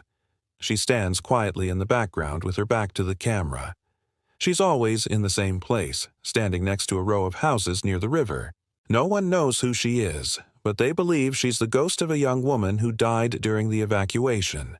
Her body was never recovered, and some believe she may have been left behind in the rush to leave. Even stranger is the story of the ghost cat. Cats are already considered to be supernatural creatures, especially black cats. They can sense things that humans can't, and they have 9 lives, or so the legend goes. During the investigation, a black cat appeared out of nowhere. No one knows where it came from or how it managed to survive the nuclear disaster, but some believe it's the ghost of a cat that belonged to one of the evacuated residents. The cat may have become radioactive itself, and that's why it hasn't been seen since. These stories and many more are documented in a book called Ghosts of Tokaimura, written by a journalist named Hiroki Shinoda. He visited the town and interviewed those who lived there and worked at the plant. He collected their stories and compiled them into the book, which was published in both Japanese and English. Shinobu himself experienced strange phenomena while researching the book, including hearing unexplained footsteps and seeing shadow people in photographs. So, what do you think? Are these ghost stories real, or are they simply the product of a radiation-addled imagination? Unfortunately, there's no way to know for sure. All we have are the stories themselves and the photographs, which could be real or fake. But if they are fake, why would someone go to all the trouble of faking them? The answer, of course, is that there's money to be made. Faking ghost stories isn't exactly a viable long-term career strategy. If you get caught, you'll never be able to make money writing non-fiction again. So why risk it? It seems much more likely that these ghost stories are real, and that the tragedy of Tokaimura has resulted in genuine hauntings. Perhaps the radiation somehow affected the fabric of reality, creating doorways between worlds. Or maybe it simply made the workers and townspeople more susceptible to psychic phenomena. Whatever the explanation, one thing is certain: the ghosts of Tokaimura are real, and they're looking for answers. Are there really ghosts that are haunting this bridge? I'm the host. Join me and let's jump into today's video. This is the Overtoun Bridge in Scotland, and it's been called the Bridge to Nowhere. The bridge carries a small road over a ravine near the town of Balloch in the West Dunbartonshire area of Scotland. It was built in 1836, and at one point it was the main route from Glasgow to Balloch. But since then, the construction of newer roads has made that less important. In addition to being the subject of some local legends, the Overtoun Bridge is also part of a much bigger mystery that has both scientists and locals scratching their heads. This is the story of the bridge and the legend of the ghost dog. So far, we don't know who actually constructed this bridge, but given the date, we can assume it was probably built by Thomas Telford, who had already made his name by building many of the early Scottish roads. He had a lot of bridges constructed during that time, and they were all very similar in design. In fact, the Overtown Bridge was likely just another job for him until something happened that made this particular bridge stand out from all the others. There are many theories about what exactly took place here, but without any records from back then, we may never know for sure. So, the story goes that a young woman was walking along the bridge when she was spotted by a man who wanted to harm her. She ran across the bridge and over the railing, but he wasn't going to let her get away that easily. He grabbed onto her skirt, but she managed to free herself and jump into the water. The man jumped in after her, but she had already disappeared below the surface of the water. Her body was never recovered. Another version of the story says that the woman was simply walking with her dog when it suddenly ran off and jumped off the side of the bridge. She chased after it and lost her balance, falling into the water below. While there may not be any record of this event, there are those who believe that these two souls may still be haunting the bridge. Some claim that they've even seen her ghost wandering around the bridge. But there is something else that happens here, and it's more of a mystery than the ghost itself. If you ask anyone who lives nearby, they'll tell you about the story of the dogs jumping off the side of the bridge. The first case was recorded in 1954, and there have been around 500 cases since then. If you think about it, there are probably millions of dogs that cross this bridge every year, and only a relatively small number of them have jumped to their deaths. So there must be something drawing them to the side of the bridge. There's also another interesting piece of information. Most of the dogs that jumped were male.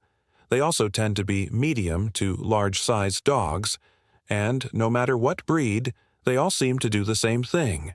They run full speed across the bridge and then leap off of the side, choosing a spot below the bridge to jump into. Sometimes the owners are able to grab onto their leashes and save them from certain death, but most of the time there's nothing they can do. One of the strangest things is that once they're in the air, the dogs don't seem to struggle or make any attempt to slow themselves down. They just fall to their death. Some people say that the dogs smell something in the water and they want to take a closer look. But there's no way that could be true because the water isn't exactly fresh. That is because there's a weir at the base of the bridge that keeps the water from flowing. The water is stagnant, and it's almost always filled with bullheads, which are large fish that live in slow-moving water, so there's no way that anything in the water could be attracting the dogs. Others have said that maybe there are foxes living in the water that the dogs want to attack. But again, this doesn't explain why the dogs would jump into the water instead of trying to chase the fox along the bridge. There are even people who say that the water looks like a sheet of metal stretched out across the ground, and the dogs aren't really jumping into the water at all. They're actually jumping onto the metal sheet and then disappearing. But that's just nonsense. The water is definitely there. Most recently, a study was conducted by the Royal Society for the Prevention of Cruelty to Animals. Their goal was to figure out why so many dogs were drawn to the bridge. They looked for visual cues, smells, or sounds that could have been triggering the dogs to act out. But there was nothing they could find. There was something different about this bridge compared to the rest of the roads. The RSPCA also noted that there were signs of other animals in the area, including rabbits and squirrels. So it's not like the dogs were reacting to some kind of predator. Also, if you've ever seen a dog run, you know that they usually lift their legs up while they're running. But when they approach the bridge, they keep their legs low to the ground. This makes it even more strange because there's clearly something in the area that they are afraid of. There was a dog psychologist who worked with the RSPCA on this project, and he believed that it might have something to do with the sound the dogs heard. He said, when they get to the bridge, they hear a noise and that causes them to drop their tails between their legs and jump into the water. Well, it makes sense. But it still doesn't explain where the sound came from. The weird thing is that the dogs all seem to react in the exact same way before they jump. They make a whining noise and then they drop their heads to the ground before leaping over the side, so the sound must have been right before they jumped. The RSPCA was able to set up cameras in the area, and that revealed something really interesting. You see, there are birds living inside the structure of the bridge, and it's possible that they're making the noise that scares the dogs. But it could also be something else. For a long time, people assumed that the dogs were jumping off the bridge on purpose, but that may not be true. Maybe the dogs aren't jumping at all. Instead, they're falling backward and losing their footing. But that doesn't make any sense either, because if they lose their footing, wouldn't the owners have been able to stop them from falling? In some instances, the owners were able to reach out and grab onto their dogs, but they said that the dog was limp, like it had suffered a stroke. Those who have witnessed the dogs falling backwards believe that there must be some sort of magnetic force at work here. Maybe there's some kind of magnetic anomaly in the area, and it affects the dog's ability to walk. It could also be a chemical or biological factor. After all, we know that dogs rely heavily on their senses of smell and hearing, and they could have been reacting to something that we weren't aware of. What do you think could be happening here? Let me know your thoughts in the comments below. As for the ghost of the woman, there have been several people who say they saw her standing on the bridge. She's always wearing a long white dress, and she seems to be waiting for someone. No one knows where she goes or where she comes from, but there have been sightings of her as recently as 2017. Maybe the ghost of the woman has something to do with the strange occurrences on the bridge, or maybe the stories of the two are just similar and it's all just a coincidence. After the RSPCA was done conducting their research, they erected a sign on the bridge warning people that dogs were known to jump off the bridge and to be careful when crossing. But that hasn't stopped the mysterious incidents from continuing. Many people say that the ghosts of the woman and her dog are responsible for the incidents, but there could be another explanation. Maybe it's something we can't even see. There could be a magnetic anomaly in the area that affects the dogs. Or maybe there's a gas coming from the ground that they can smell, but we can't. Whatever it is, we may never know what's happening here, but that's part of what makes the story so intriguing. Do you believe the dogs are jumping on purpose? Let me know your thoughts in the comments below. Thank you for watching. If you enjoyed the video, be sure to check out more content. There's plenty more of history's greatest mysteries to uncover.